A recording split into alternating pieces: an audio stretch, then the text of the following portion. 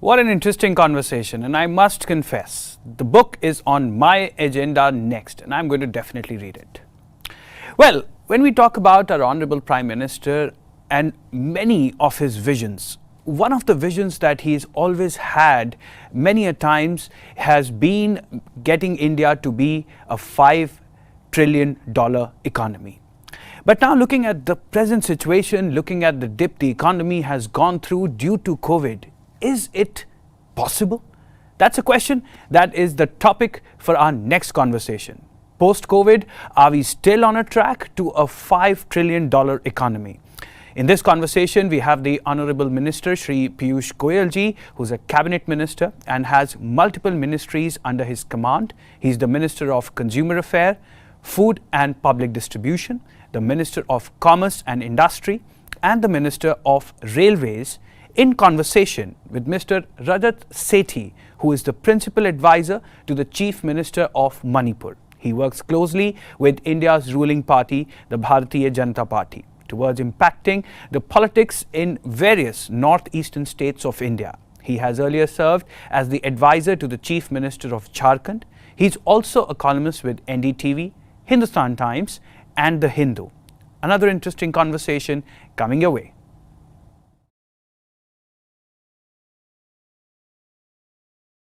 A very warm welcome to all of you on this special edition of Zee Arth.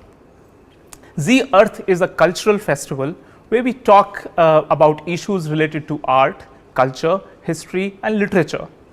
However, the word earth in itself implies economy. So no discussion can be complete without discussing the future of India's economy, as well as understanding what are the challenges before us.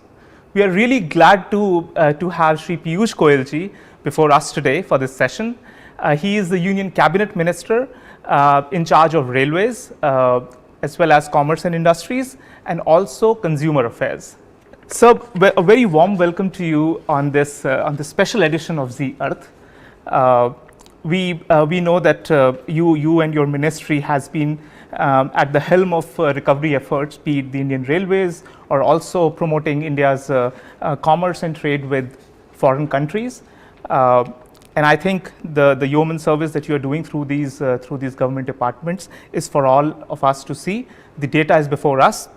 However, sir, we wanted to discuss around what are the challenges that India's economy is currently facing. We all understand that COVID-19 has thrown a wrench and has derailed what Prime Minister Modi ji had set out as an aspirational goal for India's economy. He had in 2019, 15th August, from the Red Fort ramparts said that India should aim for a $5 trillion economy. What do you feel today in 2021 early days? We are still into second wave of COVID. How achievable is this $5 trillion goal? Thank you very much, Rajat, and at the outset my compliments on the conceptualizing of the Arth Culture Fest. It's truly very important that the nation connects with its history, with its art, with its culture, and I think the Zee network is doing wonderful service for the nation in connecting the dots, and within those dots also throwing in the economy. Very clearly, the nation was poised for very rapid growth. The mood in the nation was full of optimism, and on several tracks we were working to move towards a $5 trillion economy. The international interests in India, India's potential, the demand generated in a growing economy of 1.3 billion aspirational Indians, all the building blocks towards a $5 trillion economy were in place. Clearly, COVID is a force majeure situation which brought along with it huge challenges for the economy, for the country. But the good part is that Prime Minister Modi was on top of this entire situation right from the word go. He has consistently and continuously focused his energies and efforts, A, to save lives, B, to protect livelihoods in that order, and now to save lives and protect livelihoods together. I remember long back in March 2020, when the first information about COVID was coming in, and we could see, when we had the first 200, 300 numbers, we could see that this is a problem that we can't really understand. The dimensions of it were unknown, no cure, symptoms were not clear, everything was a mystery. Prime Minister had started looking at every potential possibility, and he realized that unless we save lives, unless we sensitize our people to this pandemic, unless we prepare the nation's infrastructure to face this challenge, the potential loss on the economy for years to come will be very large. So he went about it very systematically. The timely lockdown, short-term impact on the economy, certainly, and we'll face the consequences of that when the final numbers of this year come out. But that early clampdown, the preparing the nation's infrastructure and our ability to cope with it, our own engagements with the medical world, with science and technology through development of vaccines, working towards ensuring that the whole nation follows COVID protocol, and now the rapid recovery as we unlock the nation, are all pointing to getting back the economy on track. There are so many good indicators. I can share one of the railways with you. In terms of freight movement, the railways has moved more freight in a COVID year, 2021 so far, than last year. And we'll end the year at least 10-15 million tons above what we did last year. That itself is going to be a great morale booster for the nation. And the V-shaped recovery that is a matter of record and fact now, and which is being recognized the world over as a model of handling this pandemic. And Prime Minister Modi's leadership throughout this period has been acclaimed across the world. So I personally believe that while we may have had a setback to our $5 trillion economy target, I still believe we have been able to convert this challenge, this crisis, into an opportunity. The Atmanirbhar Bharat package and the Atmanirbhar Bharat concept itself is now ingrained in Indian industry, in the people's mind and heart. And I personally believe that we should still shoot for a $5 trillion economy, maybe by 24, maybe 6 months later. But we are well poised to achieve that. And I have the courage of conviction that with Prime Minister Modi's astute leadership and his ability to lead from the front with innovative ideas, India will still do it. Right. No, I agree with you, sir. Goal setting, any deft CEO would set important goals every quarter for an organization to achieve that, and be, really mobilized behind these objective and measurable metrics. But if you were to break down this number, this $5 trillion number, then this would actually stand on 3 or 4 important pillars. One pillar is, of course, agriculture and major reforms in agriculture. We were all waiting for all of these years, which finally happened this year. The other set of pillars here would be manufacturing within the country, making for the world, services sector, and within this trade aspect, I would say exports is going to be a very, very important pillar. And this $5 trillion economy, whenever we achieve, even if it is delayed by a year or so because of COVID, we would need $1 trillion of exports. Today we are sitting at exports, it just went down because of COVID too, keeping that aside, but $300 million to $500 million. That's the, billion dollars. That's the range in which we are right now. But in order to, kickstart India's exports and reach it to the level of $1 trillion, what are the fundamental building blocks that you are laying in place today? Well, at the outset, I'll just add a couple of more building blocks to what you said. One is the massive infrastructure investments that this government is envisaging. Nearly $1.4 trillion or $1.5 trillion investment in infrastructure over the next 5 years. The National Infrastructure Pipeline is going to be a huge kickstart to demand generation and boost to the economy. Second, as income levels rise, more and more people get engaged in different activities, and the economy, size of the economy increases. consumption demand also plays a very important role in giving a leg up to the economy. I just thought I'll share that these two are going to be two added building blocks. Manufacturing, of course, through the PLI scheme, which is nearly 2 lakh crores, is been very well received. I've been interacting with so many sectors which are being covered by the production linked incentive scheme. There's a huge enthusiasm in manufacturing industry today. When I talk to industry in different sectors, they're all running over capacity. The auto industry has picked up very well. Cement is at almost full capacity. Steel is at full capacity. So industry by and large, petrochemicals, refineries, power plants, all of them have seen the benefits of the recovery, and all of this demonstrates both a demand at the consumer end and a demand at the manufacturing end.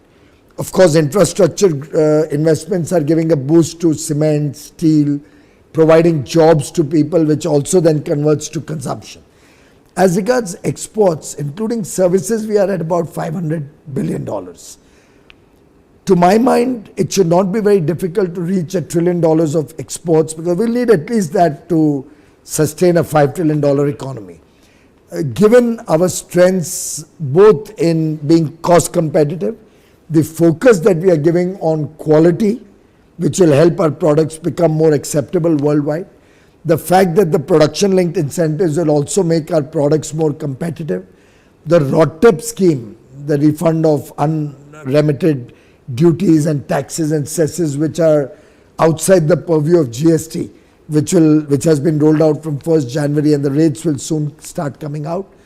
And finally, the fact that our services are in very high-tech areas. So while we've had a setback in the services side on tourism and transport because of the pandemic bringing down that demand, we have huge traction on our technology services exports, on our engagement with artificial intelligence, Internet of Things. So I think technology is becoming the bulwark of our service export. And you'll be happy to know, throughout the pandemic, our services exports remained almost, except tourism, were at almost 100% levels. And the way we quickly modulated the rules and allowed people to work from home, moving equipment to home, and the agility of our young Indian boys and girls was demonstrated during COVID, where many parts of the world economies were collapsing and they were not able to keep up with their service commitments. Every Indian service provider maintained high service standards, high levels of performance, and ensured service delivery throughout the pandemic, whether from home or whatever. And all the programs of this government over the last 6 years finally came to help. The Digital India initiative, the fact that today power was there uninterrupted throughout the country, the fact that railways took coal all through the pandemic and had power plants running to capacity so that there was never a power outage through this period. No power outage meant digital technologies worked. Lockdown was successful because people were comfortable at home. The fact that we took grain to everybody's homes and made sure nobody was short of any essentials. The fact that farmers got fertilizer throughout the pandemic through the rail freight system. All of this helped keep the nation actually working, whether from home, whether in the fields. The farming output is up 3.5%. So in every respect, true leadership and I think skillful leadership that Prime Minister Modi demonstrated, along with his compassionate side, the fact that we should make sure women get some extra money in their pocket, the fact that everybody should get grains in their home. Can we have a Garib Kalyan Anna Yojana so that food grains are supplied free of charge to the poor? The effort to make sure that the migrant labor reaches their home and are taken care of. And the collective conscience of the nation that he was able to enthuse with his powerful messaging through the pandemic, due to which so many NGOs, so many good, well-meaning people got involved in the effort to take care of each other. So I know when the pandemic happened, when the lockdown happened, we had a call with all the top businesses in the country. And we appeal to them that, look, your factories are closed, but you have huge kitchens which used to serve meals to your employees. Keep them running and provide those meals to the poor or to the migrant labor. Our own railway police force, the Railway Protection Force, RPF, distributed some 36 lakh meals to poor people on the streets.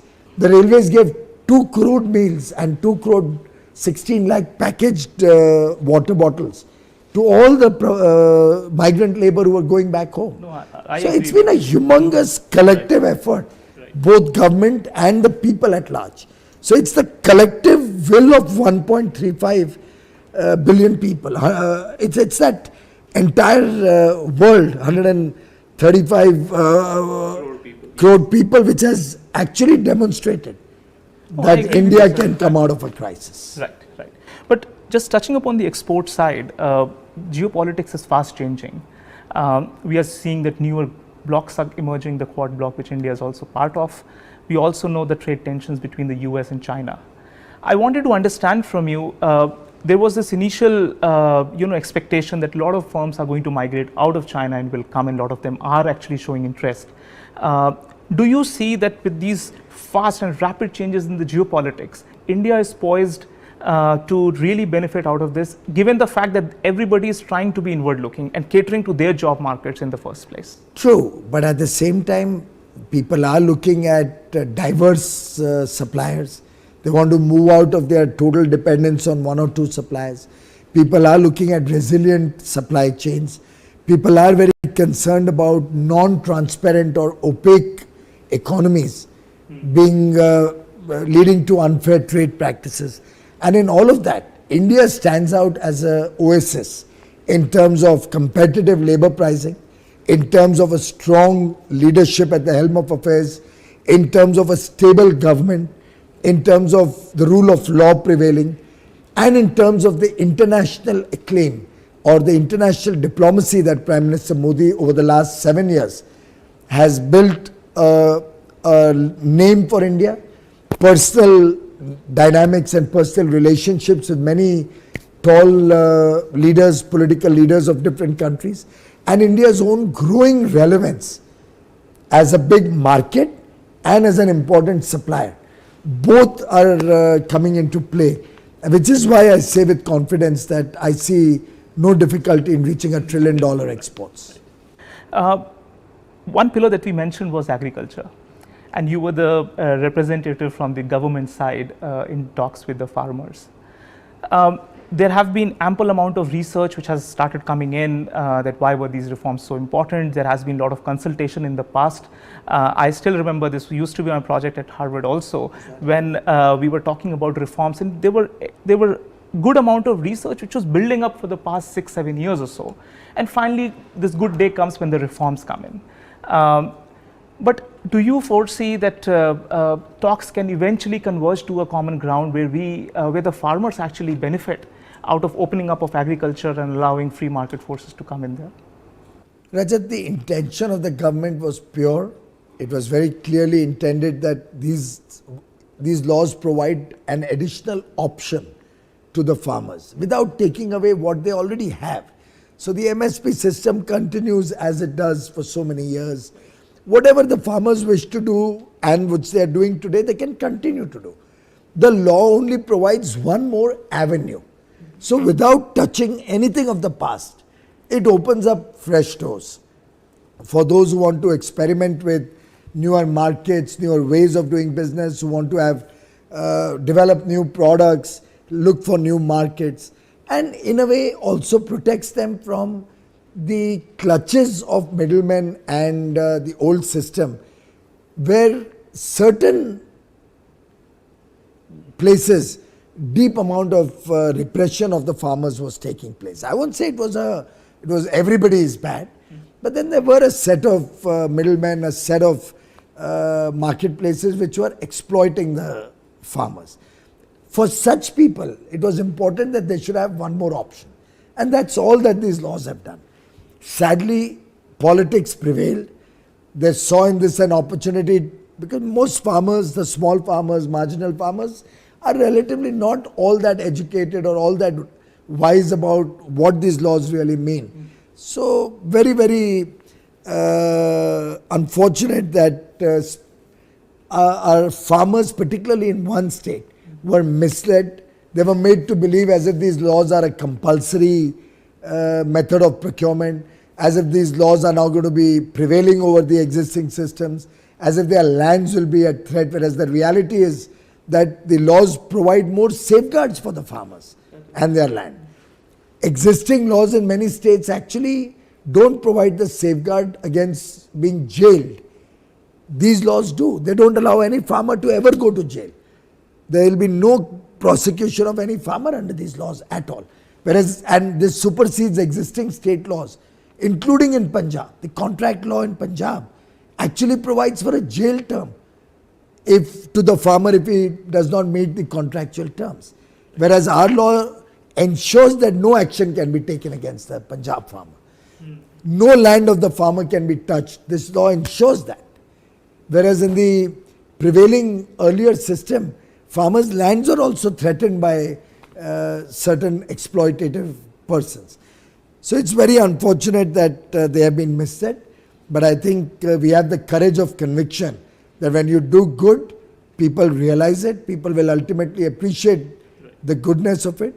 As the Honorable Prime Minister said in Parliament, in counter to what arguments sometimes these leaders used to place before us in our meetings that, well, we didn't ask for these laws, why did you bring these laws?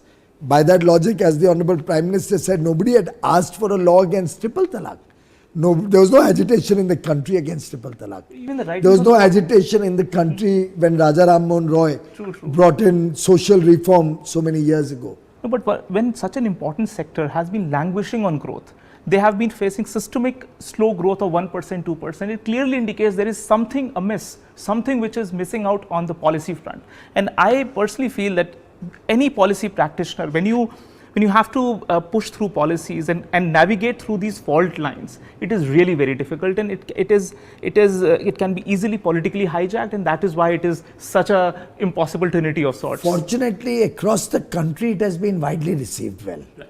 So the agitation remains restricted to a few districts in one state, really. Right. No, and there it's become more an issue of prestige, and it's gone beyond the realm of a farmer agitation. I don't think there is any structured leadership which is leading the agitation. And we saw the kind of instances on 26 January. We are seeing the kind of comments they are making, the farmer leaders. It's extremely embarrassing, actually, some of the way the discussions and the comments that they were making. And in the discussions with the farmer leaders, when we would try to say that, okay, let's discuss what is it in the law that you're worried about or that you're unhappy about. They would never discuss on the issues. They would just say, no, you repeal the 3 laws. Yeah. And they're bad for us. We didn't ask you for the laws, so just repeal the laws. And sadly, a few people have hijacked what good was to happen in these laws. We tried to explain to them, laws are not for one state, or not only what happens in your mind. It's for the whole country, and in the whole country, it's been well accepted. They've tried Bharat Bandhs, they've tried rail rokos, but received no traction anywhere in the country, save and except those pockets where the left unions exist or the leftists have some political influence. For that matter, let me tell you, Kerala has been ruled either by the Congress or by the left front for the last decades, many decades. But Kerala APMC Act at all. So if they were so concerned and they felt that APMC acts are the only way which is good for the farmers, why did they not find the need in Kerala to enact an APMC Act? They've been in power for over 50 years, one after the other. Once the left, once the Congress.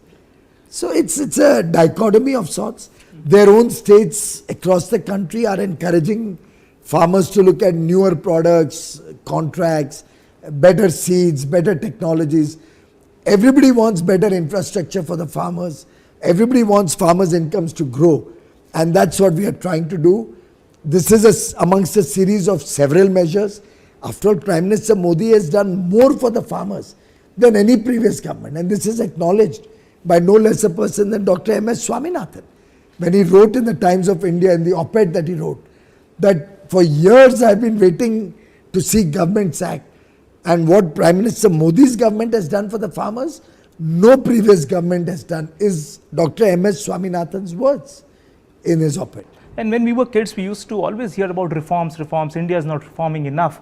And there is a political cost to it. Now we realize that it's not as easy as it is made out. Well, I think Prime Minister Modi is one leader who has not come in here to just enjoy the fruits of power or have great, that I've become the Prime Minister of this country. So he's not looking at anything except serving 135 crore Indians. His life is dedicated to the country. He's a 24-hour Pradhan Sevak who has only one single-minded devotion to change the destiny of our people, our youth. He is all the time concerned, how can we make India go back to its glorious days? How can we once again bring back our superpower status that India once upon a time enjoyed? And I think with that single-minded determination to serve 135 crore Indians, our Prime Minister will succeed. And as they say, when your determination is very strong and when you are committed to a goal, the entire universe conspires to help you achieve success. And I have the confidence that with the purity of thought and purity of deed that Prime Minister Modi has demonstrated, both when he worked for the party for several years, when he worked as Chief Minister of Gujarat for about 12 years, and now 7 years as the Prime Minister. And the longest serving political leader who, as a Chief Minister or a Prime Minister collectively, today is the longest serving public leader, combining the state and central tenure, and never lost an election. In fact, every election he seems to gain. Look at the results. After the farm laws were passed, every result, except obviously in the state of Punjab, every result, the Bharatiya Janata Party, led by Prime Minister Modi, by our party president Shri Nadda, Home Minister Amit Shah ji, Defence Minister Rajnath Singh ji, this leadership has won every election from June since the ordinance for the farm laws were passed. So it's unfortunate that a small set of people have almost painted these laws black, spoiled the image of India internationally by very irrational and patently wrong comments. But the good part is that the larger community in India and even internationally understands that that the Prime Minister is working for the good of India. They have the confidence in Prime Minister Modi, and therefore going forward I have the confidence that under his leadership India has a very, very bright future. Just moving towards the concluding set of questions, we all understand that the old consensus, the so to say Delhi consensus or Latin's consensus has fallen. There is this new emerging consensus which Prime Minister Modi ji calls as the New India consensus of sorts. How do you see the vision of New India shaping up in this coming decade? Well, I think it's going to be defined by the youth of the country, and the youth today has a great personal connect with Prime Minister Modi. I mean, when he does his, for example, Pariksha Pe Charcha, you can actually see the chemistry between our youngsters and the Prime Minister. Wherever he goes, you can actually see a palpable excitement amongst the people in every place that he goes, which shows the immense popularity that he enjoys and the trust that the people have. So I have no doubt in my mind. But vision-wise, what does that vision would entail? This coming decade is so crucial because we are going to hit, if you are not able to take demographic advantage, we will be reaching to a demographic liability of sorts. How do you understand and foresee, and what roadmap do you think the youth and the thinking minds, young thinking minds should foresee for this coming next 10 years? I think our youth, through their innovative ideas, their entrepreneurial abilities and skills, their willingness to change, to engage with change, their willingness to be disruptive in their thinking, their willingness to explore uncharted territories are already through the huge success of the Startup India program showing that they don't want to go down the beaten path. They want to go into a completely new world that they can see across the world with the spread of digital technologies, with internet, with the way they are exposed to what's happening in the rest of the world. Our youth today are unstoppable. And their vision is to compete with the best in the world. Their vision is to become the best in the world. Their vision is not to ever look at being, to compromise on principles, to compromise on a better future for the nation. And as the country is, I think, reforming on so many tracks, whether it's financial sector, whether it's transparency in governance, good governance practices that we are bringing in, whether it's the fact that we are reducing government's involvement in our day-to-day lives, whether it's the removing of government from purely business enterprises and focusing on providing regulatory good practices. I think all of these are encouraging our youth, and this vision of a self-reliant, a self-confident India that Atmanirbhar Bharat presents is going to be the defining feature of India of tomorrow. In this coming decade. Excellent. No, I agree with you, and I think this acute sense of optimism that some of the political parties might not be showing for political reasons, the youth of this country relates with it and is charged up to make India a superpower by 2030. That's what the vision that all the young minds, young thinking minds of this country have. Thank you so much, Piyush. It was such a pleasure having you on this elaborate set of intellectual discussion with you, away from the din of politics. Thank you very much. Thank you, Rajatji. Pleasure talking to you, and my best wishes to all of you. Thank you.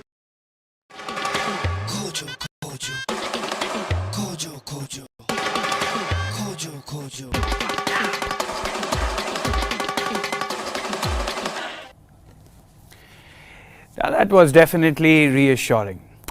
Well, once again, it's time to get a little musical, to change the gears and move on to the next one. This next one is titled as A Life in Music, Reminiscence of a Master. This is a very special one that we have by Ustad Amjad Ali Khanji, where he shares his memories of his father, growing up years, and he also reflects upon his long-drawn life as an Indian classical musician. Ustad Amjad Ali Khan Sahab, the internationally renowned Indian classical sarod player. Ustad Amjad Ali Khan Sahab is one of India's most talented musicians. Khan Sahab's musical heritage combines his illustrious family heritage of sarod playing with the tradition of instrumental music from Tansen and his disciples. He is the 6th generation sarod player in his family, and his ancestors have developed and shaped the instrument over 200 years. Ustad Amjad Ali Khanji is a recipient of the Padma Shri, Padma Bhushan and Padma Vibhushan. Here we go.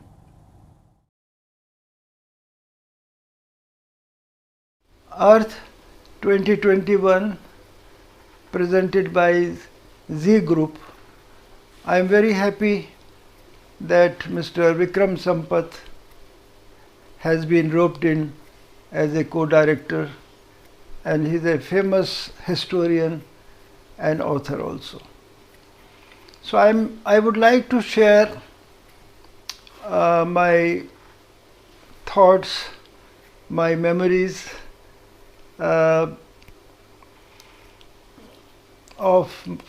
first of all, I would like to say about my own guru, my father, Ustad Hafiz Ali Khan Sahab of Gwalior. He was a very kind, compassionate, saintly human being. वो हमेशा कहते थे classical music ये फ़कीरों का काम है और या बादशाह का काम है, यानी बादशाह को भी किसी की परवाह नहीं है और फ़कीर को भी किसी की परवाह नहीं है, जो दे दे उसका भला, जो ना दे उसका भी भला। साधना का काम है और one has to surrender totally. If you want to learn classical music, you have to surrender yourself to God and the Guru, and never ask about your future, never ask what will happen tomorrow, because we surrender our tomorrow to the Guru and to the God. तो हमेशा हमारे, मैं उनको अब्बा कहता था, अब्बा साहब, वो हमेशा कहते थे कि बड़ों की इज़्ज़त करो और छोटों को इनकरेज करो। तो इसीलिए शायद हमारा परिवार ये पहला संगीतकारों का परिवार है जिन्होंने दूसरे कलाकारों को अवार्ड देना शुरू करा, सम्मान देना शुरू करा। बरसी तो होती थी, यानी हिस्टोरिकली कोई भी संगीतकार जब गुज़र जाता है तो फ़ौरन उसके फॉलोअर्स, उसकी औलादें या शागिर्द फ़ौरन बरसी करना शुरू कर देते हैं, music concert in memory of the गुरु। तो उसमें बहुत सारे लोगों को पार्टिसिपेट, परफॉर्म करने का मौका मिलता है। लेकिन इंटरेस्टिंग बात यह है कि हमारा जो अवार्ड अब्बा के नाम से जो हमने शुरू करा, हाफिज़ अली ख़ान अवार्ड, तो वो तबला प्लेयर्स से शुरू करा गया। अब और उस ज़माने के ये 3 तबला प्लेयर, पंडित किशन महाराज, पंडित शामता प्रसाद जिनको गुदई महाराज भी कहते थे, और उस्ताद अल्लाह रखा खान साहब, यानी देवर 3 मूर्ति जिसको कह सकते हैं आप। देवर सो फेमस। ये 2 तबला वादक बनारस के थे, कबीर चौरा, एक ही एरिया में, एक ही मोहल्ले में रहते थे। और उस्ताद अल्लाह रखा खान कुरैशी उनका सरनेम था, वो मुंबई में रहते थे। मेरे बचपन के बहुत सारे कॉन्सर्ट्स, बचपन से बनारस के दोनों तबला वादकों ने मेरे साथ बजाया, मुझे इनकरेज किया। और ये इतने फेमस थे कि ये लोग जितने भी ऑर्गेनाइजर्स थे पटना में, जैसे दुर्गा पूजा पे बहुत सारे, पूरे बिहार में दुर्गा पूजा बहुत मनाई जाती थी, तो इन तीनों तबला वादक को सबसे पहले ऑर्गेनाइजर्स बुक करते थे। उसके बाद फिर कोई सरोद प्लेयर, कोई सितार प्लेयर, कोई कथक डांसर, कोई ये, बाद में और संगीतकारों का चुनाव होता था, प्लानिंग होती थी।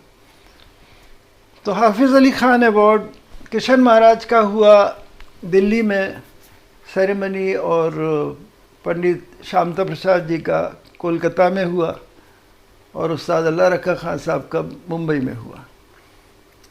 तो मुझे याद आ रहा है कि पंडित शामता प्रसाद जी, वो वीडियो है हमारे पास रिकॉर्डिंग, बहुत ही इमोशनल हो गए और उन्होंने कहा कि तबला वादकों को पहले लोग थोड़े प्रॉपर इज़्ज़त नहीं देते थे, संगतकार समझते थे और उनको मान सम्मान नहीं दिया जाता था, और हर सरोद प्लेयर या सितार प्लेयर या गायक इस कोशिश में रहते थे तबला वादक को बेइज्जत कर दिया जाए। तो ऐसा बोला उन्होंने, पंडित जी ने। और फिर उनको हमारे पिताजी की याद आई, कहने लगे कि इतने बड़ा कलाकार के नाम का ये अवार्ड उनको मिल रहा है। तो उन्होंने एक किस्सा बताया कि कलकत्ता में एक कॉन्सर्ट हो रहा था, और उस कॉन्सर्ट में शांता प्रसाद जी यंग थे, और उन्होंने कहा भाई गुदई तुम हमारे साथ बजाओगे। तो कहते मेरे लिए एक बहुत बड़ा वो इनकरेजमेंट था, प्रमोशन था कि मैं खान साहब के साथ बजाऊंगा। और अब्बा साहब के बाद उस्ताद अब्दुल करीम खान साहब को गाना था, यानी they were all of the same generation. Abdul Karim Khan साहब, फैयाज़ खान साहब, उस्ताद अल्लादी खान साहब ये ज़्यादा सीनियर थे, केसर बाई, श्रीमती केसर बाई और मोघो बाई कुर्दीकर। तो कहने लगे, पंडित शामता प्रसाद जी ने कहा कि उस दिन का राग तिलक का आमोद खान साहब ने सरोद पर ऐसा बजाया और ऐसा माहौल बन गया कि अब्दुल करीम खान साहब जब स्टेज पर आए तो उन्होंने कहा कि भाई आज तो हाफिज़ का दिन है मेरे भाई का, आज इन्होंने ऐसा तिलक आमुद बजाया है कि मेरे कानों में बस गया है और मैं आज नहीं गा सकता, मैं कल गाऊंगा। अब ये बहुत बड़ा सम्मान है, बहुत बड़ा ऐसे अल्फाज अपने फेलो म्यूजिशियन के लिए उसके बाद तो शायद कभी मैंने सुना नहीं। इतने महान थे वो अब्दुल करीम खान साहब। और कई दफ़ा लोग तहज़ीबन for the sake of politeness लोग कहते हैं जी मैं तोड़ा दास हूँ, ग़ुलाम हूँ, ताबेदार हूँ, but they don't mean anything, ऐसा भी होता है। लेकिन ये एक एक शब्द खान साहब ने जो बोला और वो खड़े हो गए, कहते हैं आज मैं नहीं गा सकता, मैं कल गाऊंगा। तो ये mutual admiration, mutual understanding, mutual respects for each other, ये इट्स वेरी रेयर, जो धीरे धीरे ख़त्म ही होता जा रहा है। अब किराना घराना जो there are many representatives, great masters of Kirana gharana, लेकिन अब्दुल करीम खान साहब एक ऐसे बुज़ुर्ग हुए, किराना घराने के ही थे, जिनके गाने से पंडित भीमसेन जोशी इंस्पायर हुए। और पंडित भीमसेन जोशी ने हज़ारों जगह अपनी डॉक्यूमेंट्री फिल्म जो गुलजार साहब ने बनाई है उनके ऊपर, और जब जब उनको मौका मिला उन्होंने इस बात को कहा कि भाई अब्दुल करीम खान साहब का रिकॉर्ड सुना उन्होंने, उनकी जो ठुमरियाँ थी, पिया बिन नाही आवत चैन और भी कुछ गाने, कहते हैं पंडित भीमसेन जोशी जी कहने लगे कि मैंने रिकॉर्ड सुन के ये कहा कि भाई गाना गाए तो ऐसा गाए। तो फिर वो पंडित जी शागिर्द हुए उस्ताद अब्दुल करीम खान साहब के शागिर्द, जिनको आज दुनिया सवाई गंधर्व के नाम से जानती है, लेकिन उनका असली नाम था पंडित कुंडगोलकर, उनका सरनेम था। तो उनसे गाना सीखा, फिर और लोगों से भी, उस्तादों से, हमारे पिताजी से भी। पंडित भीमसेन जोशी ने खुद कहा कि 2-3 साल वो ग्वालियर में रहे और हमारे पिताजी से सरोद घर में आकर गाना सीखते थे। और ख़ास बात उन्होंने ये कही पंडित भीमसेन जोशी जी ने कि राग पूरिया और राग मारवा का जो भेद है वो खान साहब ने ही समझाया। यानी ये 2 राग ऐसे हैं जो एक ही सुर के हैं, लेकिन उनको गाना बजाना it's a very big challenge. Marwa रहे और पूरिया रहे। तो पिताजी, my father passed away in 1972 in Delhi, and his first death anniversary was observed, उनकी बरसी कलकत्ते में हुई। 17 days music festival, all the great masters of vocal music, instrumental music, dance, everybody performed. And I began the festival, being the son, so the most humble place is to begin the festival. जब भी music festivals plan होते थे तो young लोगों को पहले मौका दिया जाता था, और जो इनसिग्निफिकेंट आर्टिस्ट जिनको समझा जाता था उनको पहला नंबर उनसे ही इवनिंग शुरू करी जाती थी, या यंग टैलेंटेड स्टूडेंट को बिठाते थे। तो क्योंकि सभी हमारे मेहमान थे, they were all our invitees, honoured invitees, तो इसलिए पहला आइटम मैंने बजाया। और उस वक़्त 70s में एक तबला वादक थे उस्ताद लतीफ़ अहमद ख़ान साहब, दिल्ली के, very young handsome tabla player. तो वो मेरे साथ उन्होंने तबला बजाया, और बाकी स्टॉलवर्ड्स सभी थे। तो वो 17 days का फंक्शन हुआ। तो एक और मैं कहानी अपने अब्बा साहब की बताना चाहता हूँ. He was so simple and so committed and dedicated to the purity of Indian classical music.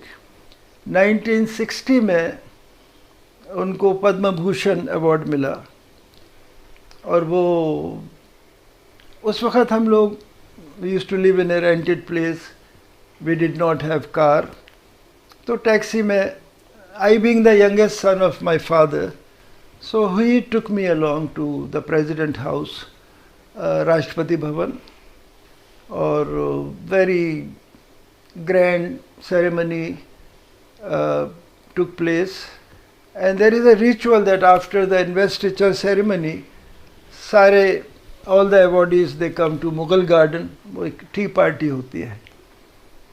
तो उस टी पार्टी में as a young boy I had the honor of meeting Pandit Jawaharlal Nehru, Dr. Rajendra Prasad, Dr. Radhakrishnan, Dr. Krishna Menon, Dr. Zakir Hussain. So many great leaders were there. तो अब्बा साहब he used to wear turban, you know, पगड़ी, साफा कहते थे उसको, साफा बांधते थे, और वेरी ग्रैंड पर्सनालिटी, अचकन शेरवानी पहन के, चूड़ीदार पजामा. तो नेहरू साहब अब्बा के पास आए कि खां साहब आप खैरियत, आप ठीक तो हैं, कोई तकलीफ़ तो नहीं है आपको? और मुझे मिलाया, and I had the honor of shaking hand with Mr. Jawaharlal Nehru, और he had a tremendous sense of humor, Nehru साहब. अब्बा की तरफ देखा, कहले खान साहब बच्चे से कोई गुरु मंत्र तो नहीं छुपा रहे आप? तो अब्बा ने कहा नहीं मैं सब कोशिश कर रहा हूँ इसको सब कुछ सिखाने की. तो नेहरू साहब चले गए. उसके बाद डॉक्टर राजेंद्र प्रसाद आए. तो ये एक हिस्टोरिकल कहानी है. इसके बारे में मिस्टर नरेंद्र मोदी जी, हमारे प्राइम मिनिस्टर, उन्होंने एक फंक्शन में स्पीक मैके के 40 साल मनाए जा रहे थे, तो उस स्पीच में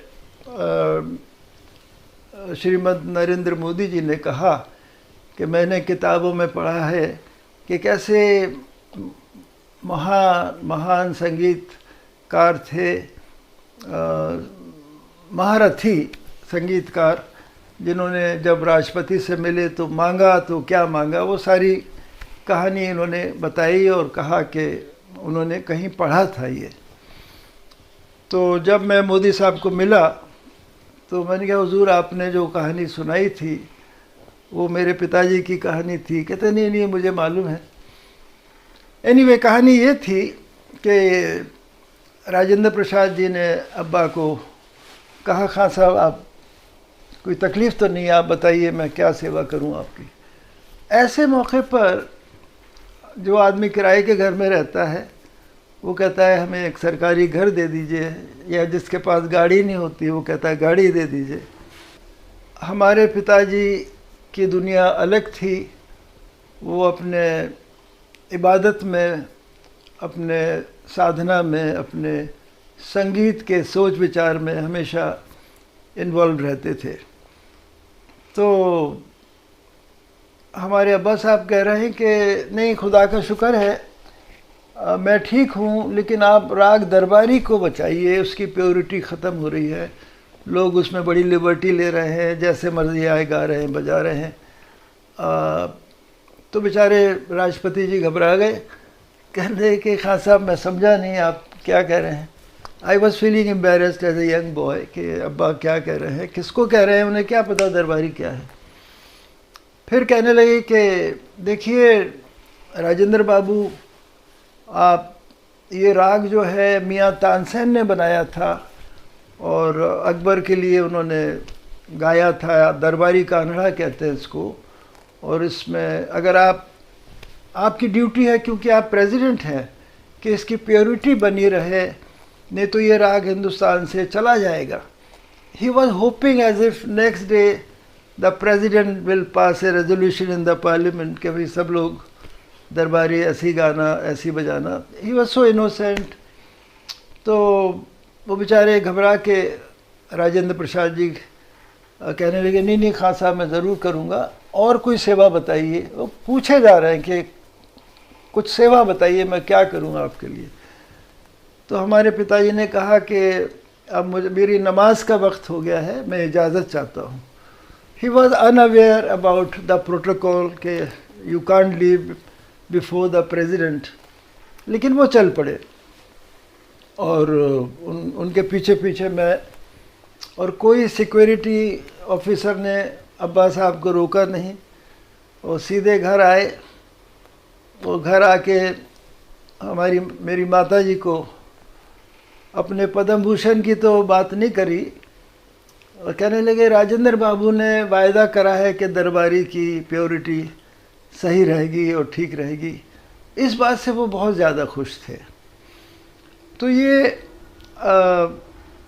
ऐसे लोग इस प्लेनेट पे आए, इस दुनिया में आए और सेवा करी और हम सबको आशीर्वाद दिया। और वो इतनी ऐसी जनरेशन के थे कि उनकी जवानी का स्रोत तो हम नहीं सुन पाए। हम कहानी है उनके बजाने की हमने सुनी उस्ताद बिस्मिल्लाह खान साहब से, वो अब्बा को चचा कहते थे।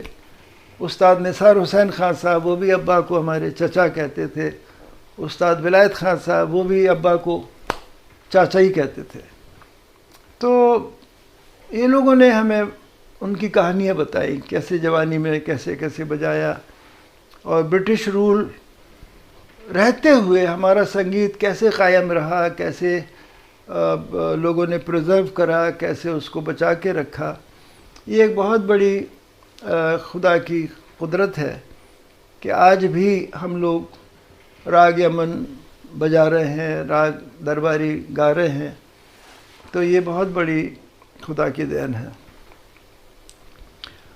और हमारे फील्ड में हमेशा हर संगीतकार ने कहा है कि स्वर ही ईश्वर है। The music connect all of us to the God, और music has connected the world. Music does not belong to any religion, like flowers, air, water, fire, fragrance, colors, they don't belong to any religion. लेकिन हर मज़हब में एक sound का इस्तेमाल करा गया है। अल्लाहु अकबर,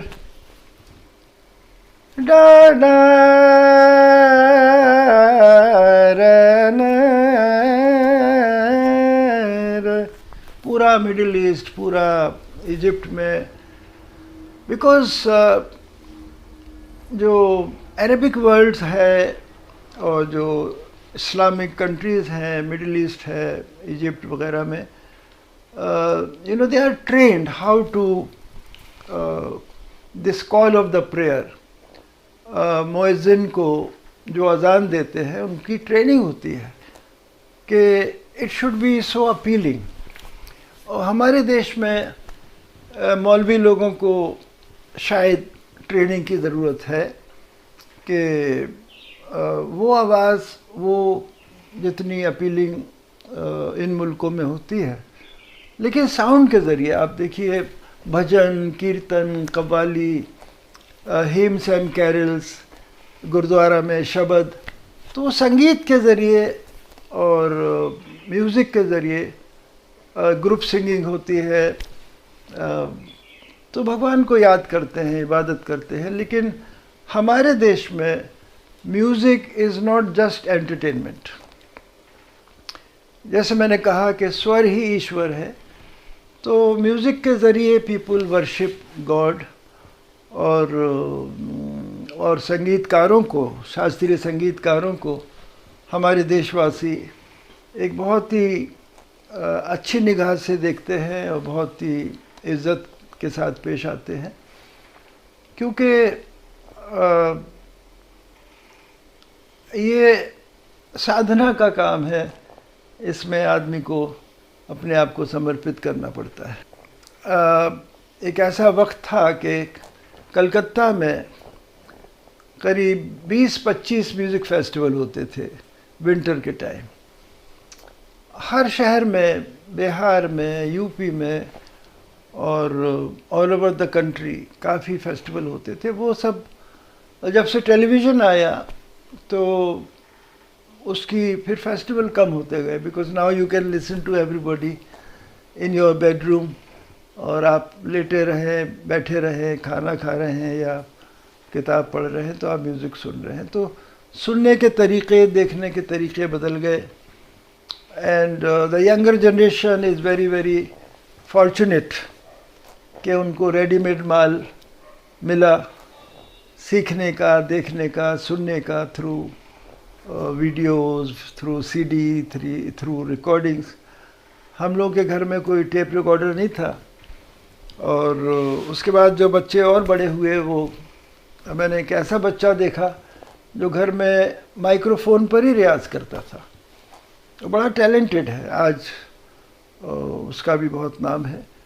तो ये टेक्निकल चीज़ों से, डिजिटल, इससे बड़ा फ़ायदा हुआ यंगर जनरेशन को, और जिसकी वजह से आज आप देखिए कम से कम, if you start counting, there must be about 500 sarod players all over the world, and maybe 10,000 tabla players all over the world, 5,000 sitar players. So in every instrument, in every field, there are so many young, outstanding, talented young musicians. विदेशों का संगीत, उसमें भी बहुत सारे genres हैं। Jazz music है, pop music है, ओपेरा सिंगिंग है, ऑर्केस्ट्राइजेशन है, सिम्फनी ऑर्केस्ट्रा है। तो बहुत सारे बड़े बड़े, एक कंपोज़र को बहुत बड़ी एक अहमियत दी जाती है विदेशों में। Western world, they are very committed, very dedicated. They are amazing that they believe in notation. Once they write the music, it belongs to them. And it is very difficult to read while performing. I can't do that.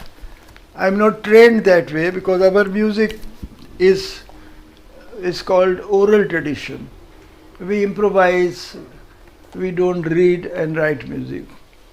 In fact, in the Western music, there is a role of 3 people: the composer, the conductor, and the performer.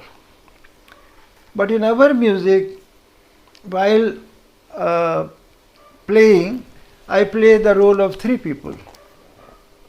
I am the composer, I am the conductor, and I am the performer. But I think somebody in the cosmic power is conducting me, because I receive messages which I transmit, I follow it and share with all of you. So, because we cannot present identical concert next day, that is our good point or bad point, whatever you may call it.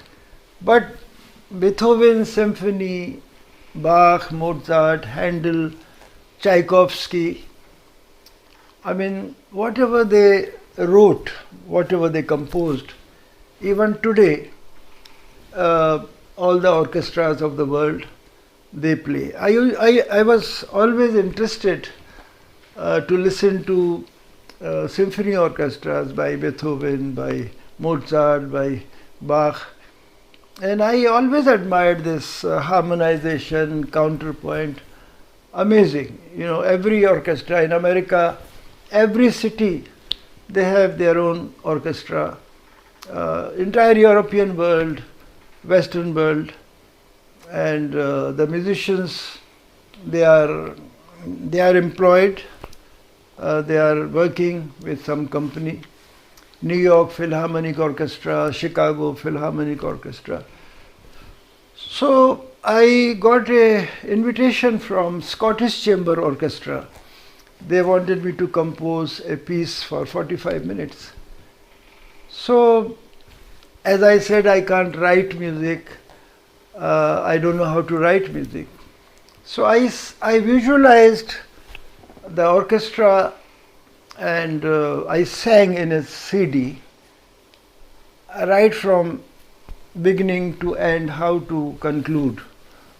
Then I found my British musician who wrote everything for me, whatever I visualized, and that is the first Sarod concerto in the history of Indian classical music, and I called it Samagam. It's a Hindi word. Samagam means confluence of two culture or various culture. So this Samagam orchestra we performed in Scotland. There is an island called Orkney Island, I think, where they have the St. Magnus Festival. So first the premiere was in St. Magnus Festival, we performed there first. And then gradually Chicago Philharmonic Orchestra, British Philharmonia, and then recently on the UN Day, United Nations invited us to perform Samagam, and we were also remembering Mahatma Gandhi Refugee Orchestra in New York. Amazing. So they played Samagam, and Aman and Ayan, they were also playing with me. And then Moscow Symphony Orchestra, we were there in Russia, and a Chinese conductor, I can't pronounce properly their name. So now then France, National Orchestra of France, they also played in 7 different cities of France. So Samagam, people have appreciated, and now I have written the second orchestra also, and which will be premiered soon somewhere. Sarod is a Persian word which means music. Nagma, Tarannum, Musiqi. Sarud, that is the actual pronunciation, Sarud. Like sitar is also Persian word, Sahtar. And so there is some history behind it, and my forefathers, they used to play rabab, and they came from Afghanistan and settled in Central Asia. Rewa in Madhya Pradesh, one of my forefathers, he was in Lucknow also in Wajid Ali Shah's Darbar. Then finally, our family members, they were court musicians at Sindhia Darbar, Maharaja Sindhia in Gwalior, and my father was also court musician in Gwalior. You see, Gharana, our Gharana is called Senia Bangash Gharana. This Senia means that our music belonged to Swami Haridas ji, Mia Tansen. So people, so we are the humble representative of Mia Tansen, and that is why it is called Senia Gharana, Senia Binkar Gharana. So there are various gharanas like Jaipur Gharana, which was created by Ustad Alladi Khan Sahab. Kirana Gharana, as I said, Abdul Karim Khan Sahab, Ustad Wahid Khan Sahab.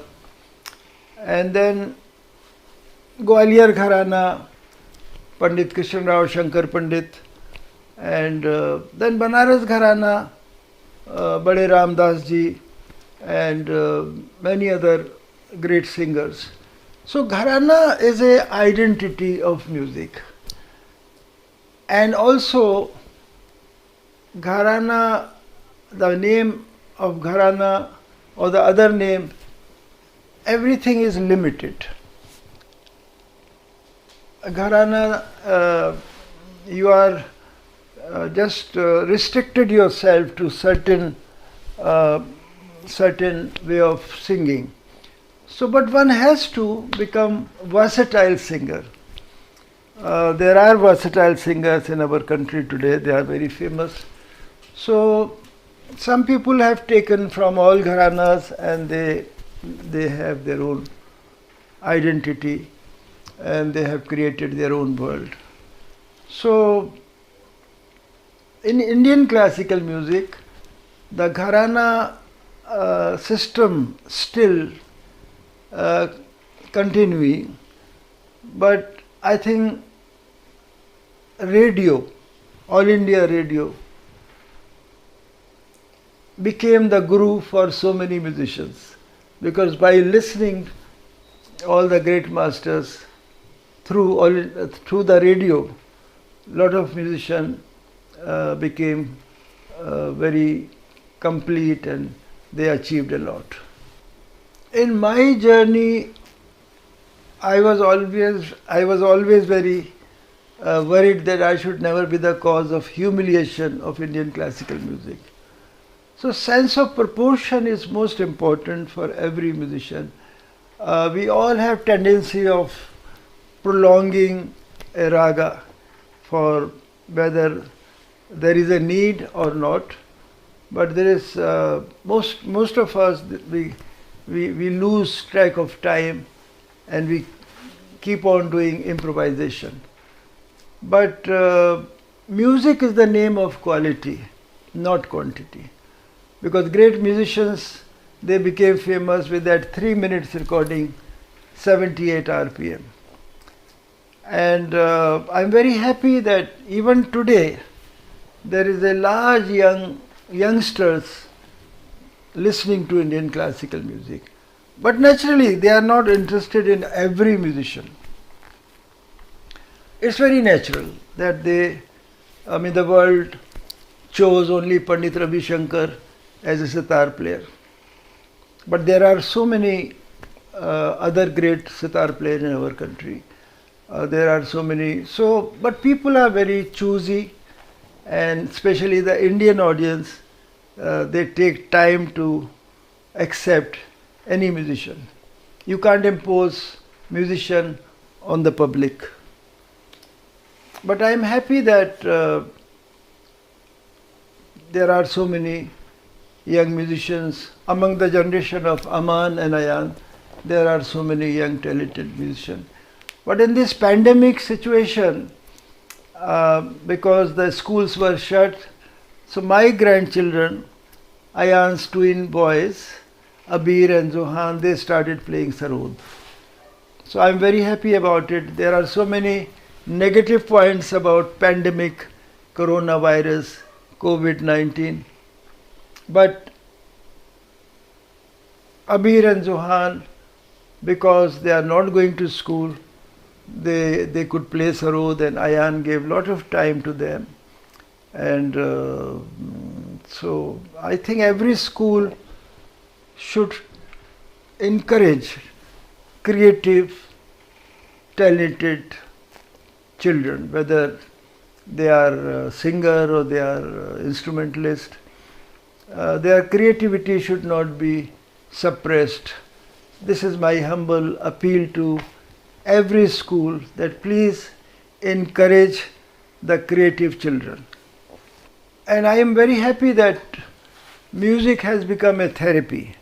All the medical world, they have realized the impact and effect of appealing music. Plants grow faster, cattle give more milk, and because in our Indian classical music, so much spirituality is involved. So to receive the positive effect of music, you have to listen to it with full concentration. Maybe for 5 minutes, for 10 minutes. I mean, people listen to music in various situations, while reading book, while cooking food, and in a gym. But if you want to receive the positive effect of music, you have to give full concentration. More than improvisation, our music, the most essential point is our slides and glides. Da ra na na ra na. So slide and glides, they are only Indian classical music. The slides, हम लोग हिंदी में उसे मींड कहते हैं. That aspect is not anywhere in the world. Western music is approached different because they can't read, they can't write meaned and slides and glides. So there is no meaned, no slides and glides in Western classical music. But I admire whatever they have, and they admire our music because of they get peace, they get shanti, सुकून मिलता है उनको. Da ra na ri ra ra na na ri a ra ra na. तो ऐसे ही हमारे music में भी बहुत सारे किस्म हैं गाने बजाने की. ध्रुपद है, ख्याल है, ठुमरी है, दादरा है. And the folk music, you must have heard, I often play Vaishnav Janato and Ramdhun and Bhatyali, Ekla Chalore, Rabindra Sangeet. So everything is possible, and I have great regards for our folk music because every region can be introduced with the melody of their music, whether it is Rajasthan or Gujarat or Himachal or Punjab. So God has, it's a precious gift of God, music. A line of melody can introduce the state, the region. So we must encourage, we must try to understand the depth of music. Kojo, kojo. Kojo, kojo. Kojo, kojo.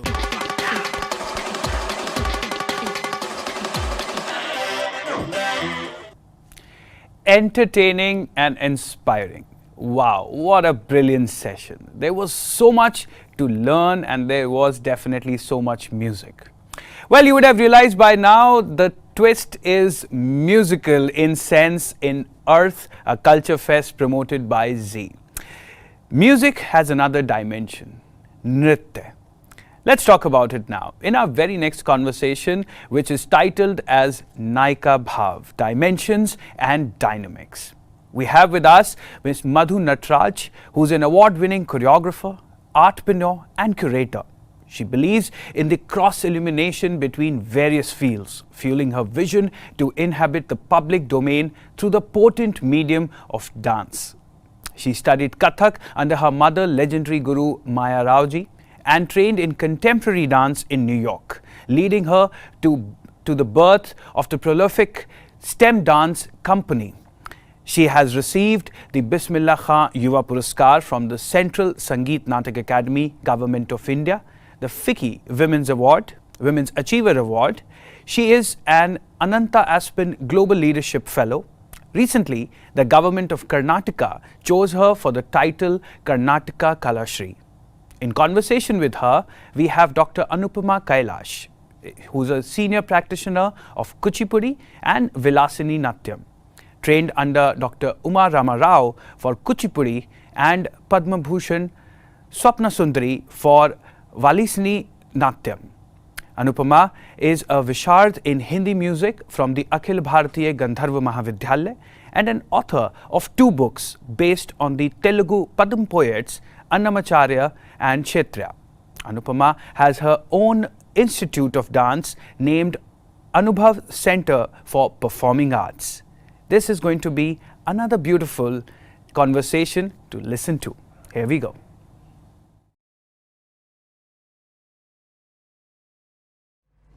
नमस्कार, मैं हूँ मधु नटराज। नमस्कार, मैं हूँ Anupama Kailash.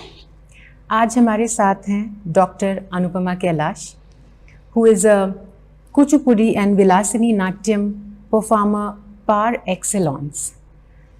Anupama ji is also a wonderful orator, an academic and researcher who is sought after at universities, cultural centers globally, and runs the Anubhav Center for Performing Arts in Hyderabad.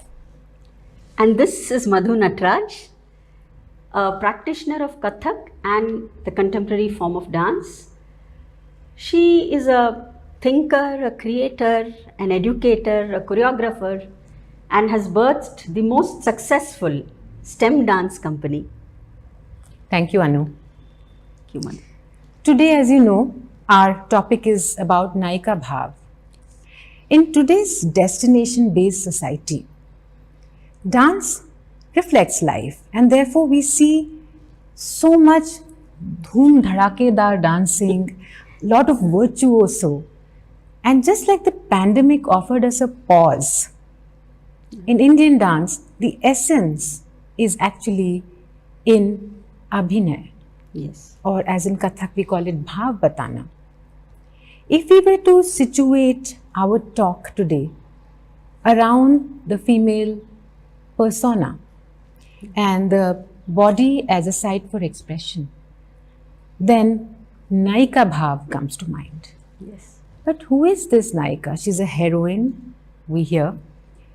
Anu, आपको क्या लगता है? आपके हिसाब से कौन है नायिका? I think for me, a Naika is primarily not even a person. I think it's an idea. It's an idea, especially a very interesting idea created by rhetoricians, looking at literature, looking at, all our stories from the, epics and so many places. And through the Naika, they have expressed human emotion in the most aesthetic manner. So I think the Naika and even the Nayaka both are mediums of expressing the most sensitive and the most crucial of human thought and emotion. Yeah, beautiful, as an avastha, as you say. Yes. Wonderful. And Madhu, what do you think Naika means, and for you? I sort of picture a Naika as a threshold of possibilities. Beautiful. She is a creative possibility and an attribute that she chooses that day. It could be fecundity, it could be fearlessness, it could be amorous attachments. So she is a possibility. So Anu,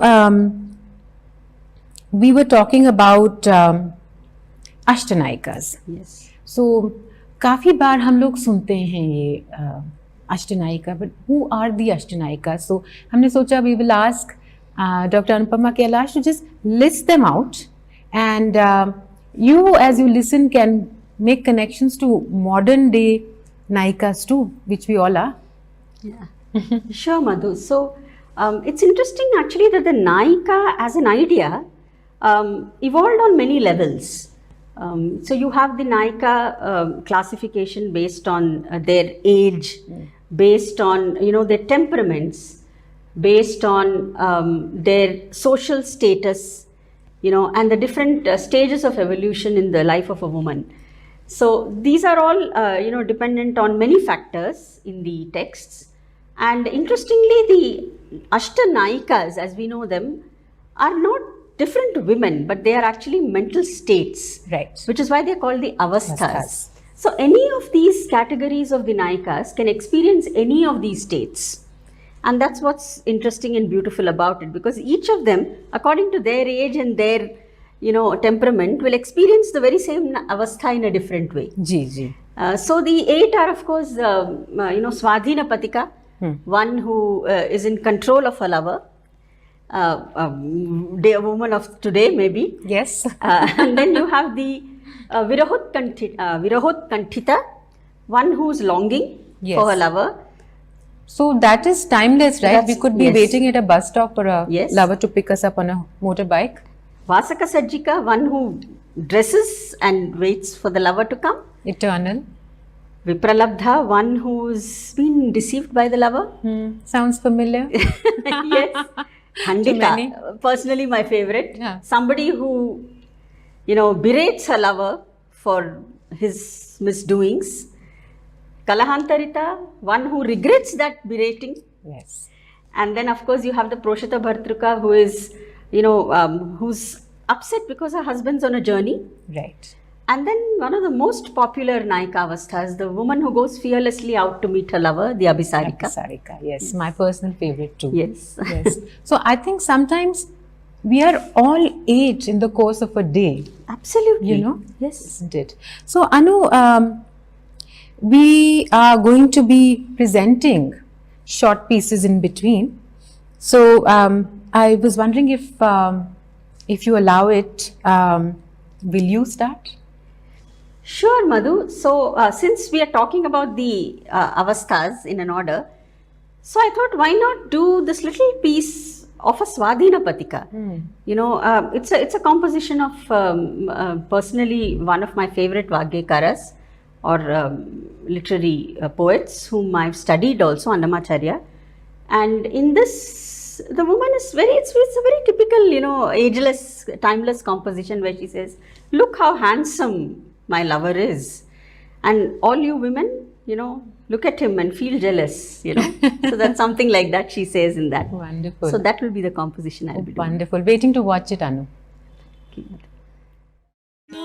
నారమణుని చూడరే నళినాక్షులాల నారమణుని చూడరే నారమణుని చూడరే నళినాక్షులాల నారమణుని చూడరే గౌరవముతోడ నన్ను కరుణించి ఇదివో గౌరవముతోడ నన్ను కరుణించి ఇదివో నారమణుని చూడరే నళినాక్షులాల నారమణుని చూడరే.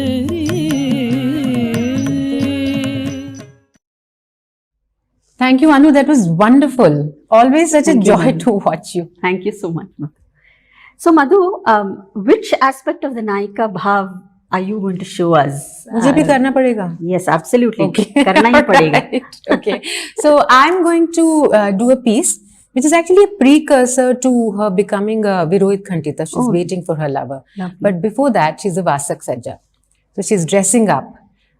And as you know, Shringar is an important aspect of the Yes, Naika Bhav. It's absolutely. not just about, the pragmatic angle of dressing up. It's actually getting ready body, mind and soul for union, isn't it? Absolutely. Yes.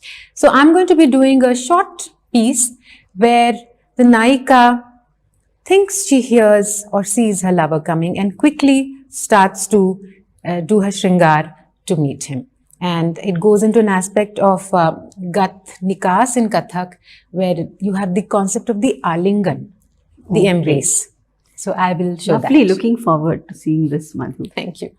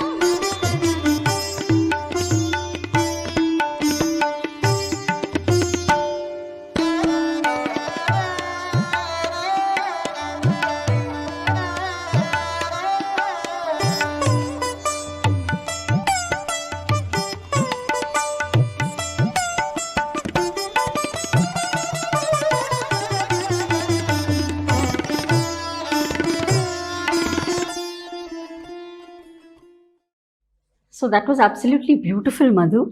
And I love the grace of the Gat, in Kathak. It's just so beautiful. Thank you, Anu. In fact, my guru, Dr. Maya Rao, always wanted more emphasis on Abhinay. So that's the talim we all had. Yes. We are fortunate to have had that. Absolutely. So, Anu, we looked at a happy Naika, who's admiring her lover. I did Vasik Sajja, who's getting ready to meet her lover. There's hope. Yes. And in Indian philosophy, this whole idea, especially in dance, of Sanjog and Viyog, Yes.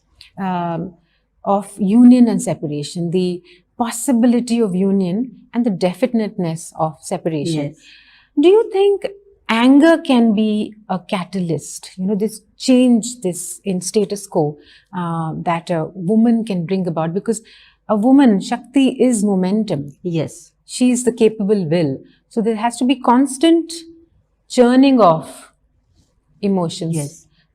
Yes, absolutely, Madhu. Actually, even if you look at the evolution of our, philosophical systems, our traditions has always given equal importance to the masculine and the feminine elements. Yes. And in fact, it is always the feminine element that is energy.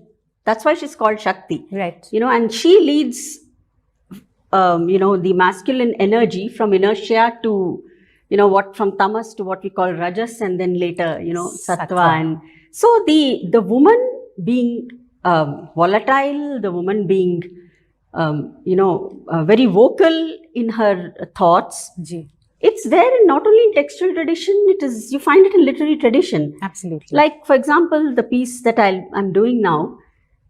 In fact, she's so sarcastic in that piece that she doesn't even bother to talk to the Nayaka. Okay. She tells her woman friends there, she says, yeah, open the door. I think he's come. He seems to have, roamed all the three worlds like a vagrant. And now he deigns to come here. So if you want, go and wash his feet and, lay the stool for him. But I am not going to give him any importance. Yeah. So, in our literature, the woman can absolutely demolish him. Yes.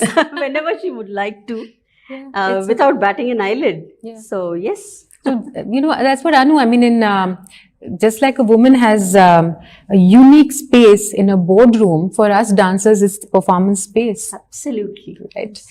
Looking forward, Anu. I love your angry Abhinay a lot, actually. ತಂಡೆನುಳ್ಳ ಚೆಲುಲ ಮಿಲ್ದರ ಮುಸಾಚಿ ನಿಂದು ದೊರೆಯಿತನಿಗೆ ನೇರಮೇ ಮೀಲೇದು ತಂಡೆನುಳ್ಳ ಚೆಲುಲ ಮಿಂದರ ಮುಸಾಚಿ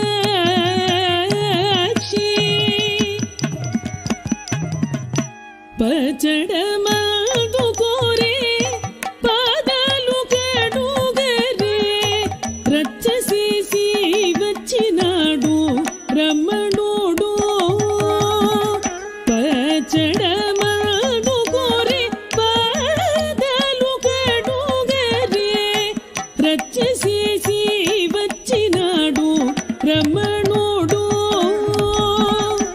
గచ్చుల దూరకురే రక్కన పీట పెట్టరే నేచెలుల కైదండతో నిలచియున్నాడు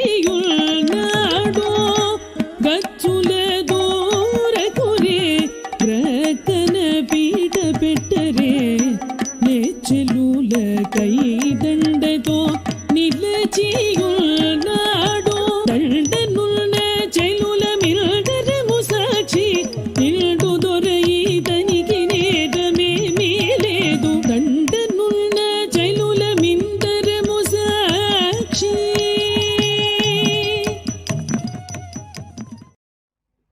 Anu, that was wonderful.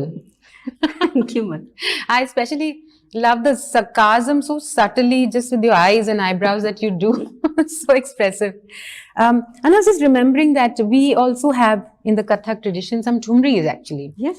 which deal with this aspect of anger. Of course, stutis and all that, of course, we Yes. do see the Devi in her various forms. But here, there are sometimes jodas that we do. So there might be one thumri that says Piya ki avan ki main sunat khabariya, and then you juxtapose it with another one of Bindadin Maharaj's thumris, which talks about Kahe ko mere ghar aaye, because she can see signs of love making on him, and she says, Pritam tum rain sotan sang, and your naina, jage naina ratnare Paiya na paro re pyar. Because Krishna, of course, is immediately touching her feet and saying sorry, and says, don't do all that.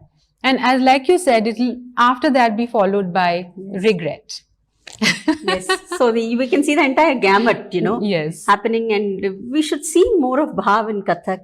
I know. More abhinay in Kathak, because it's such a subtle, form. Exactly. It's beautiful. and such cursory treatment accorded to it, because Absolutely. in an evening's performance, maybe 5 minute ka abhinay hota hai Exactly, aajkal, and exactly. just, It needs to be more elaborate. Absolutely, absolutely.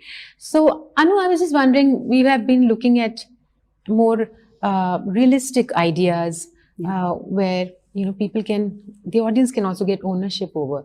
But the purpose of dance, of performing arts, is also to transport the audience, the rasikas, and of course ourselves, to another space of enlightenment, Correct. of transformation.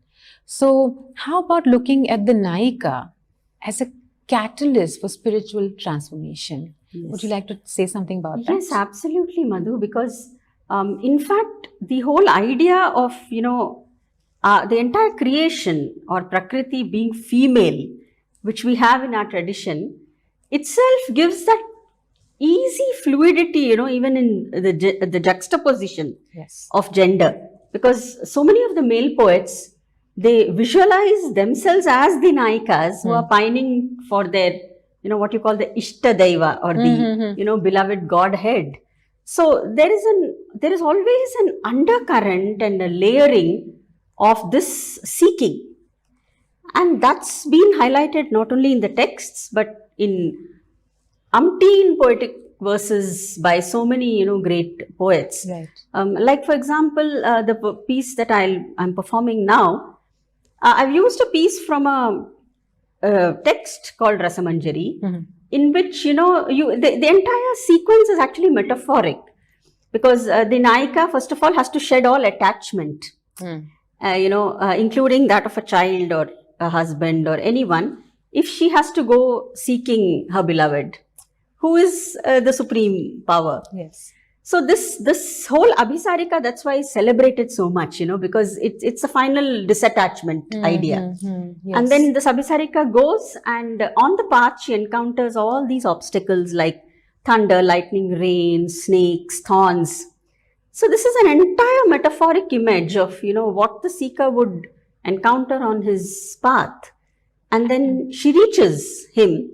And once she reaches him, there is that thing, the Sharanagati, or, the surrender. Surrender. And an understanding of, or an awareness of, in what way they are dissimilar, and how you can bridge that and bring about a union which is highly spiritual in nature.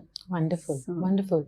And it's also somehow such a fearless journey, right? Because it's to do with fearlessness, and also going into a space of the unknown, which is such a creative space, actually. Yes, There's so many, as you're talking about metaphors, there's so many layerings of philosophy also that one can just Totally. And it's interesting how each of the philosophies, that the poets have adopted, have treated this Naika Bhav and its layering in so many multiple ways. Yes, absolutely. Anu, I wanted to ask you, did you choreograph this piece that you're performing? Yes. Okay. Yes. I did that myself, because it's part of my PhD research, actually. Okay. Because I worked with the Naika Bhava Yes. in the songs of Annamacharya. So as a culmination of that, this is an extract from that piece. Right. Great. Looking forward, Anu, to watching your piece now. కుండలలో కోవిల కుయ్య గుండె పగిలే కుండలలో కోవిల కుయ్య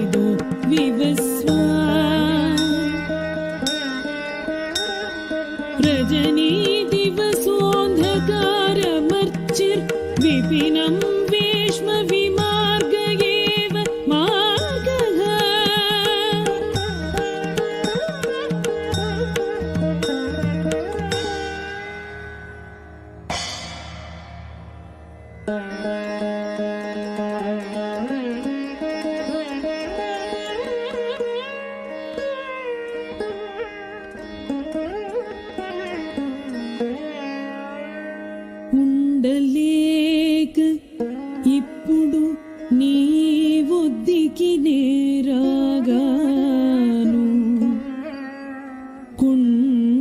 కుండవలే మరదుండే కోపగించుక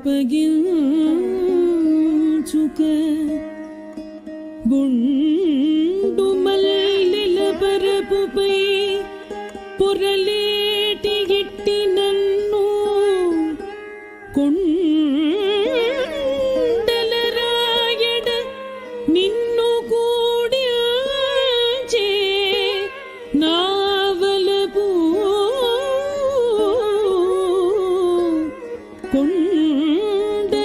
కొండలరాయడ నిన్ను కూడించే నా వలపు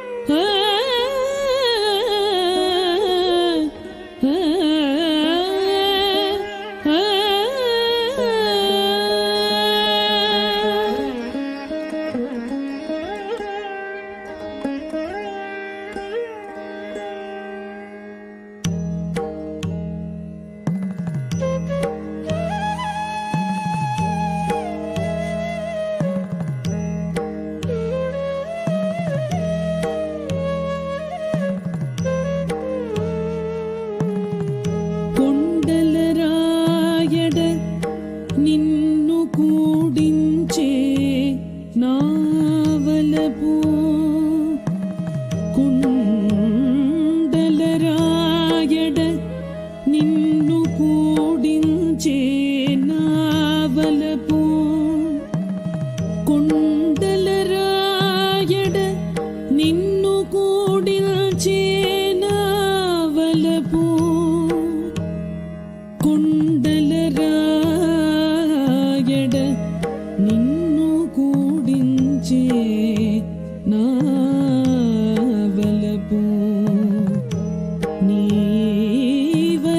నీవననెవ్వరు నేనననెవ్వరు నీవే నేనయ్యుందు చిలక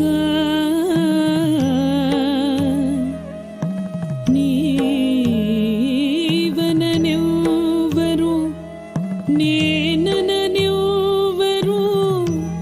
నీవే నేనయ్యుందు చిలక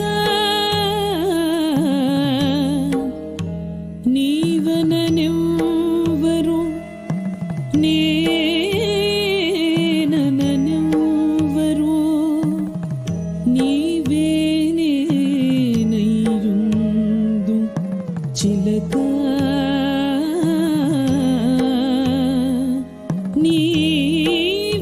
నీవననెవ్వరు నేనననెవ్వరు నీవే నేనయ్యుందు చిలక శ్రీ వెంకటాద్రిపై చిత్తములో నుండి సేవించుకుని గట్టి చిలుక శ్రీ వెంకటాద్రిపై చిత్తములో నుండి సేవించుకుని గట్టి చిలుక చిలుక చిలుక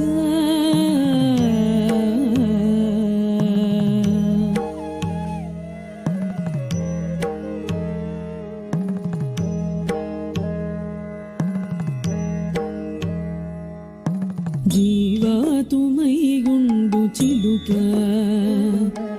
జీవాతుమై గుండు చిలుక నీవావిలికి పరమాత్ముడై గుండు చిలుక జీవాతుమై గుండు చిలుక నీవావిలికి పరమాత్ముడై గుండు చిలుక జీవాతుమై గుండు చిలుక జీవాతుమై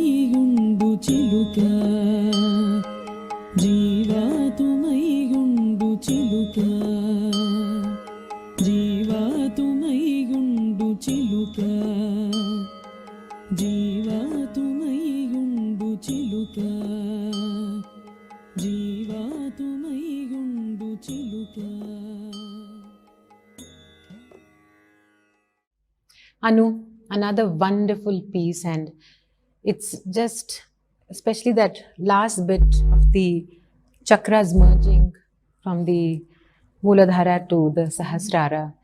It's absolutely beautiful. Thank you so much. It's one of those rare times I see you in a very peaceful.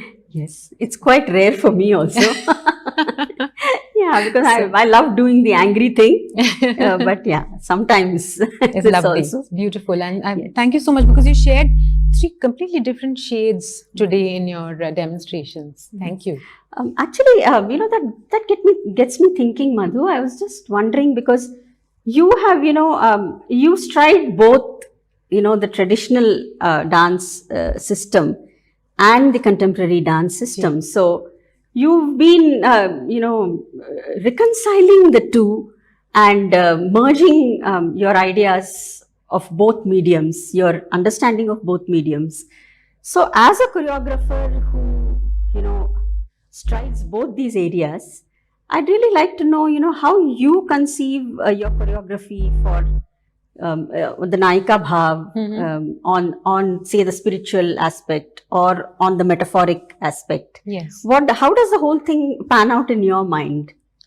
So, Anu, as you know that I really feel as Indians in these times, straddling both the 20th and 21st centuries, that we had a wonderful balance of the traditional and the contemporary. Yes, absolutely. And I feel that our dance forms, our ideology has to reflect that. I mean, we can't only be talking about mysticism and then not making it relevant for an audience. And I've always believed that we are strong communicators. Yes. And as dancers, we are unstoppable. We can create something out of nothing, right? Yes. So this visual element and dance not being in isolation is an idea that has always been very close to me. So from the very beginning, when I started dancing and choreographing, collaboration has been a signature style.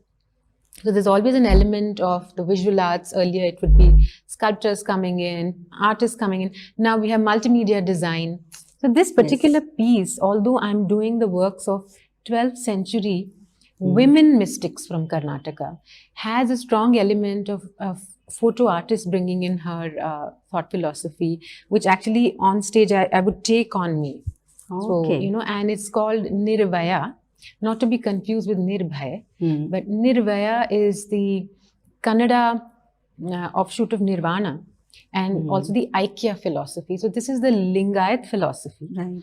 And so one has heard, of course, of Basavanna and Alama Prabhu, the most metaphysical of the lot. But there were some wonderful women mystics. They were Advaitins. Some were married. Some took Vairagya, like Akka Mahadevi, whose piece I'm going to do now. And they did not believe that the Linga or Shiva was separate from them. In fact, Linga also has a mystical meaning there, And so you find that all of them have this Advaita philosophy, except Akka Mahadevi in her earlier works is very, it's an element of bhakti, which means she's longing for union with Shiva, who she calls Channa Mallikarjuna, which is like the white jasmine. And this is a very beautiful piece. I have always, because also learning from Ma, looked at the associated abstract meaning. So if a woman is waiting for her lover, it's not just the Aya nahi abhi tak, but it could be in a pond, a fish falls out of water. Uska tadapna and me, is like when we are not together. Yes. Or just the fragrance of Shiva's body, of the, the ash, etc. So to look out for those, as you do in your work, also very subtly brought in.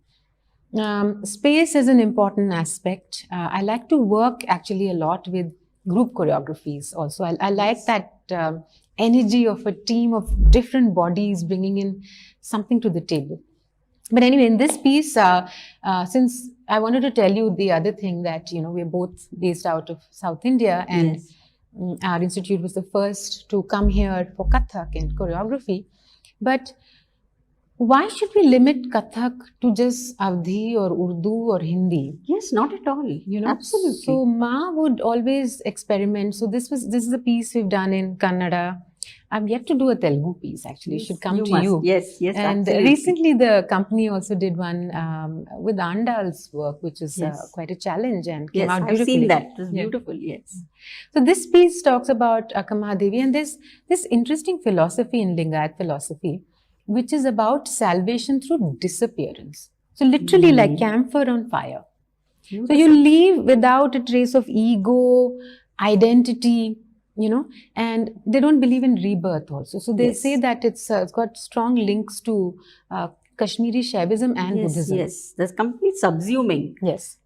That's Absolutely. beautiful, actually. And as you said, I'm also remembering that, we also learned that Akka Mahadevi was one of the few, Sharanis or mystic poets Yes. who strives bhakti and mysticism. and mysticism. So, Absolutely. Yeah. So here too, this piece actually is from my uncle, Basur Subrao, has translated many of the lesser known Sharanas and Sharanis of that time. So there were Okay. 35 women at that point.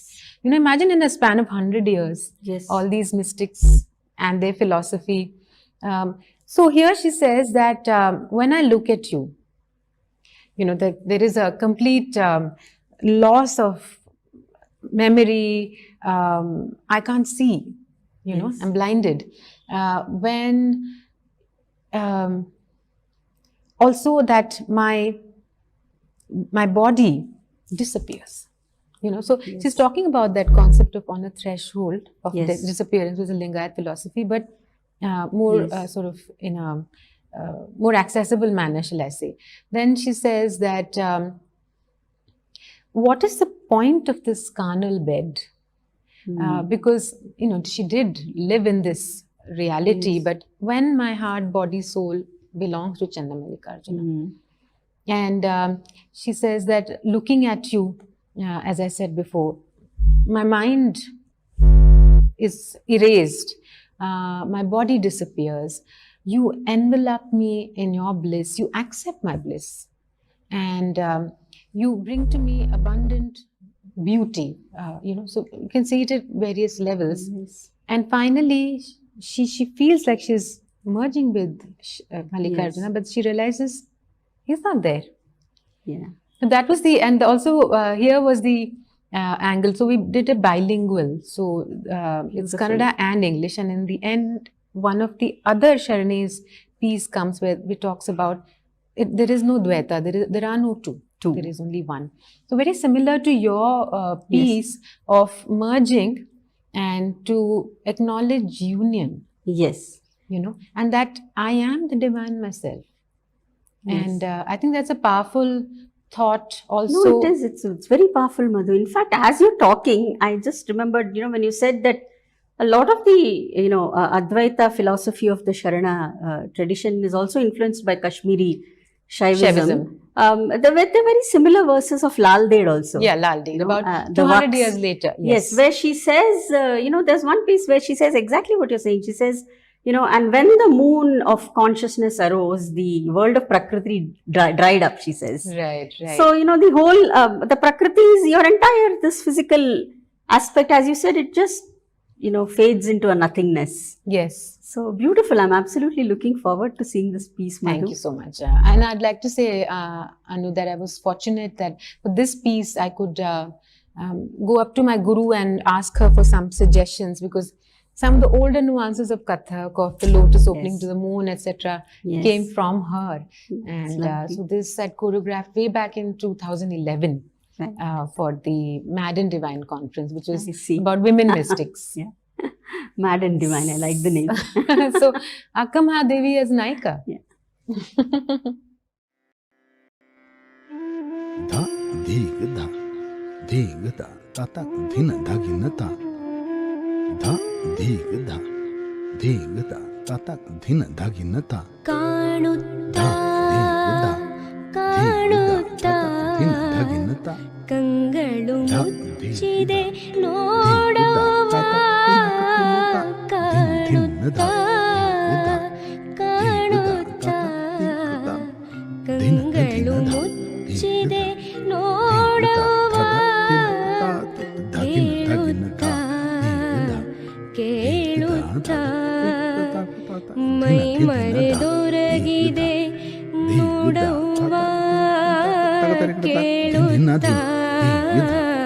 ಕೇಳುತ್ತಾ ಮೈ ಮರೆದೊರಗಿದೆ ನೋಡುವ ಕಾಣುತ್ತಾ ಹಾಸಿದ ಹಾಸಿಗೆಯ ಹಂಗಿಲ್ಲದೆ ಹೋಯಿತು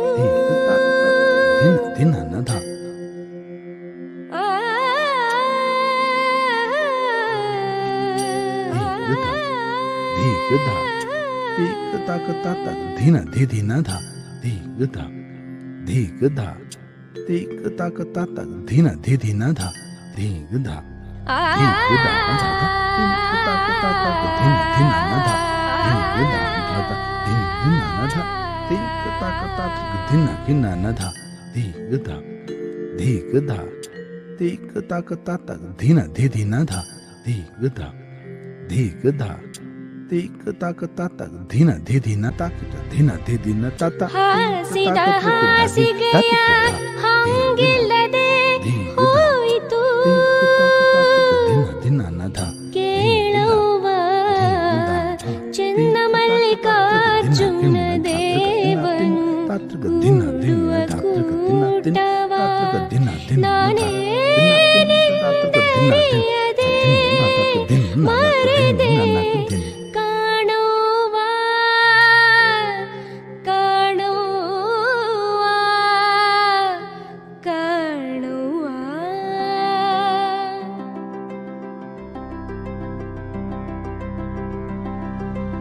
ಎನ್ನ ಮನವ ಮಾರುಗೊಂಡನವ್ವ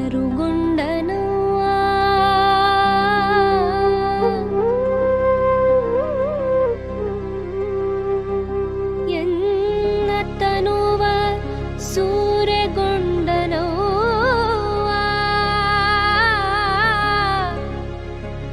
ಎನ್ನ ಸುಖವನೊಪ್ಪುಗೊಂಡನವ್ವ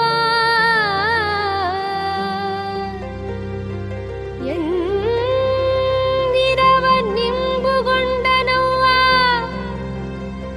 ಚೆನ್ನ Mallikarjuna ನೊಲುಮೆಯವಳಾನು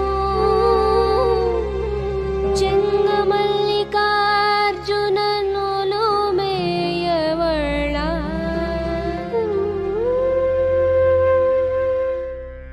Not realizing you are the symbol of union with the linga within, you toil in search of another linga, seeking the one without a second. There are no two. You are united with it just as you stand. You yourself are the formless.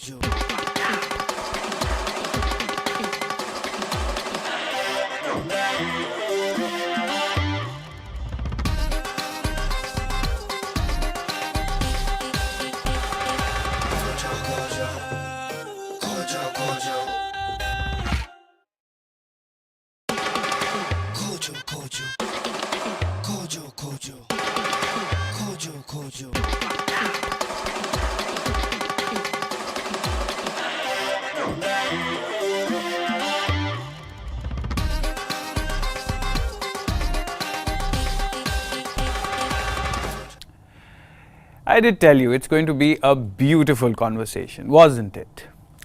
Well, if we talk about India's art, if we talk about singing, we talk about music, we talk about dancing, it all boils or amalgamates into an art form which we can easily call Indian cinema. The next topic or the next conversation that we have is around Indian cinema. It is titled as History, Myth and Making Movies. We have with us the very celebrated Ashutosh Gowarikar, acclaimed filmmaker who made his directorial debut with a film in the mystery genre, Pehla Nasha. Followed it up with Bazi, Lagan, Swadesh, Jodha Akbar, What's Your Rashi, Khele Hum Ji Jaan Se, Everest, Mohenjo-daro and Panipat, just to name a few. Ashutosh has always been inclined to creating a discussion on social issues through each of his films. Winner of several international and national awards, including a nomination for an Oscar for Lagan. Ashutosh is also a member of the Directors Branch in the Academy in Los Angeles. In conversation with her, we have Ms. Kaveri Bamze, who is an independent journalist and an author of No Regret, The Guilt-Free Women's Guide to a Good Life. Another interesting conversation coming your way.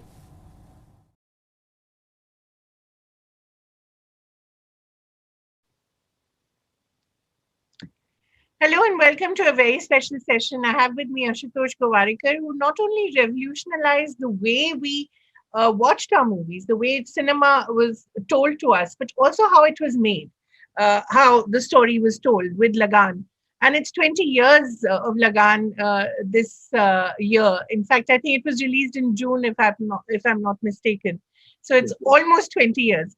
Welcome, Ashutosh. And I want to just go back a little to celebrating Lagan, because I think it's been a while since we look back, and really how marvelous that film was, not just in how it was made, because I think it was one of those films that was made with call sheets and assistant directors and very methodical, but also in terms of the sheer audacity of the story, to tell that story of a complete nationally integrated team, as it were, taking on, the old colonial establishment. There was so much to unpack there.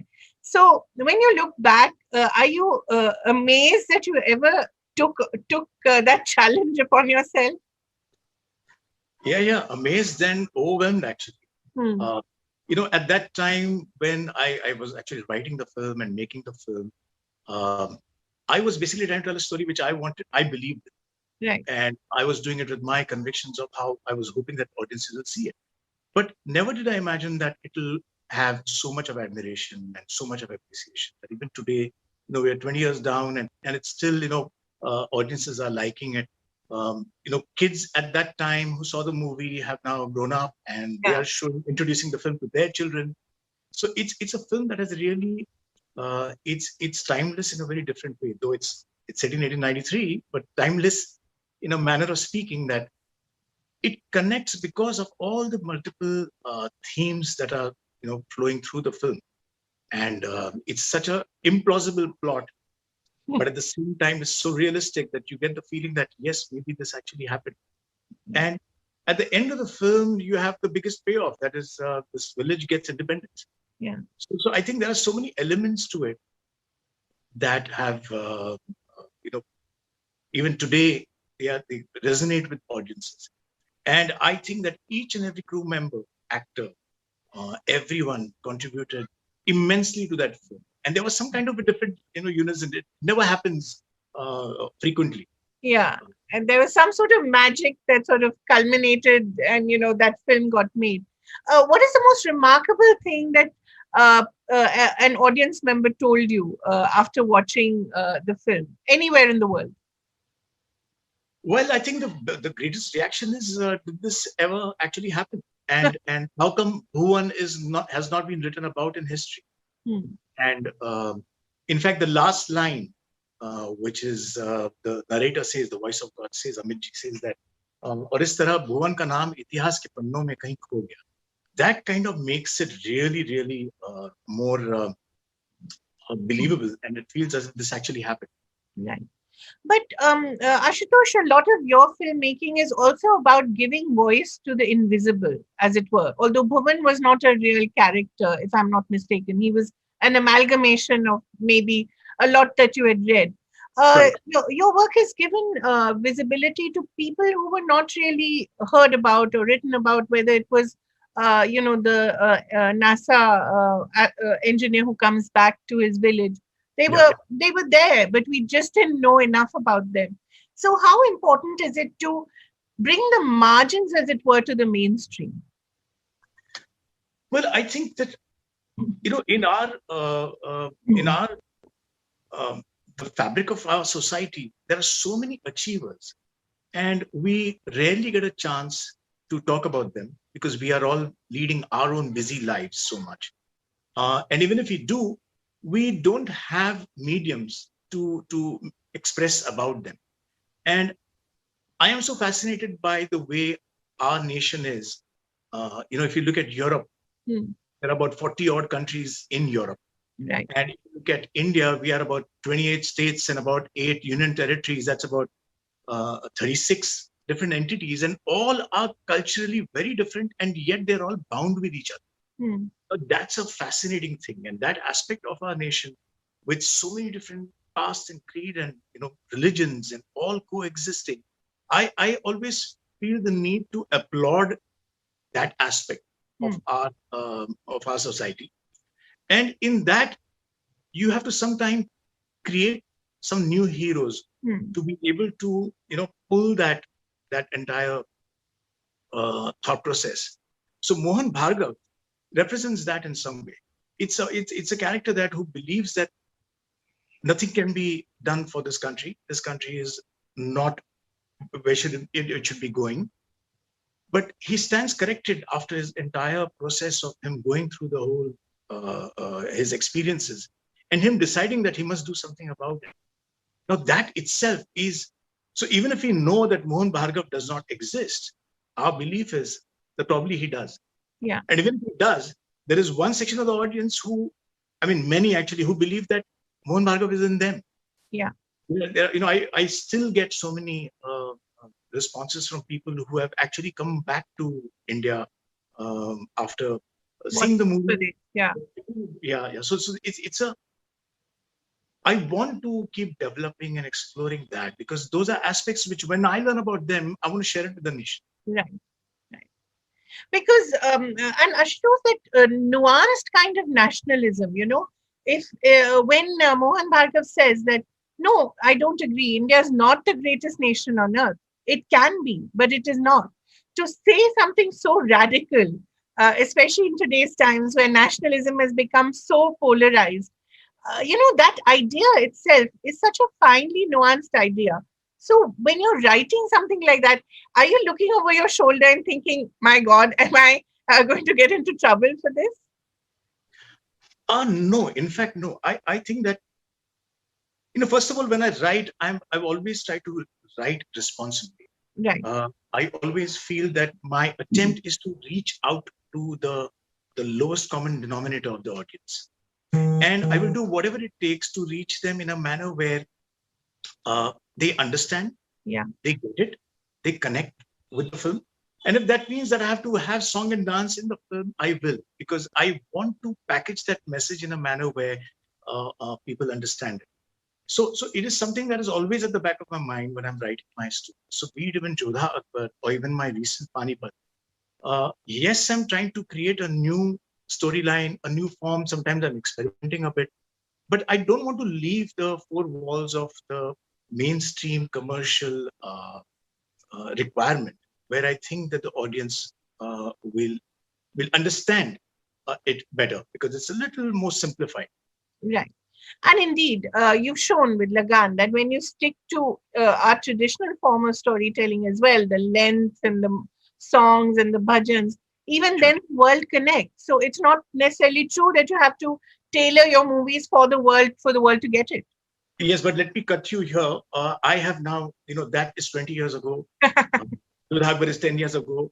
I don't think I can, I can make a film that is so long anymore. Really? Why is that? Because if I have to make a long film now, I will embrace the new form that has come in, which is the OTT platform. Yeah. Which is the web series. Because then you can tell your stories with more detail and spread it across 10 episodes. Right. But film, I think our patience has now decreased a lot since 2010, 2011. So I definitely want to cater to a theatrical audience, which wants to be told stories in a slightly quicker way. And that's something that I would love to inculcate in me. Yeah. you want to prevent yourself from just going the whole hog. No, I want to go to the whole. I want to do the whole hog, but I will do it in a quicker manner. Right. Because see, even when we look at cricket matches, test matches, we don't have 3 days, 4 days to watch a test match. So we are looking at the IPL, 2 hours. We want a quick fix. And otherwise, you have India's pitches, and then the matches are over in 3 days. Yeah. So I think it's not a bad thing. Yeah. If I still feel that I want to make a film that needs me to tell it in 3 hours, then I will not stop. I will definitely do that. Right. But I think the time is to now adapt and recalibrate. Right. Ashutosh, I wanted to ask you about the Mahabharata and the Ramayana, a rich history of epics. I've always wondered why someone like you, who is just positioned so well to tell those stories and to tell the stories of the marginal characters in those, maybe people like Karna or, say Hiranyakashyap or Ashwatthama. I mean, these are fascinating characters, not enough has been said about them. Would you look at something like this in the new kind of storytelling that is possible? I think yes, but honestly, I think that cinema is probably one of the best mediums to create myths. And though most of our myth building happens through our childhood, stories being told by our grandmother, by your mother, and you grow up with all these great epics. But the fact is that in our cinema, we are constantly drawing from the epics and creating our characters. So all our heroes, that's right, and our characters are all an extension of that myth building. In cinema, our hero is supposed to be compassionate, humanistic. He's supposed to be the good guy. He's supposed to eradicate all evil. So what happens is, you have gods, you have heroes, and then you have characters. So I think that, somebody like Mr. Bachchan or Mr. Rajnikant or Mr. Chiranjeevi, Mr. Mohanlal, these are all, they are demigods in a way, because they're already myths as actors. Right. And the characters that they have played have gone on to become great. I don't want to do any self-referencing, but I would say Gabbar Singh, for example, is a myth, is a new myth. Yeah. Mohan Bhargav or Bhuvan also is a new myth. Right. So I think somewhere I'm enjoying that aspect. if I have to create actually the epic on screen, then I will definitely need to devote at least 3 to 5 years of my life to tell that story. And I think at this point in time, I have too many too many stories to be told on screen. I'm exploring the web series platform, so I have much to do before I can, touch our real epics. Good. So you're going to give us a headline. What are you working on right now for the web space? Well, the most cliched answer I must give you that I cannot reveal anything now. but I must tell you that I've been fascinated with this new platform. Right. Quite simply because I think whatever you write, and it cannot be for the cinema, it can either go to television. Earlier, that was a stance all filmmakers and writers had. But today there's an alternative. What doesn't go on cinema can't be told as a television series, can now definitely go on a web series, because that's the duration that story needs. So it's an art form that cannot be taken for granted. It's a very difficult art form. It's people, if they're going to binge watch, then your dramatic curve for every story needs to be really sharp and fine. Right. And that's something that I want to, of course, I'm honing my skills on that. I think soon I'll be able to announce something on that front. In terms of film, I've produced a film called Tulsidas Jr. Yeah. About a 13-year-old boy who avenges the defeat of his father in a game of snooker. Wonderful. And that's due for release. I'm developing a script. I've already finished the script. It's being directed by Glenn and Ankush. It's called Karram Kurram, which is about the Lijjat Papad story. Right. So these are the two, one on release, one on pre-production. That is what I'm doing. And life is good. The pandemic has, given us enough time to sit back, look back at life, look back at all our options, and revisit, reinvent. So those are the positive sides of the pandemic that I'm taking. Ashutosh, I wanted to go back to the idea of this republic of outrage that we live in, Especially, I remember when you made Jodha Akbar, there was such an outcry from a particular organization that Jodha had not been portrayed well or not exactly. And we all know that Jodha's existence itself is a big question mark. But how do you as a filmmaker deal with these constituencies which are out there, which are constantly in a way harassing filmmakers, harassing the whole art form? I would think that when I'm writing a historical discussion, or even if I'm doing a contemporary film, I try and do my own due diligence on various things. I weigh the facts. I do my discussions with either it's historians or it's archaeologists or whoever that is qualified on that topic, and I create the story based on that. I usually don't try to take into consideration what forces are going to dictate me later when the film comes out. Because if you do that, then you're living in a fear psychosis, and I don't think cinema films can be made in that way. Right. I'm sure there'll be reservations, there'll be objections that people will always have on some depiction, especially if it's history. Yeah. But you have to embrace it, because now you have to adjust to this fact that we are in the information age. This is the digital age, and everyone has information at their fingertips, and hence everyone has interpretations. So you have to either embrace their interpretation or you have to ignore it. Right. There is no other way of having a kind of building a bridge between the two. You have to make movies for what you feel about. Right. You have to follow your conviction when making. But Ashutosh, you took some time before you found your own voice and you found your own authenticity and what you wanted to tell, and to tell it on your terms. It didn't arrive overnight, and it doesn't arrive overnight to anyone. So how was your journey, and what was there a turning point where you said that no, I have to do this and I have to do it on my own terms and I have to tell the story that I know? Yeah, I think the second film that I made was a film called Bazi. Yes. And that was an action movie. That was with Amir. Amir.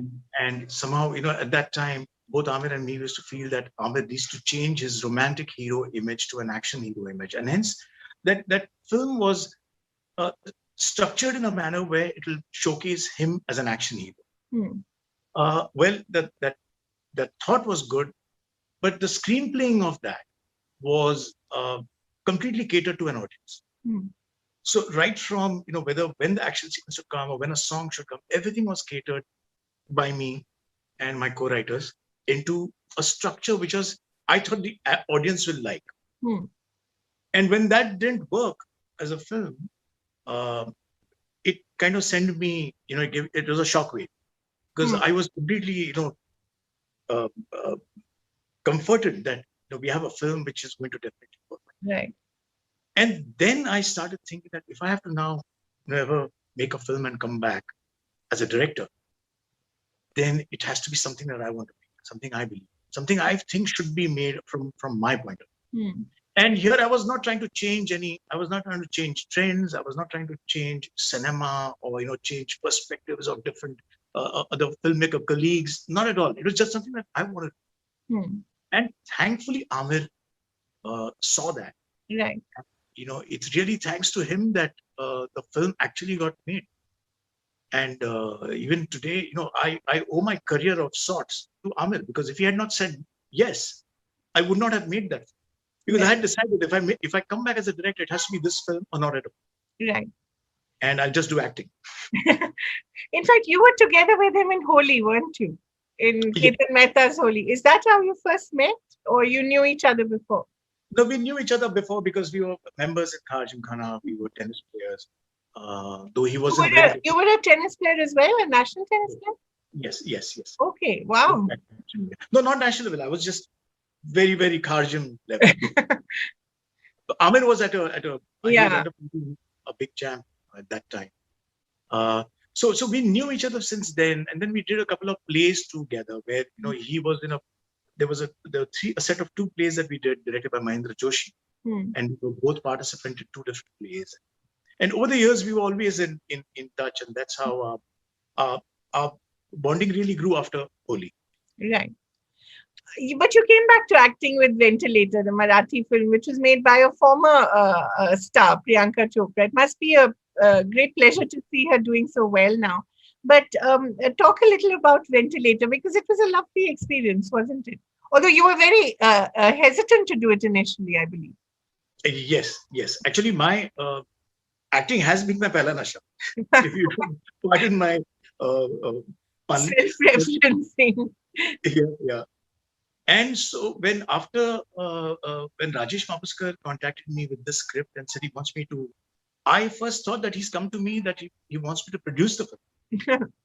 And then he said, no, I want you to play the lead. And I was like, what are you saying? You do not know that I'm just directing now? He said, yes, but this is something that you must play.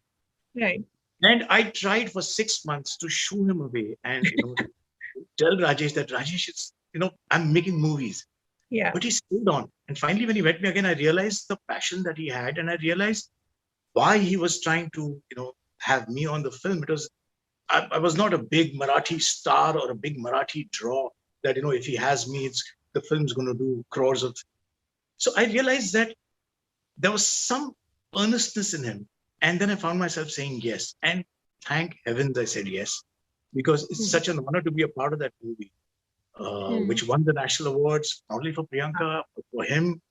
And it's an experience that still is very fresh. Right.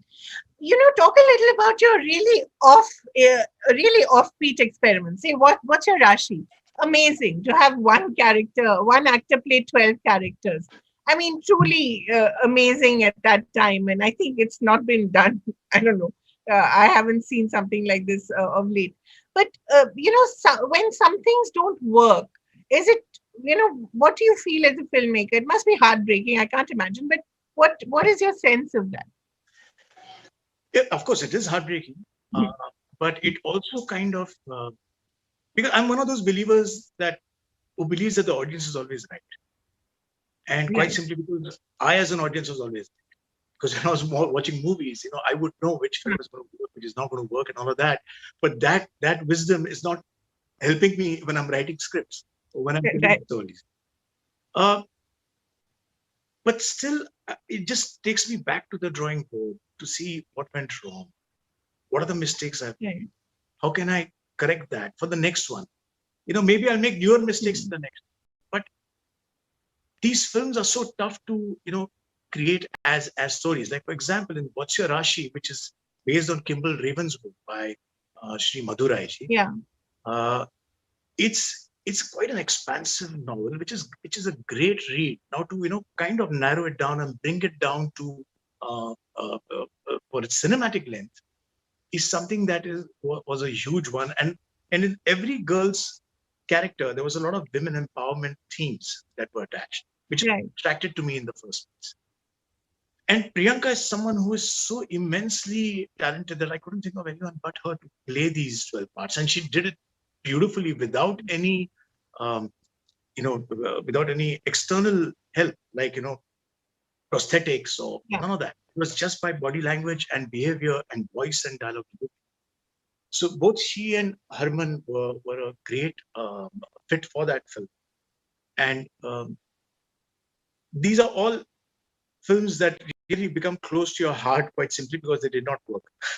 And they're like the weaker children, in the family. You tend to be even Kele Hum Ji Jaan Se. I think it was such a wonderful idea and a wonderful subject, again based on a book and a really well written book.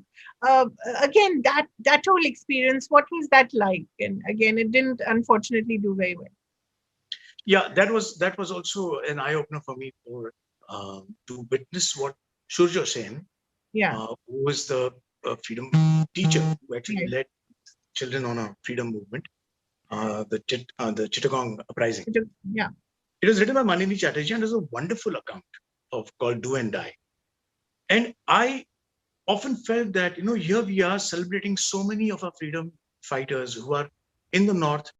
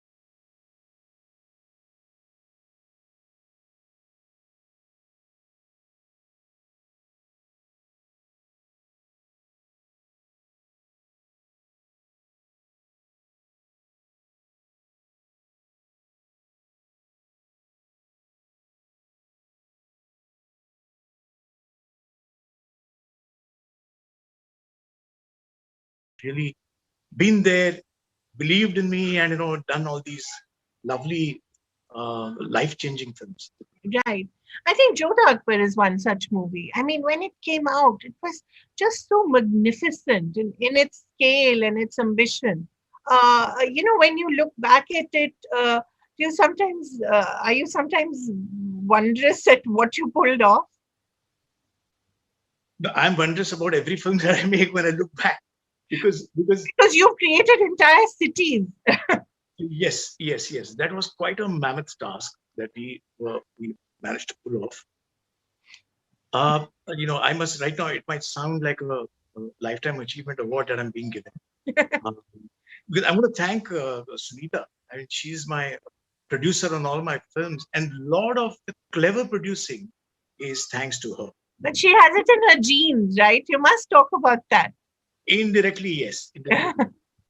But what she would do is, if the cost of a film is going to touch 100 crores, she has her own ways and ways of cajoling me into trying to bring down figures and fit it into 50 crores, 60 crores, or whatever that bring it down to probably 50%, 70% of what the expected budget of films. And in case of Jodha Akbar, that the brilliance of that story was by Haider Ali. who was my co-actor for many, many years on Circus. And he was the one who came with this idea, and which was something that I was fascinated by. The whole theme of religious tolerance between these two, Jodha and Akbar, was something that I got attracted to. And the film is unimaginable without, say, Ronnie Screwvala saying yes to it, or Aishwarya and Hrithik consenting to do it, because you need solid people to be to back all of this. And sure, the director comes with the vision, and the director is the captain of the ship and all of that. But these are all myths. The director is nothing without it. That's unless the real myth. Unless he has the right team, the director, captain of the ship can't achieve nothing. So for me, even Jodha Akbar is a film that is, for me, luxuriously beautiful. And now when I look at it, right. So I think that, and often one thinks that can these films have sequels, and I just get tired with the very thought of that. I would rather use all my energies to make a new one than go into a sequel on a previous one. Right. Also, Ashutosh, it may just be called Love Jihad now. You have to be careful about these things. But I think you take politics as it comes. You don't really, as you said, you don't really think about it consciously. No, I do think about it, but I'm not too participant with it because I'm not knowledgeable about it. I don't have the knowledge of the various track records of the past of what happened when.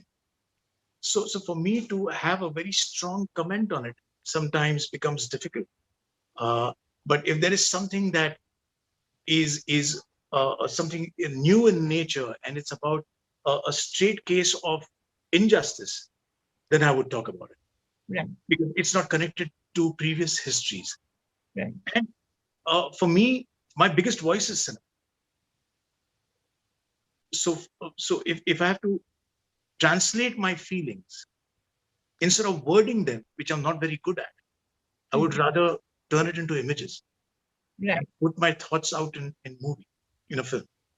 And for me, even in cinema, I'm not someone who likes to raise questions. I would like to give answers. They might be wrong answers, but they're my answers to an existing problem. So, right. Is there one thing that the pandemic taught you about yourself and your storytelling that you want to share with the world? Well, I think the pandemic, like most of us feel, has been the most unbelievable phase of our lives.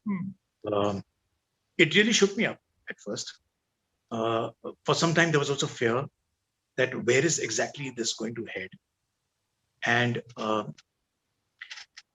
how we as people need to basically obey instructions. That became at one point a prime concern. Why are we just not obeying the rules? If there is a lockdown, why are we not obeying the lockdown? So those kind of things were on the top of my head during the pandemic. That, as we have become, I think we have become very impatient. We have become very, we always were having a chalta hai attitude, but it got a little more enhanced. And I don't think that's going to change. But definitely cinema is going to change because of this last 1 year that has happened to us. Right. Right now, the movies that are coming out are all films which were either unfinished or they were, on completion. And that's the lot that is coming out. But let me tell you, most filmmakers, most writers have undergone some kind of catharsis in them because of the pandemic. And those stories are being written now. And probably we'll see them in the years to come. So it's going to be a very different cinema ahead after 2-3 years. How different do you think? Will it be different in its scale? Will it be different in its sensibility? How exactly will it be different? Not in scale. I think it will be different by way of interpersonal relationships. Right. It will be different by way of just humanitarian things. Stories about compassion. The world of the so-called edginess right now is something that probably will take a backseat soon, because we have enjoyed that phase. For the last 5 years, we've enjoyed the edgy world where suddenly, all of us, we had this sudden freedom in our hand to use language as we want, to use relationships as we felt, and to depict stuff which necessarily was an ill of society, but that ill of society need not have come on screen. Sometimes you have to leave a few things for imagination. And if you bring that ill of society to screen, then you must have some reason to showcase it and give some answer to why that ill should stop. So I think that the dust is going to settle down and a new order will emerge in terms of the kind of stories that we will tell. Ashutosh Govarikar, a pleasure to speak to you, and more power to your storytelling, the way you make them and the way you tell them. Thank you very much for speaking to us. Thank you, Kaveri. Thank you so much. Thanks. Kojo, Kojo. Kojo, Kojo. Kojo, Kojo.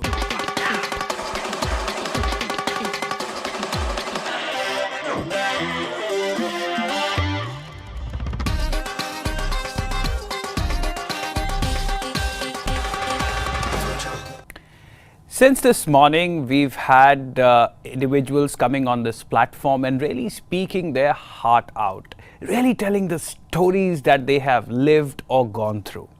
Well, we'll continue this art of storytelling in our next conversation as well, because this one is actually titled as Stories of Our Past Retold for Our Future.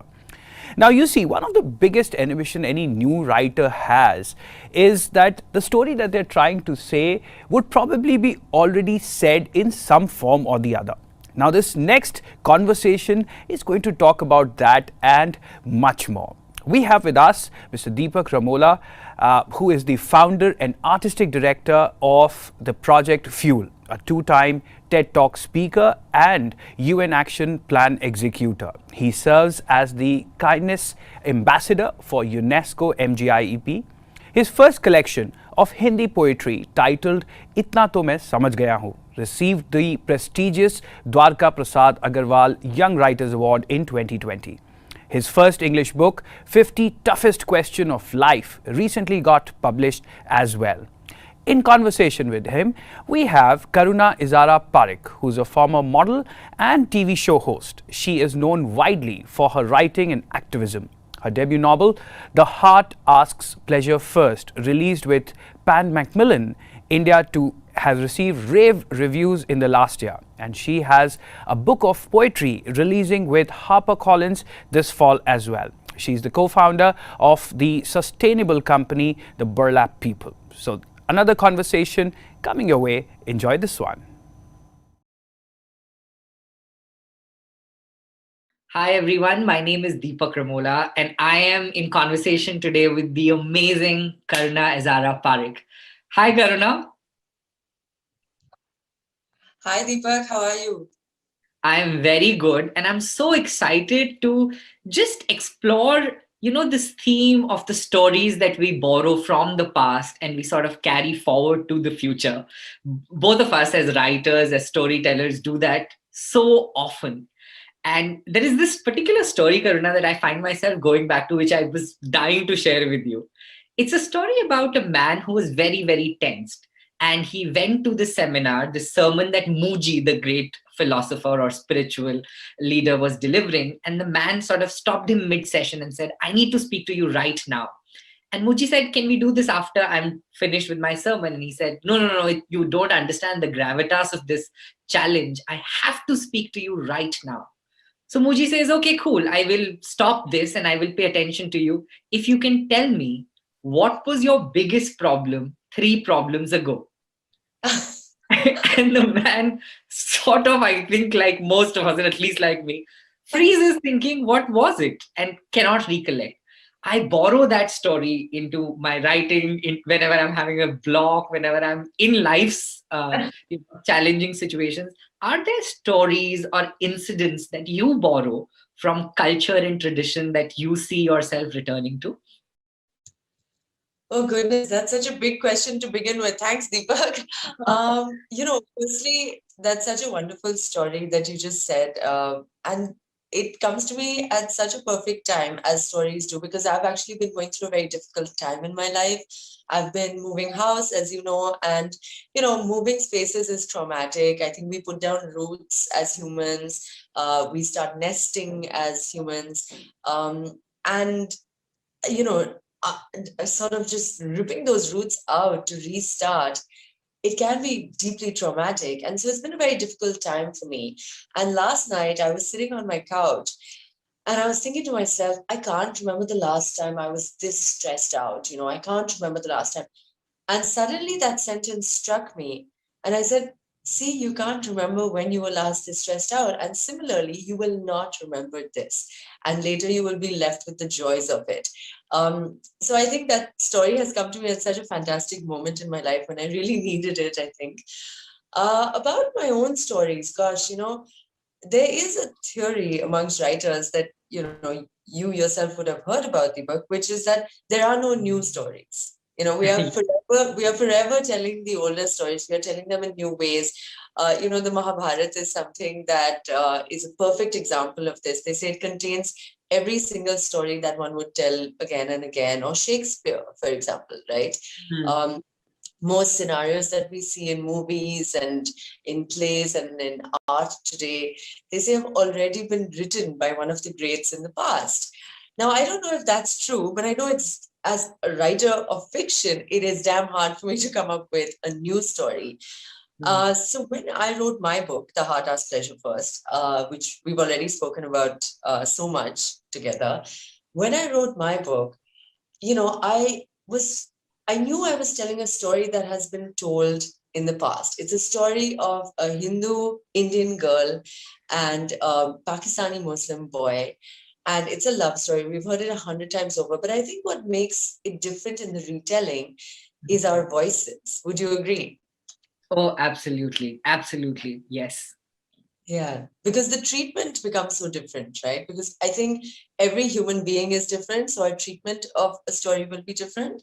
And I feel, for example, what you've written, the 50 toughest questions of life, there's so many people who've tried to say that in the past as well, right?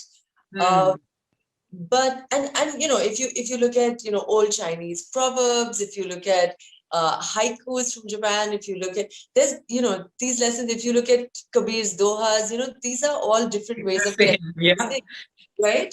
These lessons have been around for years, but I think the way you've done it is so beautiful and unique, and it is so for the present, right? That's the other thing, that I think we are so much, every writer is so much a product of their own time.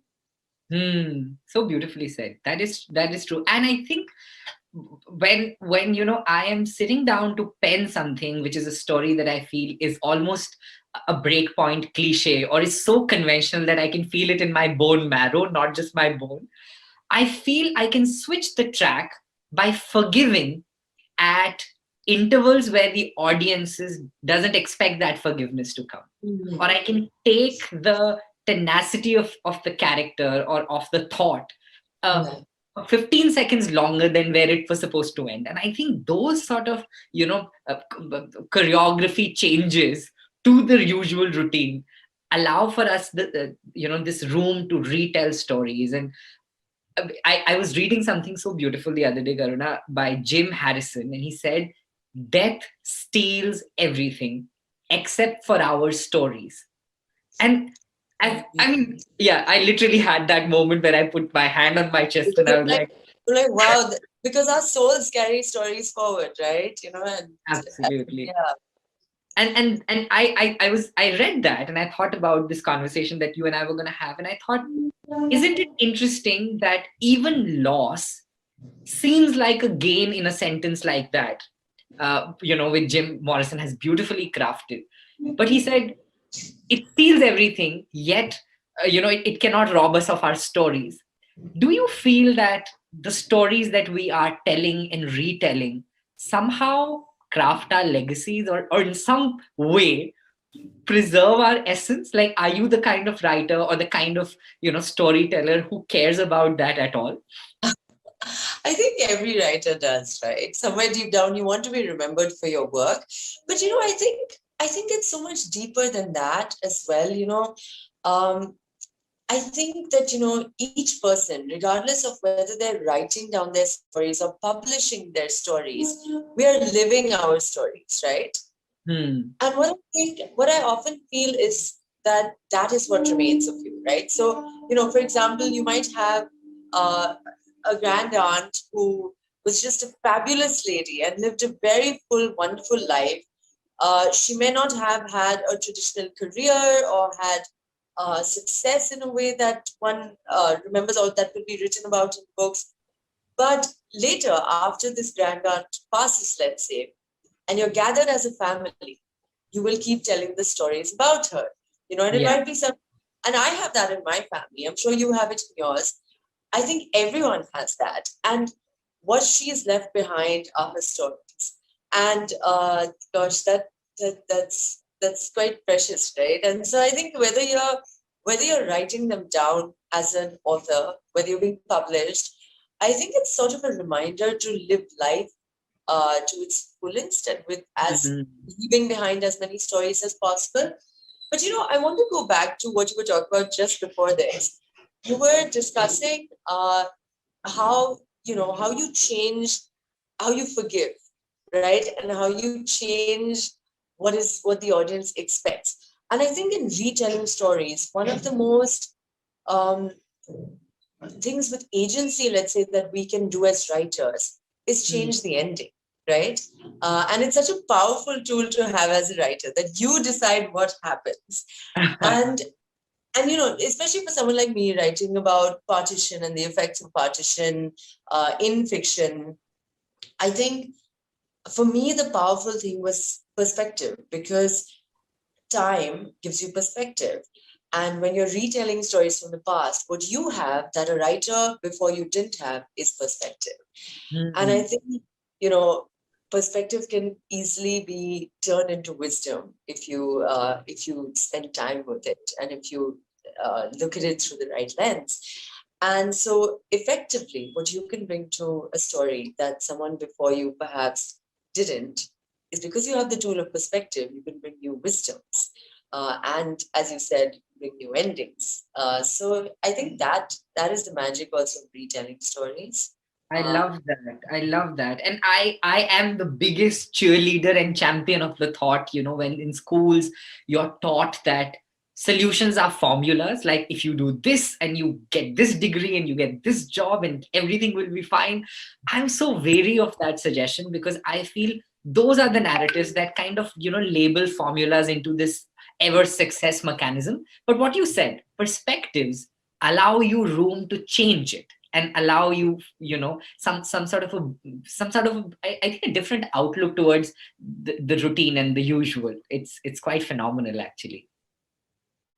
Yeah, it really is. Because, like, for example, my book deals so much with the stories of that partition left behind. And we have a friend in common, Anchal Malhotra, who writes so much about partition and remnants of separation. And she's the one who actually made me see that my book is a book about partition. And, people have called it a love story, people have called it a political story, people have called it, but she's like, no, this is a book about the effects of partition. And I was like, that's so true. I didn't think of that. And then I began to see what I was doing with it was exactly that. I was taking perspective, and I was taking this passage of time between 1947 and now, and I was able to tell a story of love rather than a story of hate, because now enough time has passed for that, So yeah, it was. I'm so relieved you wrote the book, because so many young people that I'm sure you meet too often don't even begin that process because they feel they lack an original idea.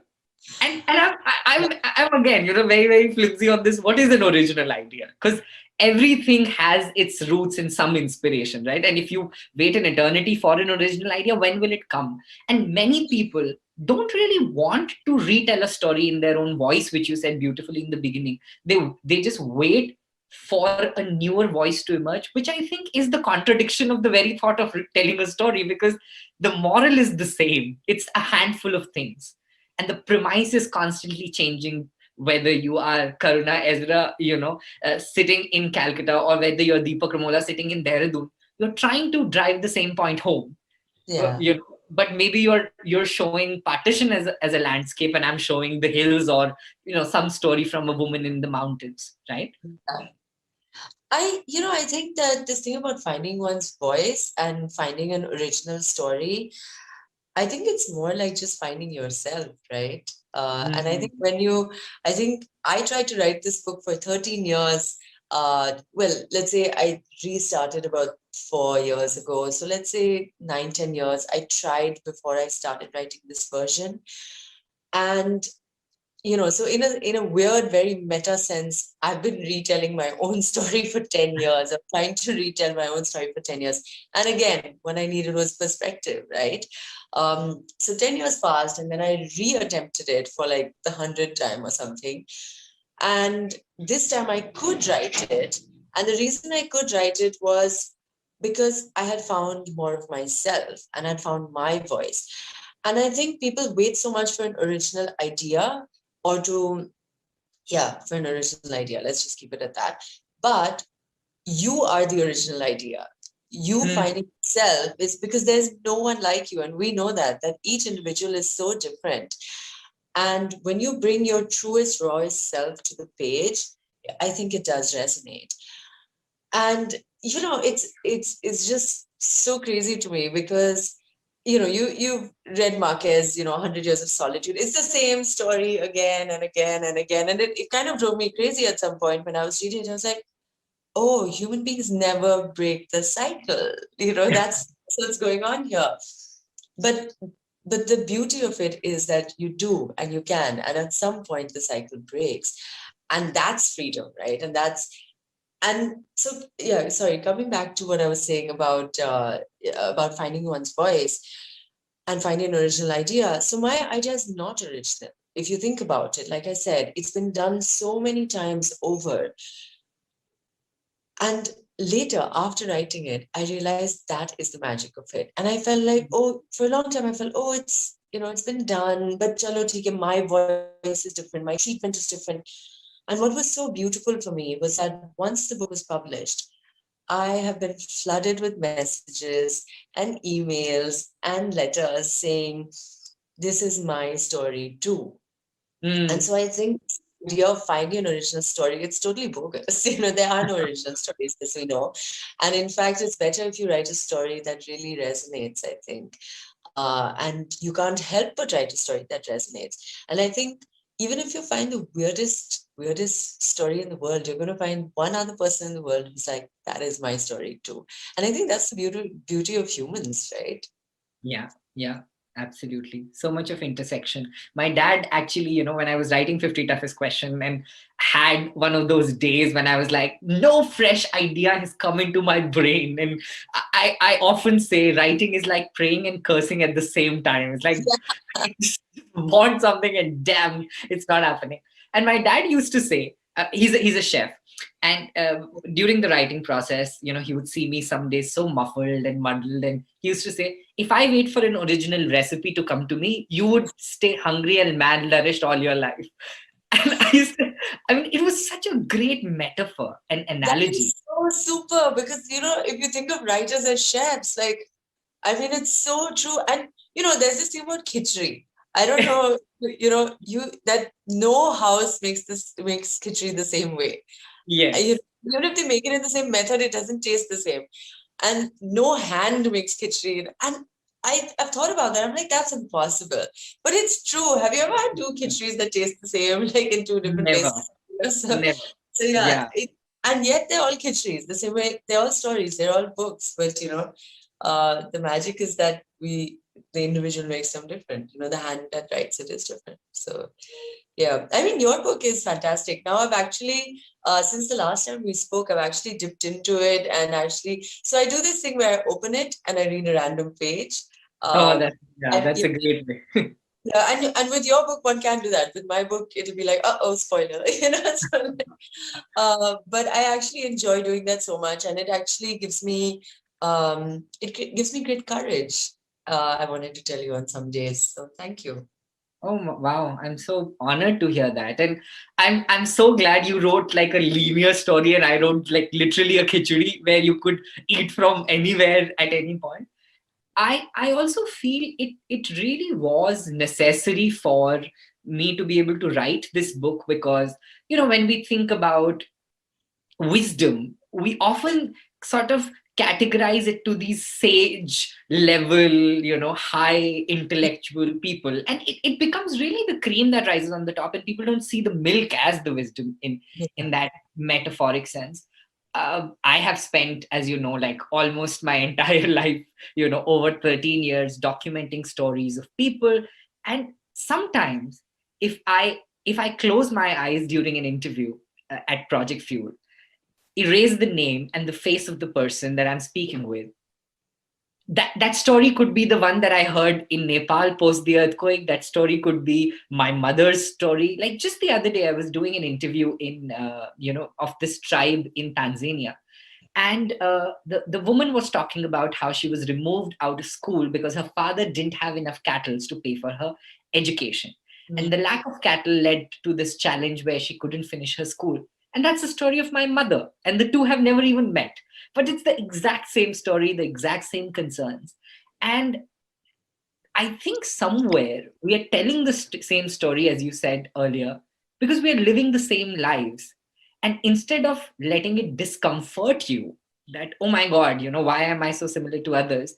It's actually in today's mental health challenge and just this crazy pressure of productivity, which I definitely suffer from. Maybe the assurance is in knowing that your story isn't different. Somebody understands out there what you're going through. And as you said, your voice is by default unique. So if you own up and you tell that in your voice, you will be different, and yet you will be similar. We'll be more alike than unalike, and vice versa.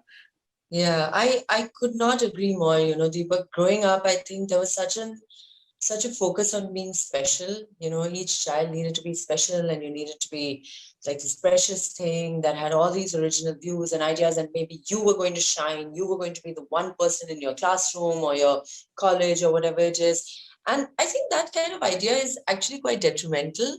And I think what we should be telling is, exchanging stories of this kind and realizing that our stories are universal and that we are not in this alone. And I do think that the pandemic helped in that sense, because so much, the world was a kinder place last year in many ways. And I think that people were listening more to each other. People were spending a lot of time trying to connect overseas instead of, taking a trip to Mexico and just staying in your resort. People were actually talking to people on the internet from there. I think that there was so much exchange of stories going on. And I do hope that those are the lessons and stories that we keep with us, even though, it looks like nobody, it looks like, with the vaccination and all, life is somewhat going back to normal for many people. But I do hope we hold on to that, because it is what makes us, it makes the human experience more beautiful. And I do think that, all the things that we hope for in the world, whether it's more peace, whether it's more education, whether it's a brighter future, I think so much of it is rooted in this idea that remembering that the other is human and as human as you and has had the same experiences as you, and that our stories are all the same, So I do hope that we hold on to that.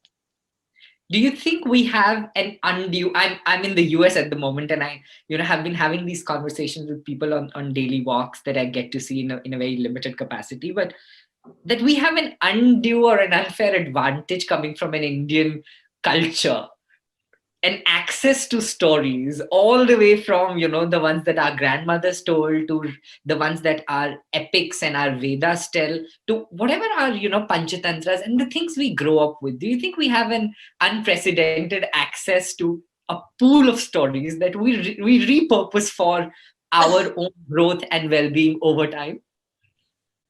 I've never thought of that. That is actually so interesting. I do believe that every culture has their own story. I mean, look at Greek culture. I went to college with a huge group of Greek friends, and they were constantly telling these stories. So I don't know if it's necessarily an advantage over other cultures, but I do think it is an advantage, full stop. Um, I will say this. I think the West has, in a sense, that there has been a letting go of the culture of storytelling.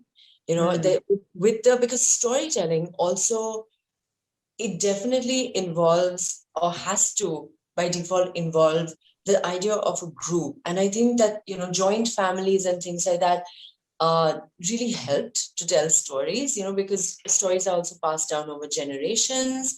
They are told in large groups. And I think with the Western focus on the individual, and with the decline of the joint family, with such a focus on capitalism, I do think that stories as a commodity have sort of been dying out in the West. And the way stories are told in the West is very much, you have a writer, you have a book, and you read that book alone. So whereas I think that we still have many elements of the old culture of storytelling. I do think that this last year changed that around the world. So it'll be interesting to see what happens in the next few years. What do you think about it? Since you're in the US, do you feel I'm right? Do you feel like I'd be curious to hear? I definitely feel that we are going to end up becoming, those specimens we read about. Like, there's in 10, 50 years, we are going to be the people will ask, how was the pandemic for you? And you live through that. And then we will be really retelling these stories all over again. But I do agree with you. I think there is now, before the pandemic, I felt that there were only a handful of people who knew how to spend time with themselves, how to be still. It was the monks who, did crazy amount of meditation in the monastery. It was people who really exalted themselves in an exercise or a physical capacity, at the gym for hours, or people like, specific job roles or specific labels in society, who were considered to have found a space and time to be still. The pandemic, I think, allowed that access to everybody, from a child to a mother to a grandparent, and all in the same setting. Now that we know better of that stillness, we don't have to go to a Vipassana necessarily to learn about it. The bigger question is, what are you going to do about it? Because you can't say, I don't know what that feels like. You now know. And how you choose to act upon it is, an action in motion. It's a repetitive, reductive result of that contemplation. So yeah, I agree with you. I think now people know better. My only hope is, I hope they do better. Because if you go back to the old ways, I don't see that as a sustainable way of going forward. Yeah. I something you said really struck me. Most people, the language they use for the pandemic, they say, everyone was forced to be still. But you said something so ridiculously beautiful right now, Deepak. You said everyone had access to it. And I think that that's such a wonderful way of looking at it, because it was a privilege, actually. And we should, at least we should see it as that, even though it didn't always feel like that. And the greatest hope, of course, is that stories come out of it. So I'm very, very curious to see, we haven't had, say, the first really big fiction books written about this time yet. So it'll be lovely to see what, with perspective and with the passage of time, it'll be lovely to see what actually comes from this. It has definitely unleashed a lot of things within each one of us. And people like you and me, who anyways delve so much into introspection and reflection. We go crazy, I think, in the way we try to brew and try to process things inside us. It will be very interesting, even for people like us, what this really morphs into. Because everybody I spoke to, they were like, oh, you must be writing books and books and books. And I said, you know what? I have had like zero inclination to write on most days of the lockdown. I've read, I have watched, and I've cooked, but I don't necessarily know if I wanted to write. And yeah, it's been a lot of reflective time. I also feel, just to sum this up, I know we have like a limited time in this conversation. Are we kind of going over our time? Oh my goodness. This always happens when we talk. It's always Yes. like there's so much to talk about. So I think just to wrap this up, I would like to ask you, for any other writer, your book is climbing these amazing charts. And I know it's far beyond that. It's the hand of the reader that's really lusciously going through each page and, drawing what you wanted them to draw from it. But what would you say to a young storyteller anywhere, in the world, who's sitting right now with an empty page and asking, how do I start, especially with telling a story? Well, one is to, I'd say, listen hard because stories are all around us. Look deep within yourself to find the voice to tell that story. Make it very authentically yours. Don't try and copy someone else's voice. It never works. And lastly, live your life, because I think, Deepak, what you and I have learned and where our books came from is from living our lives. I didn't set out to write a story about a group of Pakistani kids living in the UK who encounter an Indian girl. That's what happened to me, right? That was my life. And and so I think when you live your life, you create stories, and if you want to write them, the page is yours. So that would be my little bit of advice. What would you tell them? First of all, I really high five you on that, because 50 toughest questions was my way of understanding and figuring out my own stuff. I said, let me ask myself some hard questions, and if I'm able to answer that, maybe I'll find a way through into understanding other people. And I mean, it happened so beautifully that I wanted to pen it down in a book and, not necessarily start by writing a book. So I completely second you on that. Live as meaningfully and as authentically as you can. Yes, of course, people will make you feel reduced about your voice and your story, but that's inconsequential. You write anyway. My advice would be, start by describing for what you had for breakfast this morning, and then go back 400 years to your great grandfather's grandfather having the same breakfast, and write from his voice, or your grandmother and her grandmother and their voice about this breakfast. And hopefully you will get a perspective that is, in difference, trying to provoke some sort of an inspiration within you about how even you're sitting on this page and wanting to write is a privilege. And I think when people work from a place of privilege, they can do so much, because you're not fighting for the basics. You're not fighting just for an idea. You have a lot of it. Yeah, I think it's so much about also acknowledging that privilege, right? Yes. Oh, I think that should be the first chapter in every school that should be taught. I think that's the other thing that writers do, and I know we really do have to wrap up. So, I'll just complete that thought. It's beautiful. Yeah. But, just the fact of acknowledging privilege, the fact that we get to tell our stories is a privilege, because there are so many who don't. And I think one of the greatest things we can do as writers, I'm sure you'll agree, is also use that space and give a voice to the voiceless without actually taking away from them, So that is another thing that I try to do, tell the stories of those whose stories have not been told yet. So, yeah. Beautiful. Yeah, absolutely. And if you feel a sense of accomplishment in that retelling, then I think something has moved in the world, where you don't feel like you need to blow your own trumpet. You can really be in the orchestra and feel comfortable. So we are all just part of the orchestra, so yeah. Absolutely. And I love that the privilege is the storytelling. And if you tell it as often, you are in a way showing gratitude for your privilege in acknowledging it and celebrating it. So yeah, I think that's a good key takeaway message even for myself. I have to ask you: are you working on a second book? Is there another story you are trying to retell?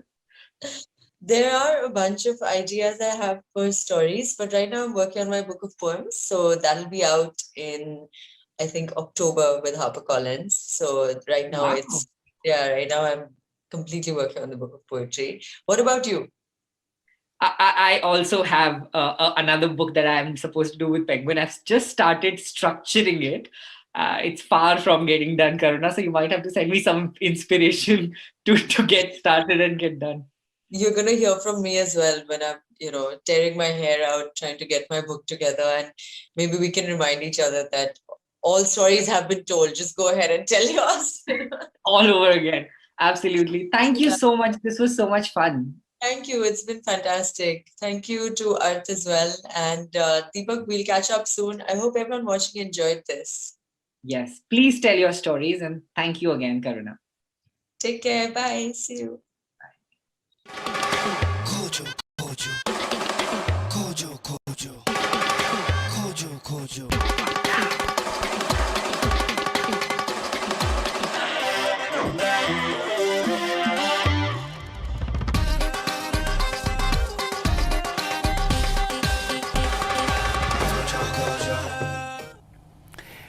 What an interesting session yet once again. Storytelling. Well, it so much coincides with the World Storytelling Day today as well. At Arth, you see, we're always on top of things and most relevant to the day. Now, as we talk about most relevant to the day, we are also moving into the conclusive session for this edition of Arth. And this one is again a very strong topic, very relevant to what is happening around us in the country. This one is titled as the Toolkit Saga, Bridging the Gulf Between Dissent and Sedition. It's a panel discussion. So let me go ahead and welcome in a very strong panel for this conclusive session. I have with us Mr. Anand Ranganathan, who obtained his BSc degree in chemistry from St. Stephen's College, Delhi, after which he left on a Nehru Centenary Scholarship for Cambridge, UK, where he obtained his BA in Natural Science, his MA and his PhD. Scientific contributions from his lab have been published in peer-reviewed journals like the Journal of Biological Chemistry, Chemistry and Biology, the Journal of Infectious Diseases, and Nature and Communication.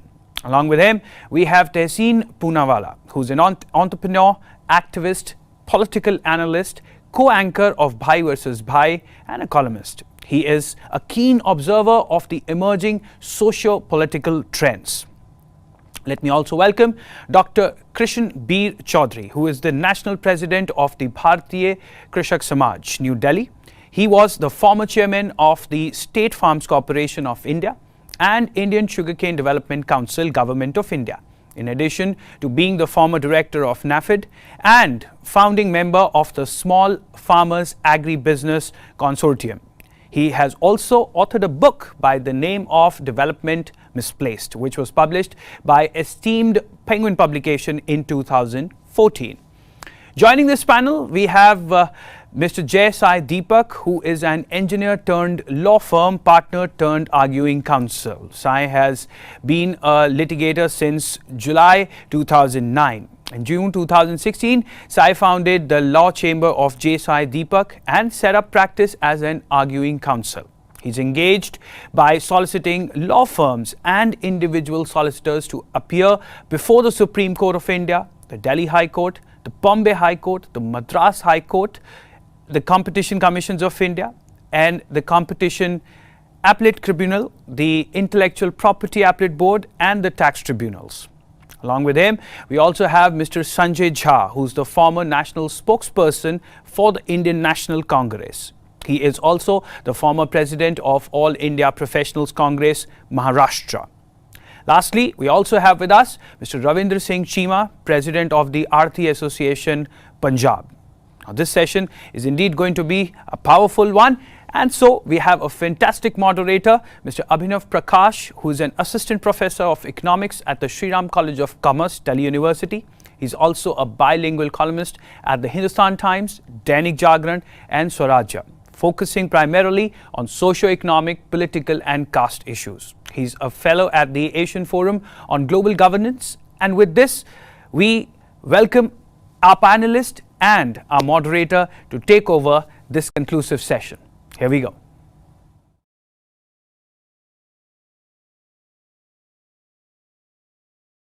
Thank you, Kanishk, for that kind introduction, and welcome audience to what promises to be the most hotly debated and lively session of the Arth Cultural Fest of this year.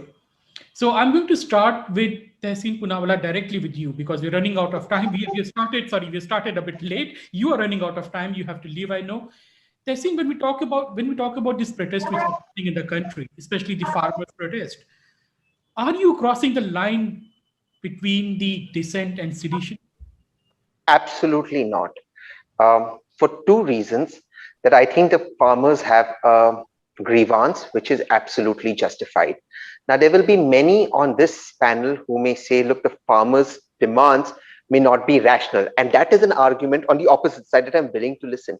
But the fact of the matter is that this government misled its citizens and misled the Supreme Court of India and misled everybody by saying farmers were taking into confidence when they passed these laws, which were earlier ordinances. RTIs have showed that there's been no consultation, and these have been revealed by the government, with any farmer body or with anybody who's involved with farming with regards to these new laws. Secondly, there have been allegations on the farmers with regards to the funding, where they're getting the funding from, with regards to them having terrorist rings, allegations that were made into the Supreme Court but were not substantiated. I think the farmers are absolutely justified simply because the government misled people. All the farmers wanted was to come to Ram Leela Maidan and protest, and they were stopped. And I think that's where the problem started. Okay. Sai Deepak, please clarify this thing for us. What exactly is dissent in India and what is sedition? So I think there are 2 or 3 myths that need to be busted as far as the position of Indian law on sedition is concerned. I've heard often that sedition as such is a colonial import and therefore it does not deserve to be in Indian statute books. I've also been told often that the word sedition was originally proposed in the draft Article 13 of the Constitution, which ultimately became Article 19 of the Constitution. And then since it was deleted, the presence of sedition as a penal offense under Section 124A of the Indian Penal Code itself is an abomination, and a constitutional abomination is the typical argument that's been given. Over the last few weeks, I've been writing extensively on this particular issue, tracing the origin of this particular provision from 1870 onwards right until the constitutional debates. And each of these documents specifically shows that when sedition as a provision was retained in the Indian Penal Code at the time of the Constituent Assembly debates, the framers of the Constitution were crystal clear that sedition as a concept has been significantly diluted even by British Indian courts, specifically only to those acts which constitute anarchy or which are intended to constitute anarchy or which are intended to invoke or let's say inspire anarchy. Therefore, as far as India is concerned, both the Constituent Assembly debates and subsequently in the decision of the Supreme Court in 1962, the position that has been taken is very, very clear. Criticism of the government is not sedition. Any kind of disapproval of a legislative measure or a policy measure is not sedition. And if you ask for disobedience of a certain law, that amounts to challenge to the authority, the lawful authority of the government, and therefore that could border on sedition.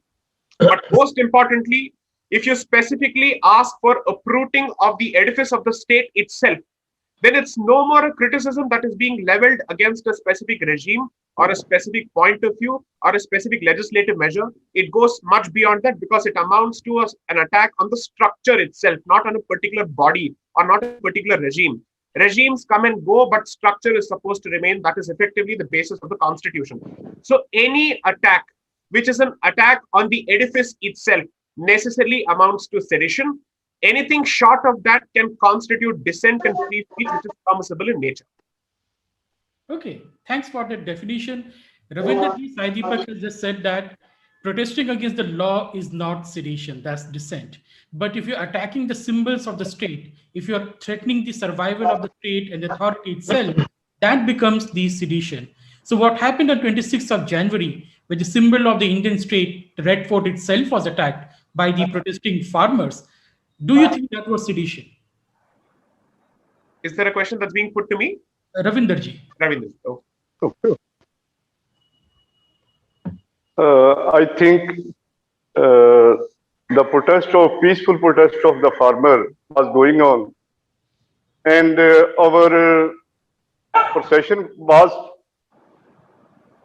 near the border of the Delhi.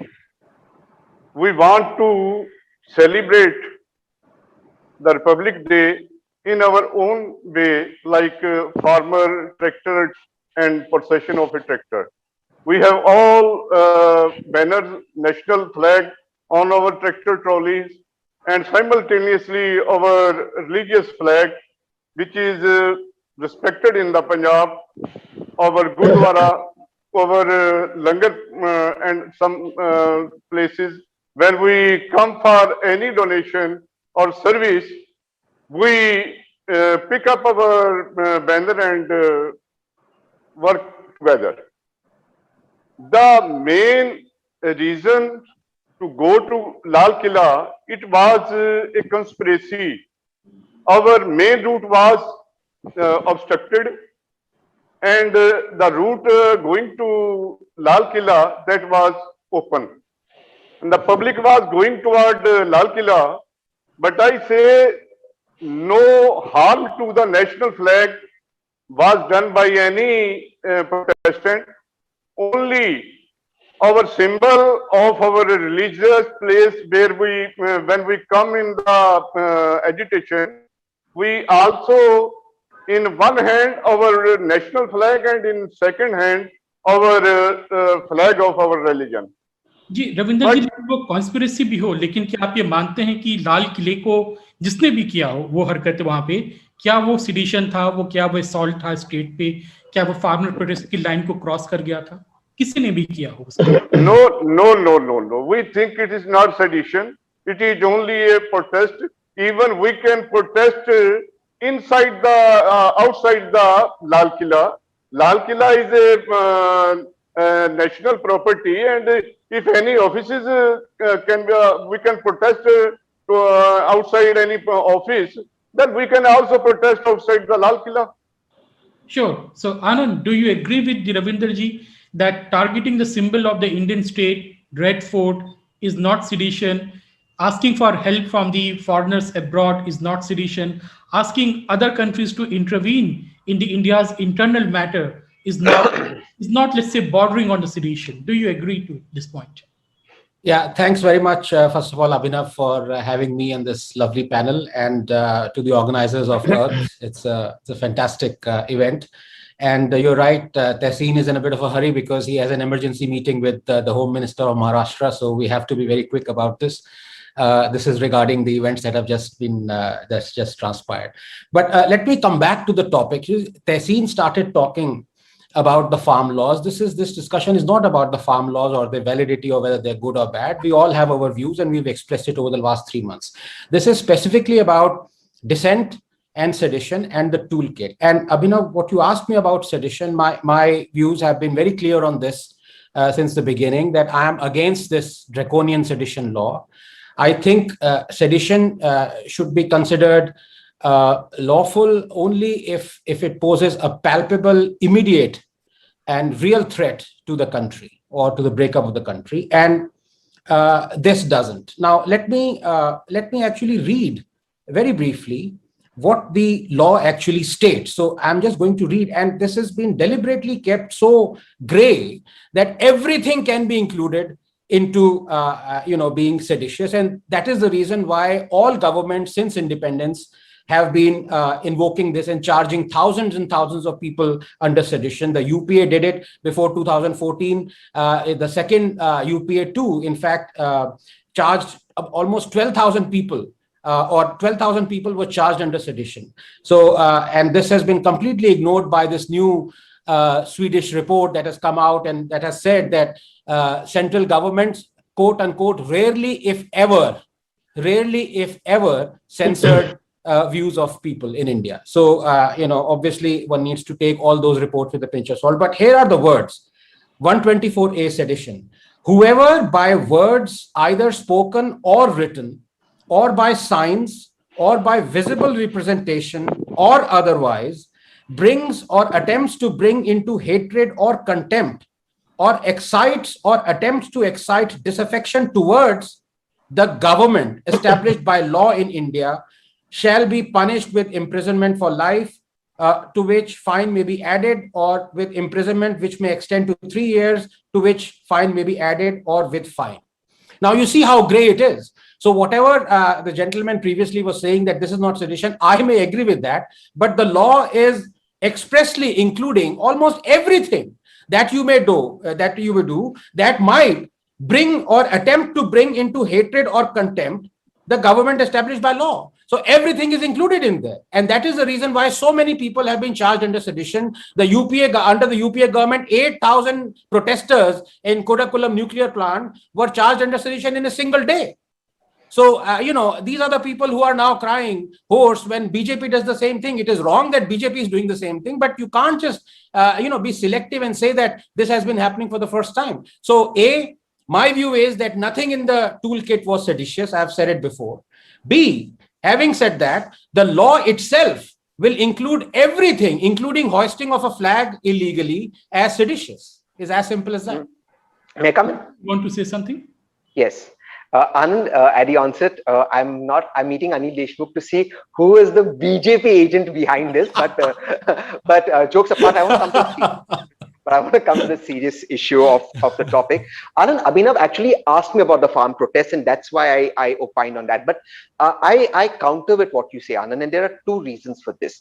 While it's fine, yes, the UPA did it and the BJP is doing it, is an argument to make, and arguments holds true. The fact is, in the 2019 election, the Congress had promised to do away with sedition. So the Congress was against sedition. Now, for your larger point that you're making about what constitutes sedition, Anand, I disagree even here with you, because in Kedarnath, the Honorable Supreme Court has absolutely defined what constitutes sedition, and the simple act of hoisting a flag, though I disagree with the way they hoisted the flag, does not constitute sedition. The act of challenging a government or even dissing out a government does not constitute sedition, has been made amply clear by the Supreme Court of India. This was in can I rebut very quickly? I'll come back to you, Anand. Okay. Let me go to Krishnbir ji. Krishnbir ji, जब यहाँ पे protest की बात हो रही है, tool kits की बात हो रही है, हमने देखा दिशा रवि की जो टूल किट की बहुत चर्चा हुई थी यहाँ पे, वो जेल में भी थी. आपको ऐसा क्यों लगता है कि किसानों को अपने आंदोलन चलाने के लिए अंतरराष्ट्रीय स्तर नेटवर्क की टूल किट की आवश्यकता पड़ने लगी है? विनोद जी, किसी भी तरीके का किसी टूल किट की भारत के किसानों के आंदोलन को कोई आवश्यकता ना थी. आंदोलन आजादी से लेकर अब तक बहुत हुए हैं. 87 ऑनवर्ड्स मैंने भी कितने आंदोलनों में किसानों के भाग लिया है, लेकिन ऐसा पहली बार इस देश में देखा है कि अंतर्राष्ट्रीय ताकतें किसानों के मामले में इंटरफेयर करें. ये देश के हित में मुझे नहीं लगता है. सरकारें आती हैं, बदलती हैं, वो हमारा लोकतंत्र है. पक्ष और विपक्ष सभी दलों की पूरी जिम्मेदारी है देश के प्रति, क्योंकि लोकतंत्र हमारी सबसे बड़ी ताकत है. लेकिन यही ताकत सबसे बड़ी कमजोरी बन गई है जब अंतर्राष्ट्रीय ताकतें, चाहे वो कनाडा में मुद्दा उठाया गया हो, चाहे वो लंदन के अंदर उठाया जाए, चाहे वो हमारे एम्बेसी के बाहर गांधी जी की मूर्ति के पर साजिश की जाए, ये सब किसानों से संबंधित ना था और ना होना चाहिए. मेरा निजी विचार नहीं, देश के 86% उन गरीब किसानों का जो स्मॉल और मार्जिनल हैं, वो कोई व्यक्ति इससे सहमत नहीं हो सकता. और खास तौर से राष्ट्र के सम्मान के प्रतीक जो है लाल किला, वो राष्ट्र का सम्मान है, और राष्ट्र के सम्मान हो और सेना के गौरव का दिवस 26 जनवरी हो, उस पर अंतर्राष्ट्रीय ताकतें देश के खिलाफ इस तरीके की साजिश करवाएं, ये हम सब के लिए बहुत दुख और शर्मनाक बात है. कानून क्या कहता है मैं उसमें नहीं जाता, लेकिन भारत के नागरिकों की आत्मा की आवाज जो है वो यही कहेगी, चाहे पार्टी कोई भी हो, उसका कोई मतलब नहीं है।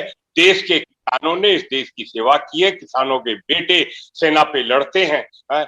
जब चीन और पाकिस्तान के सीमा पर हमारे ही बच्चे लड़ते हैं। मुझे दुख इस बात का भी है कि 26 जनवरी की घटना में दिल्ली पुलिस के 500 से ज्यादा जवानों के साथ जो घटना घटी है, उसके लिए हमारे मन को बहुत ठेस पहुंची है और ये अच्छा नहीं, लोकतंत्र के लिए अच्छा नहीं। क्या आखिर वजह क्या है? देश में 14 करोड़ 30 लाख किसान हैं। हम किसके लिए? मैं पूछता हूं, भारतीय किसान यूनियन के अध्यक्ष रहे थे, आज इस दुनिया में नहीं है, चौधरी महेंद्र सिंह टिकैत। वो पूरे जीवन तक हमारे साथ मिलके कहते रहे बाजार खोलना चाहिए, लेकिन आज वो मुद्दा नहीं है। आज वो मुद्दा नहीं है, कोई कानून का मुद्दा नहीं है, मुद्दा है राष्ट्र की अस्मिता का, मुद्दा है देश के किसानों का क्या दायित्व है इस देश के प्रति। क्या अंतर्राष्ट्रीय ताकतों के हाथ का खिलौना बनेंगे हम, या देश के प्रति हम वफादारी जैसी आज तक रही है। सभी धर्म और सभी जातियों के लोग इस देश में खेत और खेती में काम करते हैं। सभी दलों में तमाम किसान जो है तो समय समय पर पूरी तरीके से चाहे कुछ भी है समर्थन करते रहे, विरोध करते रहे, वो एक अलग बात है। लेकिन देश बड़ा है और उससे ज्यादा हमारे लिए कुछ भी नहीं है। देश और देश के नागरिकों का यही दायित्व। जी Krishna ji. Sanjay ji, coming to you. Krishna ji बात कर रहे हैं राष्ट्रीय अस्मिता की। We are talking about sedition, we are talking about dissent. How do you see these three things separately? Well, I think it is important to take a very clear categorical stance here.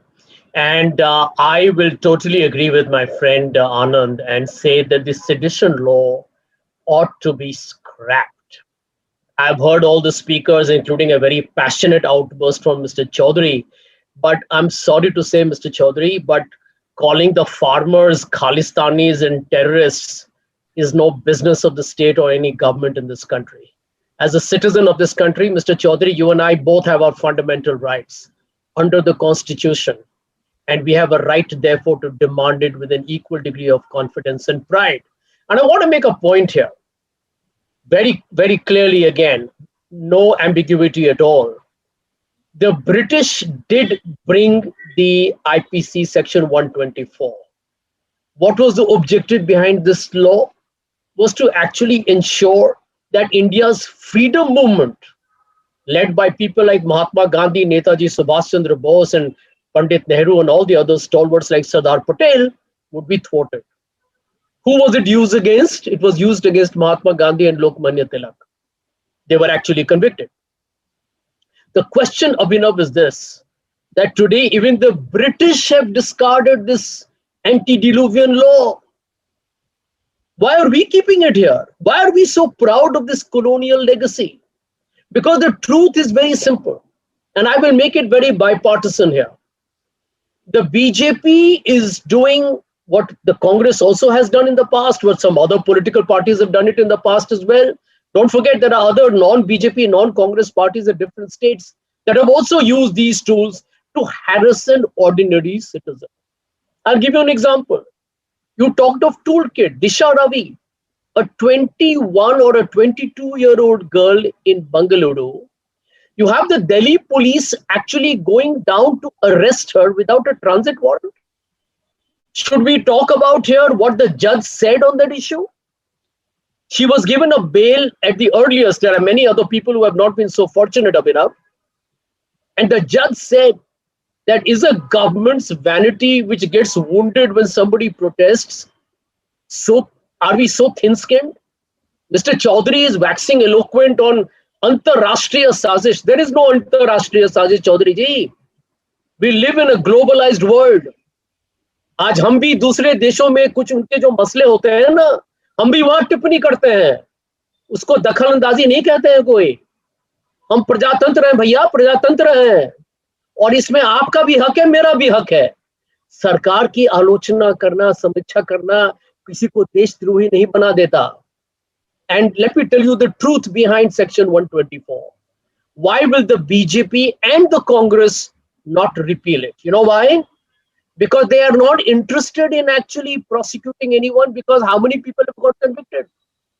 The objective is to make sure that Mr. Chima, Tehseen, Anand, Mr. Chaudhary, Mr. JSD, Abhinav, all of us actually get scared of the consequences of a FIR against us. So you have a sedition against Rajdeep Sardesai. You have a sedition against my good colleague, Mr. Shashi Tharoor. I mean, how ridiculous can we get? And is India, the great democracy of the world, going to be frightened of a Rihanna, of a Greta Thunberg? I mean, how preposterous is this entire debate? And I want to end by adding a line because I'm sure you want to get the other guests in quickly. What is the fact? The fact is that the process is used to intimidate and frighten people. Ask an ordinary person of India, Abhinav, if you get an FIR, if the police lodges a complaint against you, the harassment, the mental harassment is supposed to result in self-censorship. I get so scared that then I don't see anything at all, because who wants to go to the cops and go to a judicial or a police custody? It is what is called as the chilling effect of law. And therefore, if you look at the hard data, I don't want to bore you with the data, the conviction rates are ridiculous, because I don't think even the party in power wants prosecution. They just want to scare the hell out of you. And therefore, I do believe that as long as India keeps calling protesters and dissenters as anti-national, that has become the shibboleth of our times, the slogan of our times. No political party is going to remove the sedition law, but it ought to be dumped because it is archaic. And in India, we should have the confidence that yes, there is a constitution that has certain restrictions on the freedom of speech. Maybe we can come up with a new law. But to use the section 124 as it is, I think is absolutely against freedom of speech. Sure, Sir. Just according to you, he's saying, Sanjay ji is saying that we cannot grant protesters or the dissenters anti-national. But when we see like what happened in the Balakot strike, there were many people in India who were literally parroting the wartime Pakistani propaganda, asking for Nobel Peace Prize for the Imran Khan, who was behind the terror attacks in India. At least he was the Prime Minister of Pakistan. And in the case of CA bill, we have seen that there were massive widespread communal riots in Bengal, in other parts of the country before it happened in Delhi. So when did we started justifying violence or, let's say, propagating the enemy propaganda in the name of dissent against the government? Tehseen, this is to you.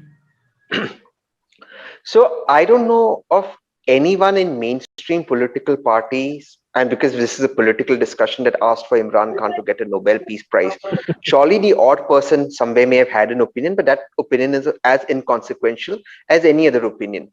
The fact of the matter was that even if somebody believed, and let's assume that they believe that the Pathankot tragedy or the Pulwama tragedy was done to benefit the government, or whatever the line that they did believe in was, that did not constitute violence. And as long as it did not constitute immediate violence, it is extremely clear that that's not sedition. That is stupid.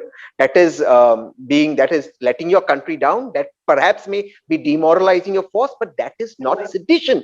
And you cannot call that sedition. I am sorry.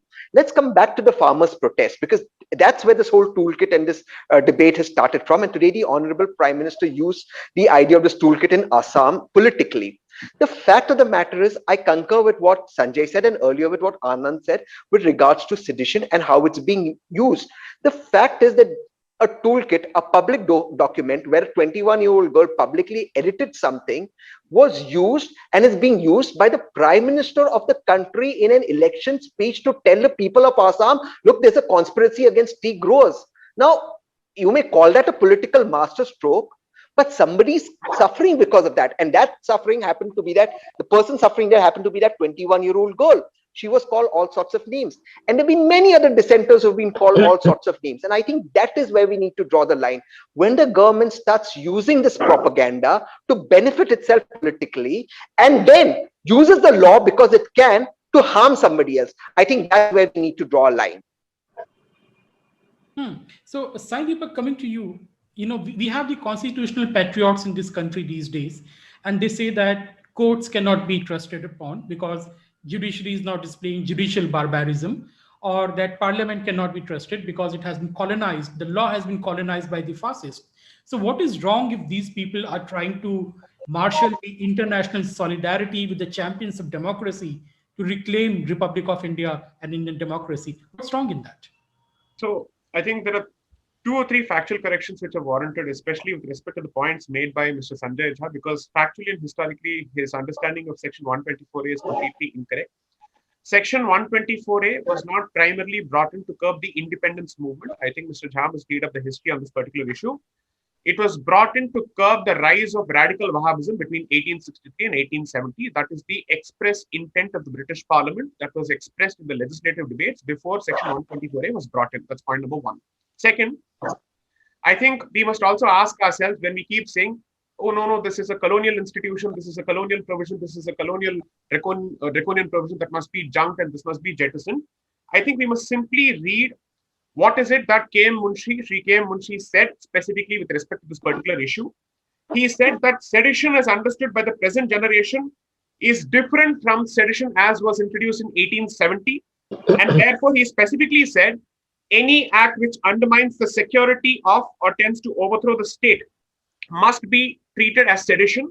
And the word sedition in the original language of Article 19 was replaced with these words as of 1950. Which is why subsequently, as Tehseen points out in 1962 in Kedarnath Singh, these 2 specific pillars were used to interpret Section 124A. So when Anand or Mr. Jha read out the bare provision of Section 124A, they proceed under the assumption that this provision has not received judicial treatment, which has significantly diluted the scope of the provision. That's point number 1. Point number 2, I do not disagree with the fact that governments tend to misuse a certain provision. There is no doubting the fact that every government misuses this particular provision. But to say that we must not have the concept of sedition altogether, we must altogether junk the concept of treason against the state, I'm sorry to say, is to effectively bury our head in a 60-foot, let's say, grave, so to speak, and behave like ostriches. Any number of jurisdictions, the so-called civilized jurisdictions that we keep looking to for judicial guidance on both sides of the Atlantic and even down under, specifically have provisions relating to sedition. Therefore, to make it seem as if India is the only backward, regressive country that still subscribes to the concept of sedition, I'm sorry to say, is to put on stark display our ignorance of the provision of the law across jurisdictions. 3, the overall attempt, I don't think it makes sense for us to simply latch on the concept of a conspiracy merely because there are certain international actors involved. However, the question is simply this.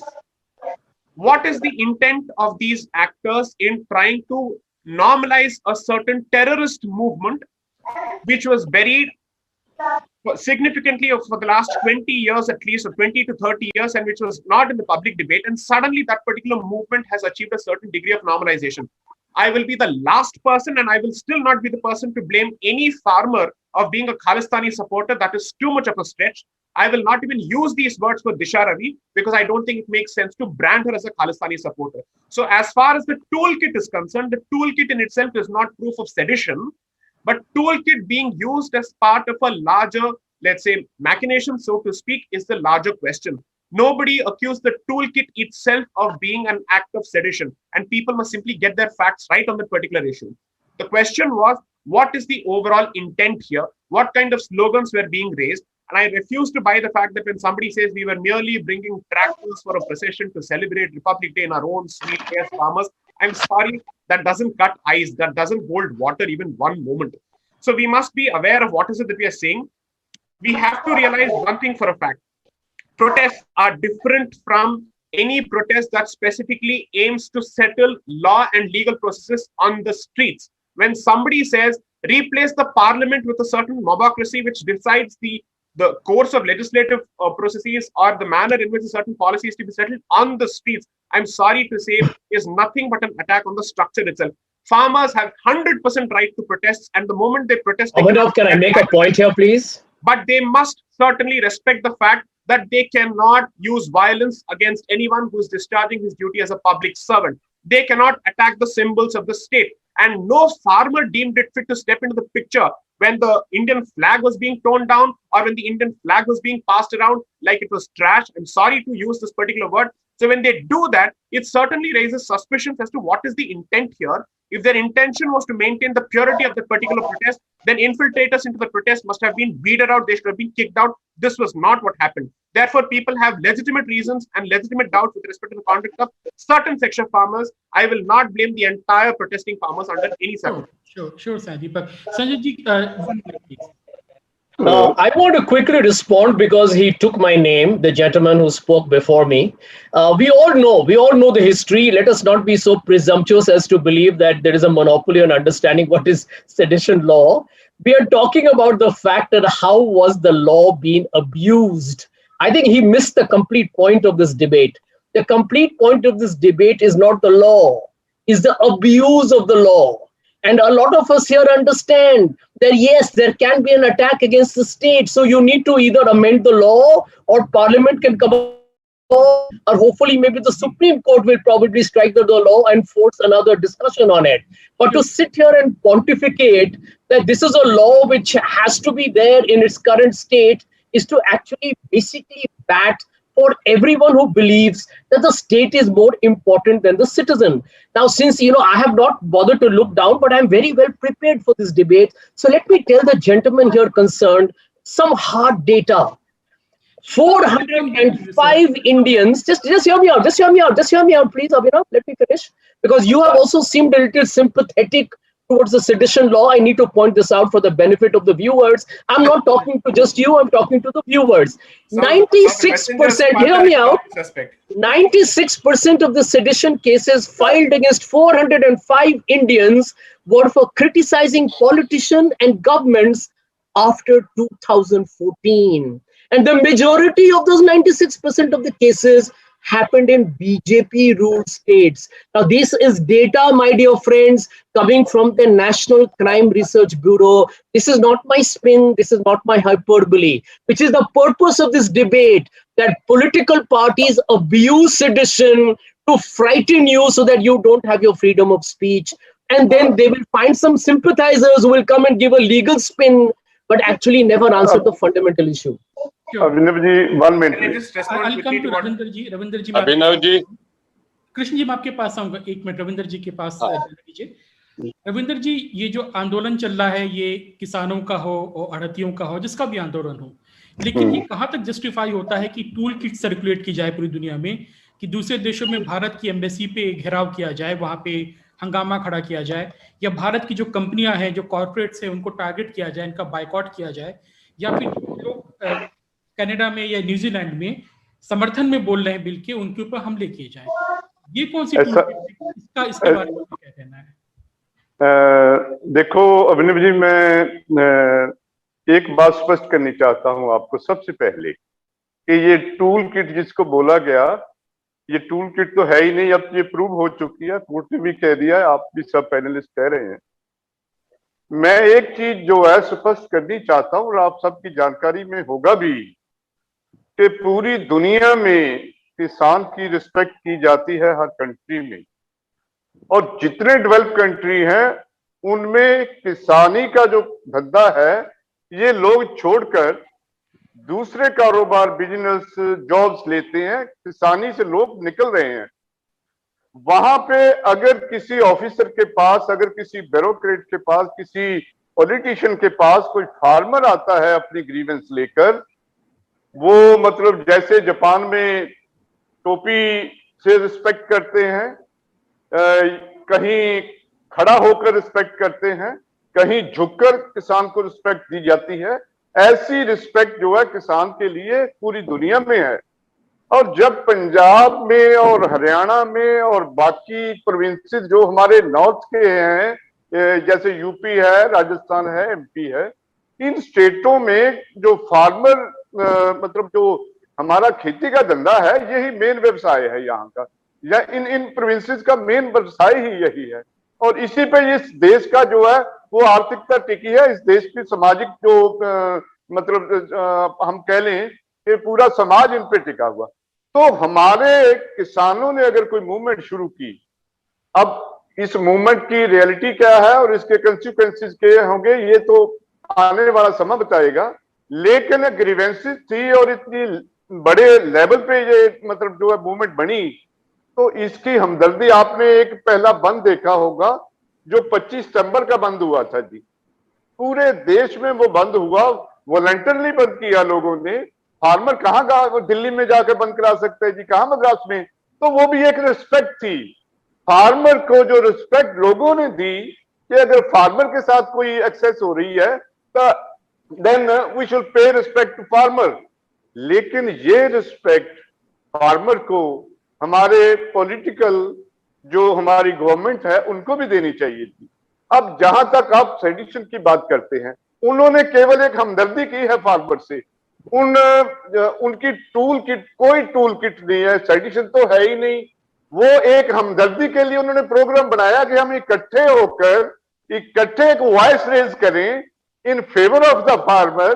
तो उन्होंने अपना वो plan बनाया, हमारी organisation है, हम fight कर रहे हैं, हम भी प्लान बनाते हैं कि हमने इस दिन को जो है चुनना है, उस दिन हम स्लोगन देंगे, उस दिन हम रोड जाम करेंगे। ये तो चलता ही है जी, और जब कोई प्रोटेस्ट चलते हैं तो उसमें सेडिशन तो था ही नहीं। दूसरी बात मैं ये कहनी चाहता हूं कि जो किसान लाल किले पे गए, वहां जो हमारा नेशनल ध्वज वहां मतलब लहरा रहा था, वहां तक तो पहुंच गए थे जी वो। अगर उसकी ह्यूमिलेशन कोई करनी होती तो वहां वो हजारों की गिनती में थे, उनका ये पर्पज नहीं था जी, वो रिस्पेक्ट करने वाले थे सभी। उनको इसकी जानकारी नहीं थी कि तिरंगे के साथ अगर हम किसान का भी झंडा लगा देंगे, झंडे दो लगे हैं वहां पे, जो तिरंगे का झंडा है वो भी साथ में लगता रहे, किसान का झंडा लगा और एक हमारा जो धार्मिक चिन्ह है वो झंडा लगा।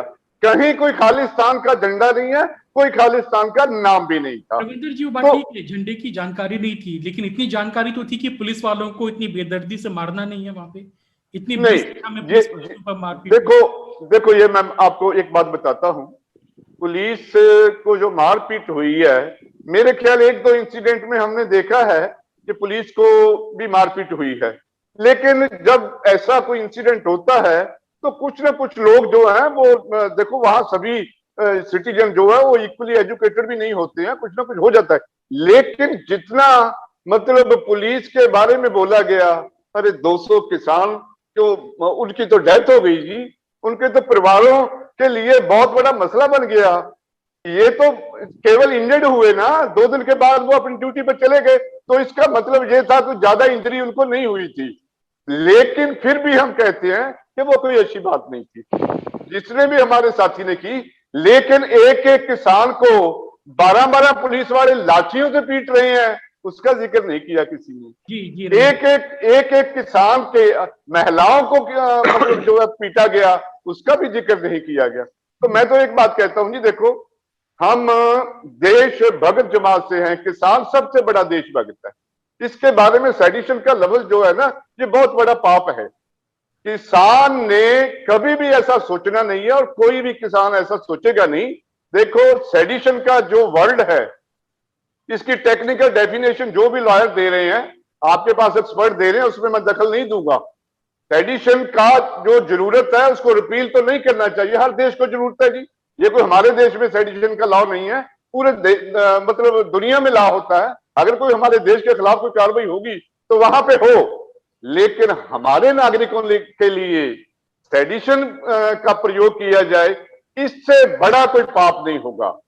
अपना कोई नागरिक, अपने हिंदुस्तान का नागरिक जो आपके लिए अन्न उपज रहा है, अपने लोगों के मतलब दिन रात जो है वो खेतों में काम कर रही है, उसके लिए हमने सेडिशन का प्रयोग किया। और इससे भी मैं आपको कहता हूं, हम आड़तियां हैं, हम बिजनेस करते हैं, किसानी भी करते हैं।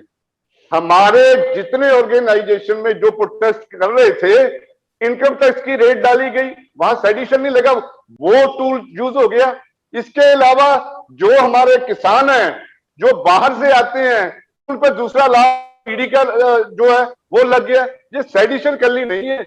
जितनी भी गवर्नमेंट है, जैसे ब्रिटिश यूज करते थे वैसे मिस्टर कांग्रेस ने किया, वैसे ये गवर्नमेंट कर रही है और स्टेट गवर्नमेंट भी कर रही है।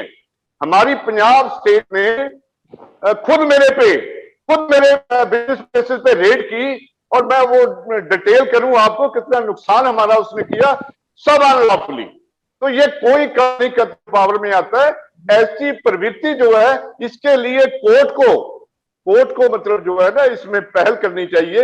ऐसे केसों में 2-2 साल की सुनवाई, 4-4 साल की सुनवाई नहीं होनी चाहिए, इसकी फास्ट ट्रैक सुनवाई होनी चाहिए, ताकि गवर्नमेंट को ये टूल यूज करने से पहले डर लगे कि 1 महीने के बाद जो है इसका निर्णय आ जाएगा, हम पाएंगे। Point taken. कृष्ण जी आपके पास आते हैं, जैसे कि अभी रविंद्र जी बोल रहे थे कि दुनिया भर में किसान हैं, उनकी अपनी समस्या है, वो भी अपनी समस्या उठाते हैं, तो इसमें क्या खराबी है कि अगर जर्मनी का किसान या अमेरिका के किसान जो है या कहीं और का किसान भारत की किसान के साथ खड़ा होता है, क्योंकि जो वो भी एमएनसीज जो हैं वो भी अंतर्राष्ट्रीय कंपनियां हैं, तो क्या अंतर्राष्ट्रीय किसान सॉलिडारिटी में ऐसी क्या खराबी है कि उससे राष्ट्रीय अस्मिता को ठेस पहुंच रही है? देखिए, जब हम डेवलप्ड वर्ल्ड की बात करते हैं और भारत के किसानों की बात करते हैं तो उसमें बहुत अंतर है। यूएस में कितने लोग खेती करते हैं? 5 लाख, 6 लाख, 7 लाख। यूरोप में 3 से 4% लोग खेती करते हैं और बाकी स्थिति अलग है, वहां के फाइनेंशियल कंडीशंस अलग है, भारत के किसानों की आर्थिक स्थिति अलग है। हमारा अपना कल्चर है, अपना एग्रीकल्चर का सिस्टम है, हम 250 के करीब फसलें इस देश में पैदा करते हैं, कैसे हम हर तरीके से कैसे करें।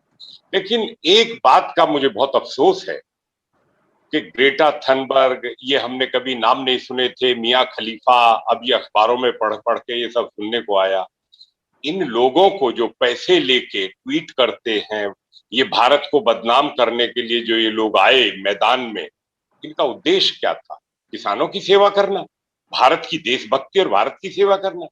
मैं पूछता हूं, सिख फॉर जस्टिस ने अभी यूएन को पैसा दिया है, मेरे किसी मित्र ने अभी इस सवाल को नहीं उठाया, चंदा देंगे भारत को बदनाम करने के लिए संयुक्त राष्ट्र में। क्या ये भारत के किसानों के हित में सवाल उठाया जा रहा है? यूएन के अंदर पैसा भारत के किसानों के हित के लिए दिया जा रहा है, ये भारत को बदनाम करने के लिए दिया जा रहा है। जब भारत के किसानों पर जब टैरिफ लगाने की बात होती है, तब कहां चली जाती है अंतर्राष्ट्रीय ताकतें?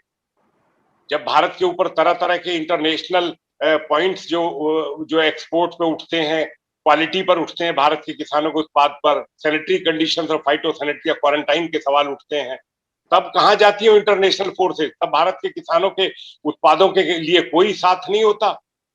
ये सब कहने की बात है कि सॉलिडरिटी है, इनका सबका अपना एजेंडा है, सबका अपना बिजनेस है, कोई सॉलिडरिटी नहीं है, सबके अपने इंटरेस्ट। हमें अपने एग्रीकल्चर और अपने किसानों की स्थिति को सब लोग जानते हैं, हमारे कोई कम जानता है, कोई ज्यादा जानता है, सबको पता है। लेकिन ये कहना कि ये देखिए, 1 मिनट मैं सुन रहा था आपको, हमारी अपने एक्ट हैं, अपनी प्रॉब्लम्स हैं, सरकार कोई भी हो, तमाम लोग कहते चले आ रहे हैं कि वे बिचौलिए शोषण करते हैं। वो यह मुद्दा ही नहीं है कि किसान को 3-4 रुपए किलो बेचना है और 4 घंटे बाद 25 रुपए बिकता है, वो कोई मुद्दा नहीं है। मुद्दा सिर्फ ये है कि जिस तरीके से साजिश करके घटनाओं को अंजाम दिया गया, 25 तारीख को दिल्ली पुलिस के साथ बात करके, पूरा 24 को बात करके, कितनी मीटिंग्स करके सब तय किया गया कि बहुत पीसफुल रहेगा, कोई दिक्कत नहीं है। आखिर ये कौन सी फोर्सेज हैं जिन्होंने इसको देश को हिंसा में झोंकने के लिए, आग लगाने के लिए काम किया? उनका क्या इंटरेस्ट है? उनका क्या हमारे साथ और पंजाब के भाई और उड़ीसा के भाई और हरियाणा और राजस्थान के किसान भाइयों के लिए वो आए हैं? नहीं, उनका कोई उद्देश्य नहीं है। उनका उद्देश्य सिर्फ हमारे देश में हिंसा भड़काना है, जो हमारे हित में नहीं है।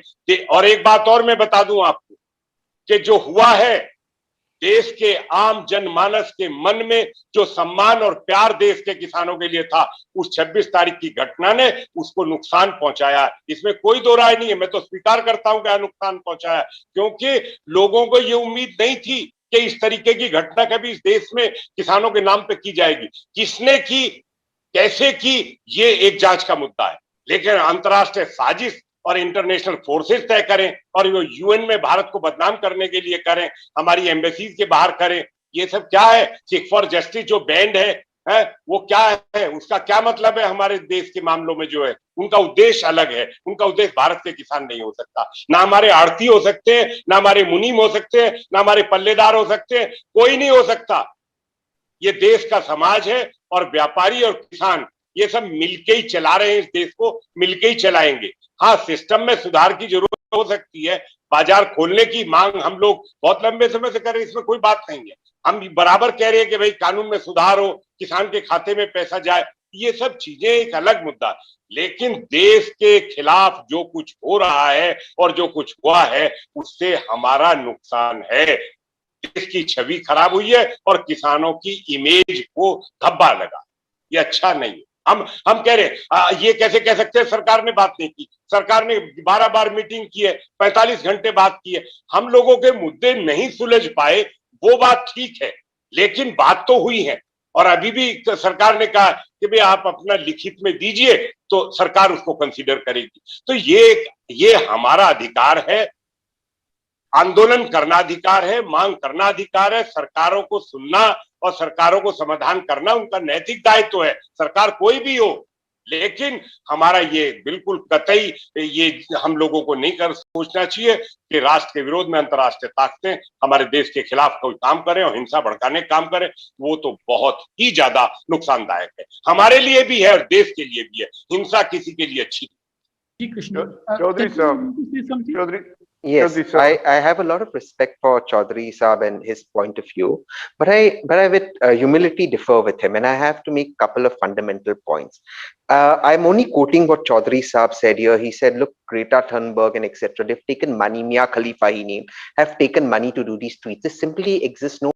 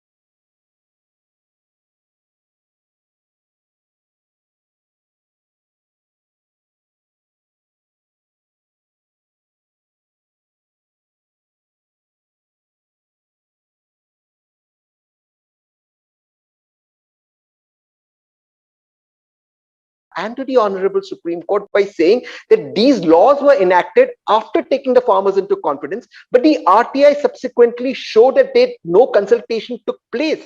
Now, one intellectual point that is made is, can an act of parliament be challenged on the streets?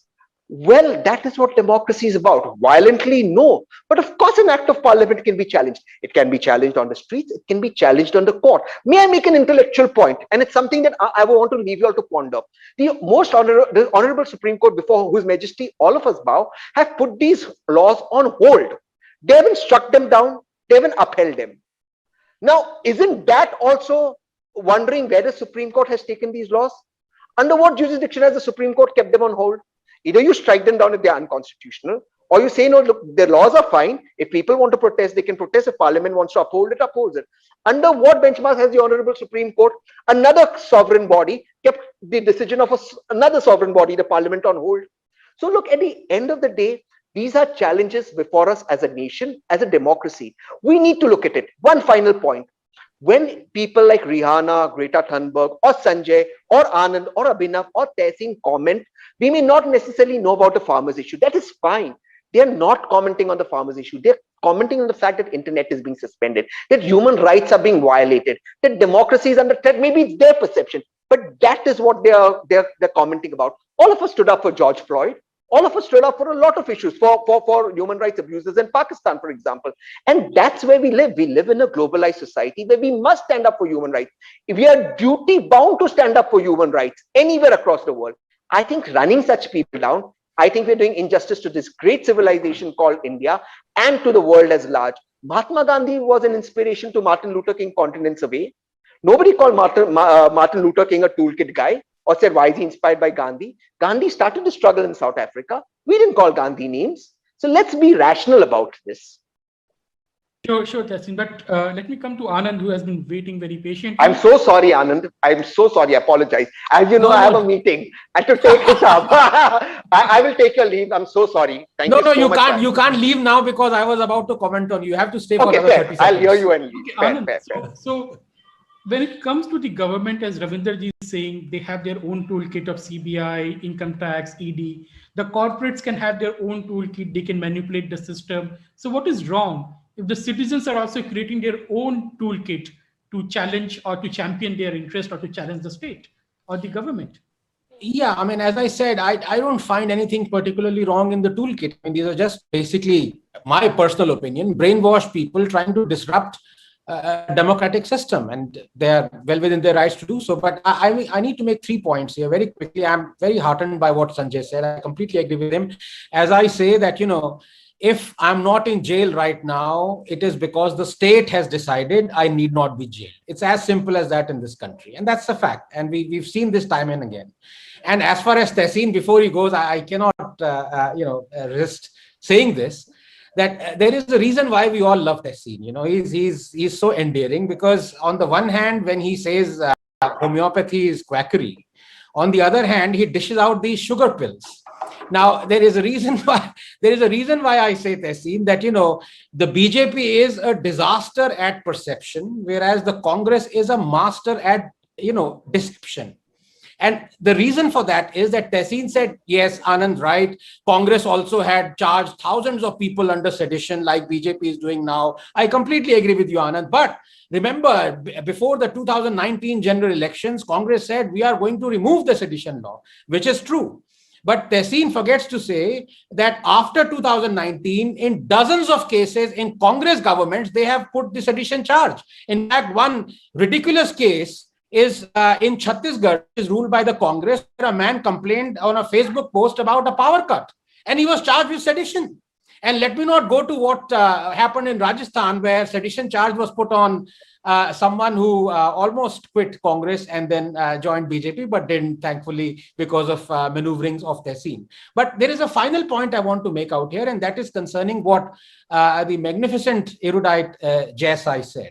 He's absolutely right. In fact, when I quoted the sedition law, I quoted it, chapter and verse. But what he says is, over the years, through the auspices of the Supreme Court, it has been diluted, which is also absolutely fine. But the problem, Sai, is that the governments deliberately ignore the dilution of this sedition charge by the Supreme Court or by other knowledgeable judges. They go by the chapter and verse as it stands. So Sanjay Jha is absolutely right. The abuse of law is happening, because I'll give you 2 instances. One, of course, I've already given about, if the Chhattisgarh government had read the dilution of the Supreme Court of the sedition charge, it would have to be completely mad as a hatter to charge a person who complained of a power cut under sedition. And the same applies for the government in Gujarat, because there's one Mr. Dhaval Patel, who's editor of a Gujarat daily. He criticized the functioning of the Rupani government as far as COVID was concerned, and he was charged with sedition. Now, you can say the government refused to look at the dilution by the Supreme Court, but the fact is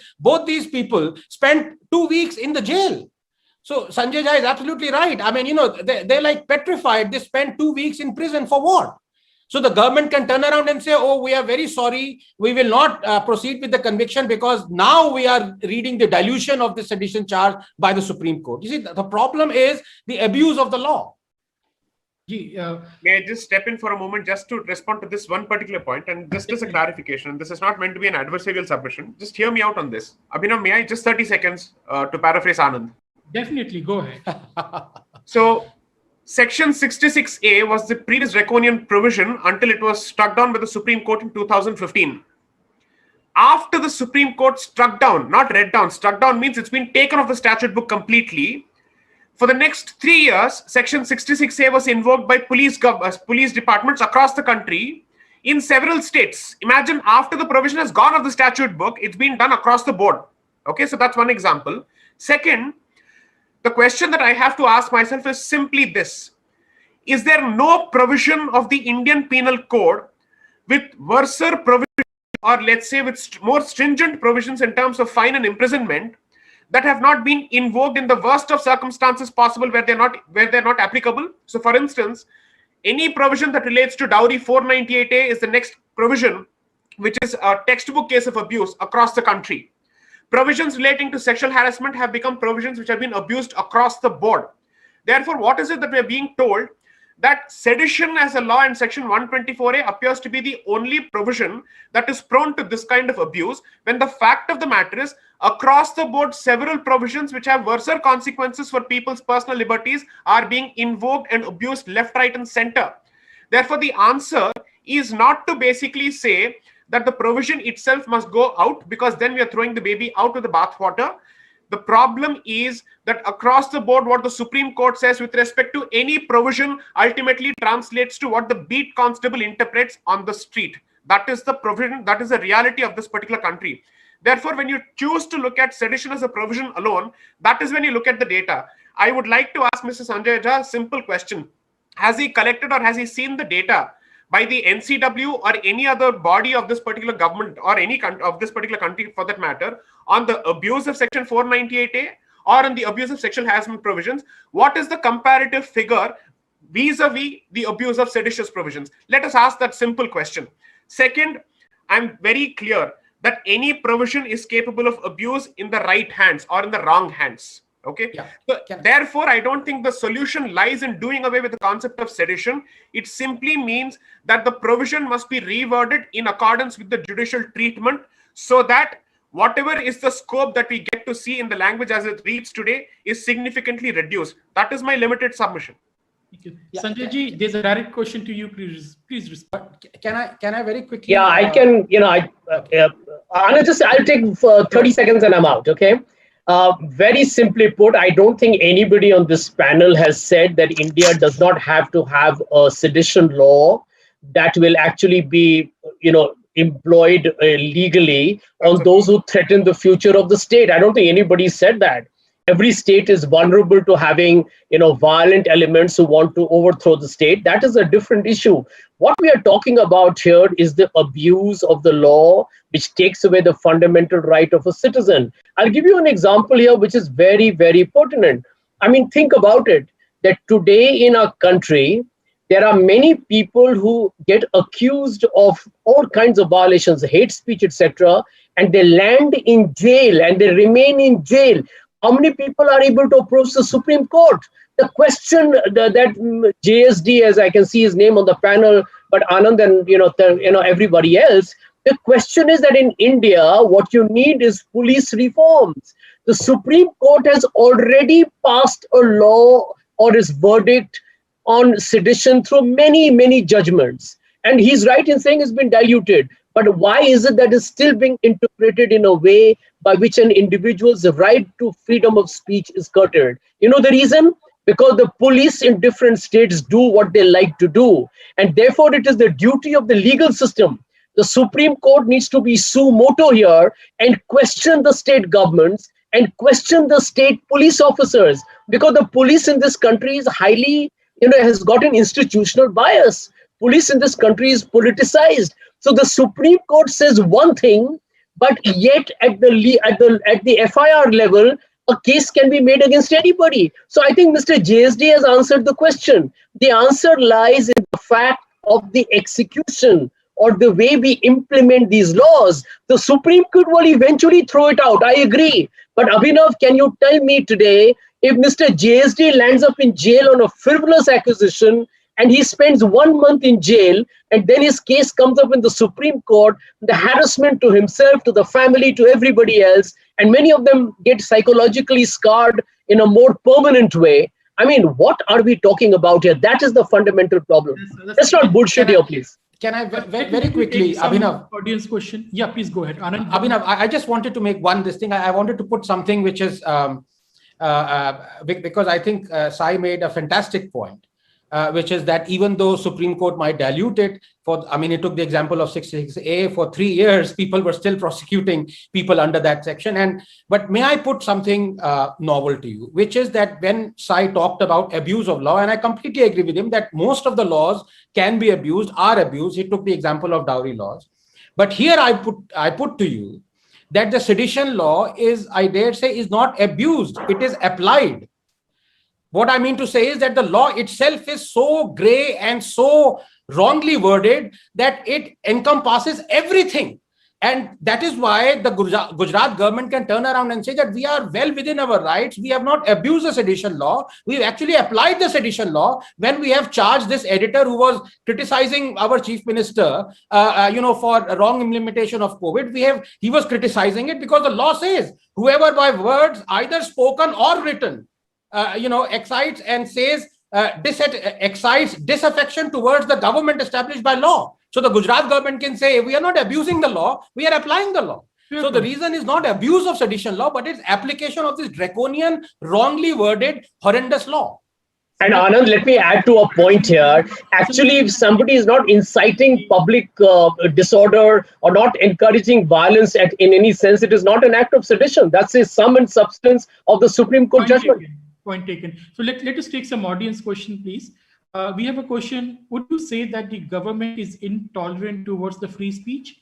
How does one tangibly monitor this? It's an open question, anyone can answer. The short answer is yes. How does one tangibly monitor this? Sai Deepak? So, first point is, I don't think it's possible to monitor all kinds of execution for the simple reason that there is always the possibility of both misapplication and abuse. Therefore, guidelines which the Supreme Court has laid down. So what happens typically in the UK or any other jurisdiction is that the director of prosecutions of a particular state is made aware of the Supreme Court's position with respect to a provision that has been read down or that has been diluted significantly over the years. And it becomes the responsibility of the director of prosecutions to ensure that the diluted position percolates across public prosecutors as well as the police departments down the line, so that that diluted position becomes the new law. That is the first thing. So therefore, at least I am happy that Mr. Jha finally moves from sedition as an issue to police reforms as the primary issue, because that is the question according to me. Because it's very, very convenient when we say this, that India has X number of prosecutions or X number of convictions. The question is, since 2014 until January 2021 or March 2021, please ask yourself the number of times this government has been criticized left, right, and center, and the number of times sedition as a law has been invoked merely for the criticism of the government. So I think the sense of proportion is important for us to ask, in how many instances of criticism has it translated to a question of sedition? That's point number one.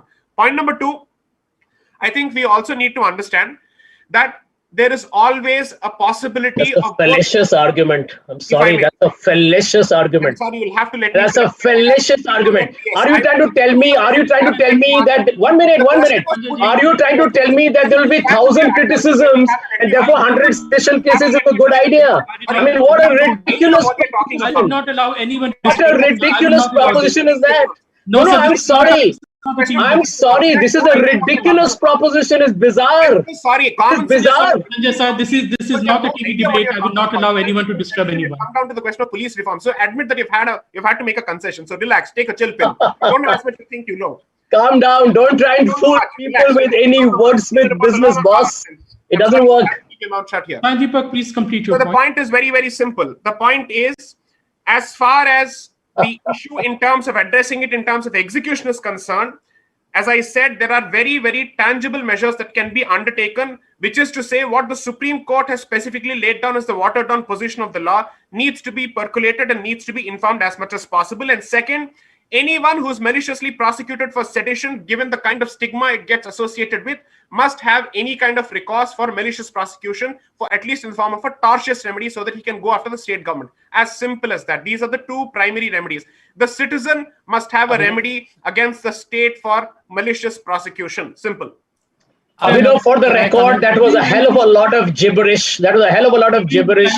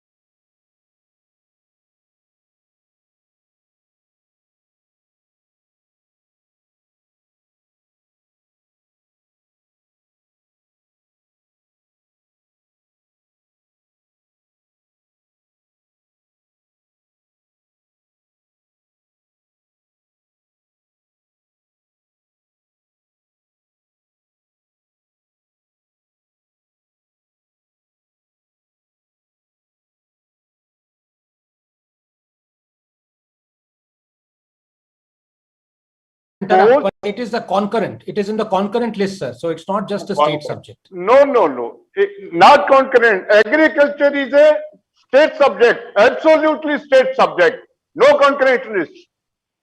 And I say, if agriculture is a state subject, let the state liberty to act, make rule and apply rule on their agriculture farmer. If their farmers are happy with their state law, then why the central government want to benefit those farmers who do not need that benefit?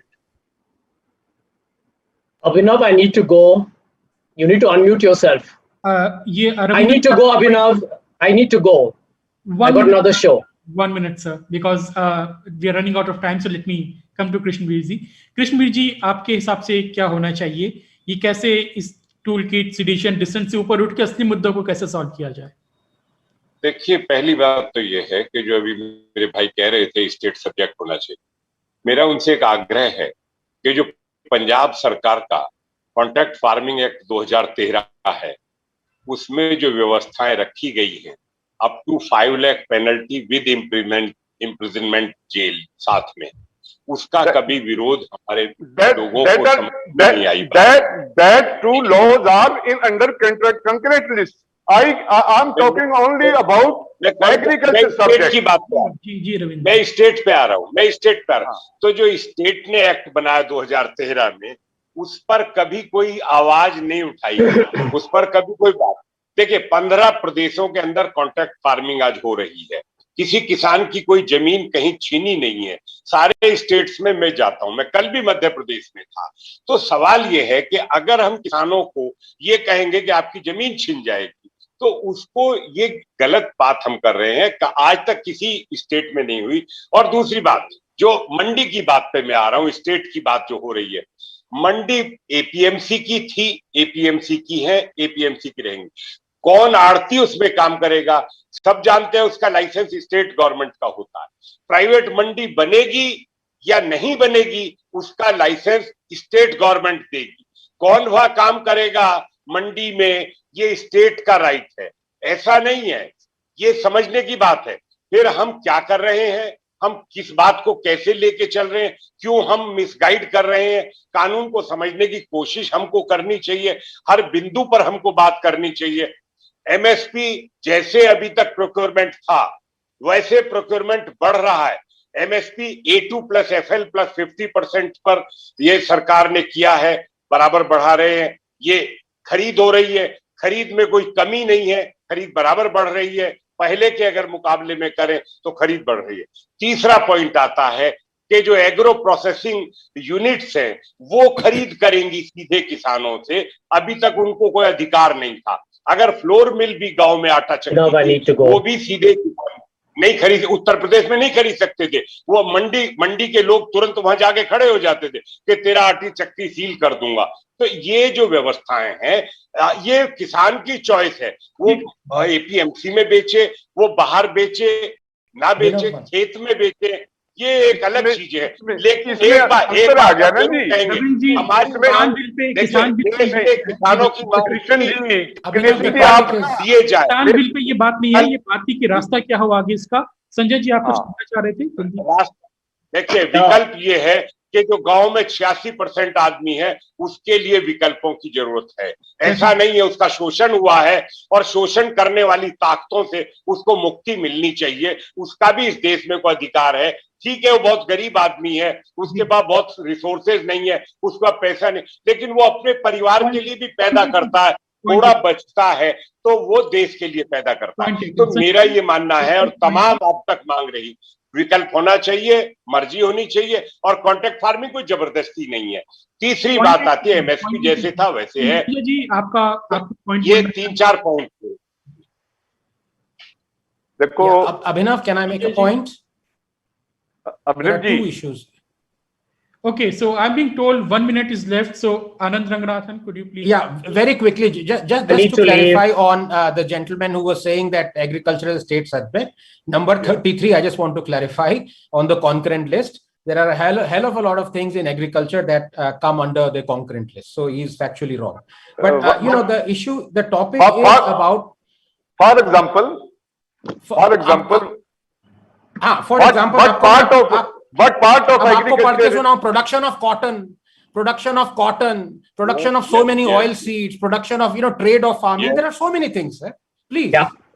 Let's Trading. Thank you, Abhinav. I need to go. Only trading. Only trading. Production. Thank you, Abhinav. I need to go. No production. What we need to do, Production and sale, no. Sir, I have just read anyway. Abhinav, very briefly, just one line because you asked about of speech expression. मैं ये कहूंगा कि जिसका दम नहीं घुटता इस देश में वो दम नहीं लेता. फेयर पॉइंट आनंद. सो बेसिकली हमें करना क्या है कि जो पक्ष में है, जो विपक्ष में है, उनको साथ में बैठ के कोई टूल किट बनानी चाहिए कि आगे का रास्ता कैसे हो. वो यहाँ पे चर्चा देश में नहीं होती है, बाकी सारी चर्चाएं हो रही हैं. But thank you panelist for this wonderful discussion. It's a long topic. It can not be discussed in one hour, but hoping to see you again, and thank you audience for listening to us. Thanks, Abhinav. Marvelously moderated. Thank you so much. Thank you so much. Thank you.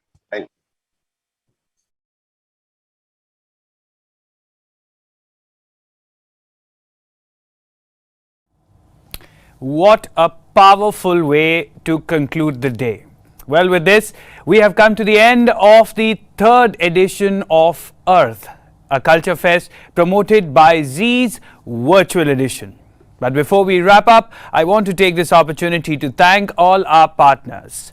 Arth, a culture fest promoted by Zee, supported by Zee News, our culture partner, Incredible India, knowledge partner, Prabha Khairtan Foundation, channel partner Zing, Z Cafe, Anflix and Prive HD, digital cinema partner UFO Movies, radio partner Red FM, entertainment partner Zplex, multiplex partner Metro Inox, grooming partner Nirvana, merchandise partner The Mask Company, outreach partner Maitri Ray Associates, outreach partner Lions Club International, District 321, digital outreach partner Indian Heritage Walks, digital outreach partners Seric, Rotrack, What's Up Kolkata, What's Up Delhi, experiential holiday partner Club Mahindra. So, ladies and gentlemen, and all our audiences who are still glued to us since the morning and since the last 2 days. Until we meet again, keep discovering and rediscovering your Earth. Thank you for today.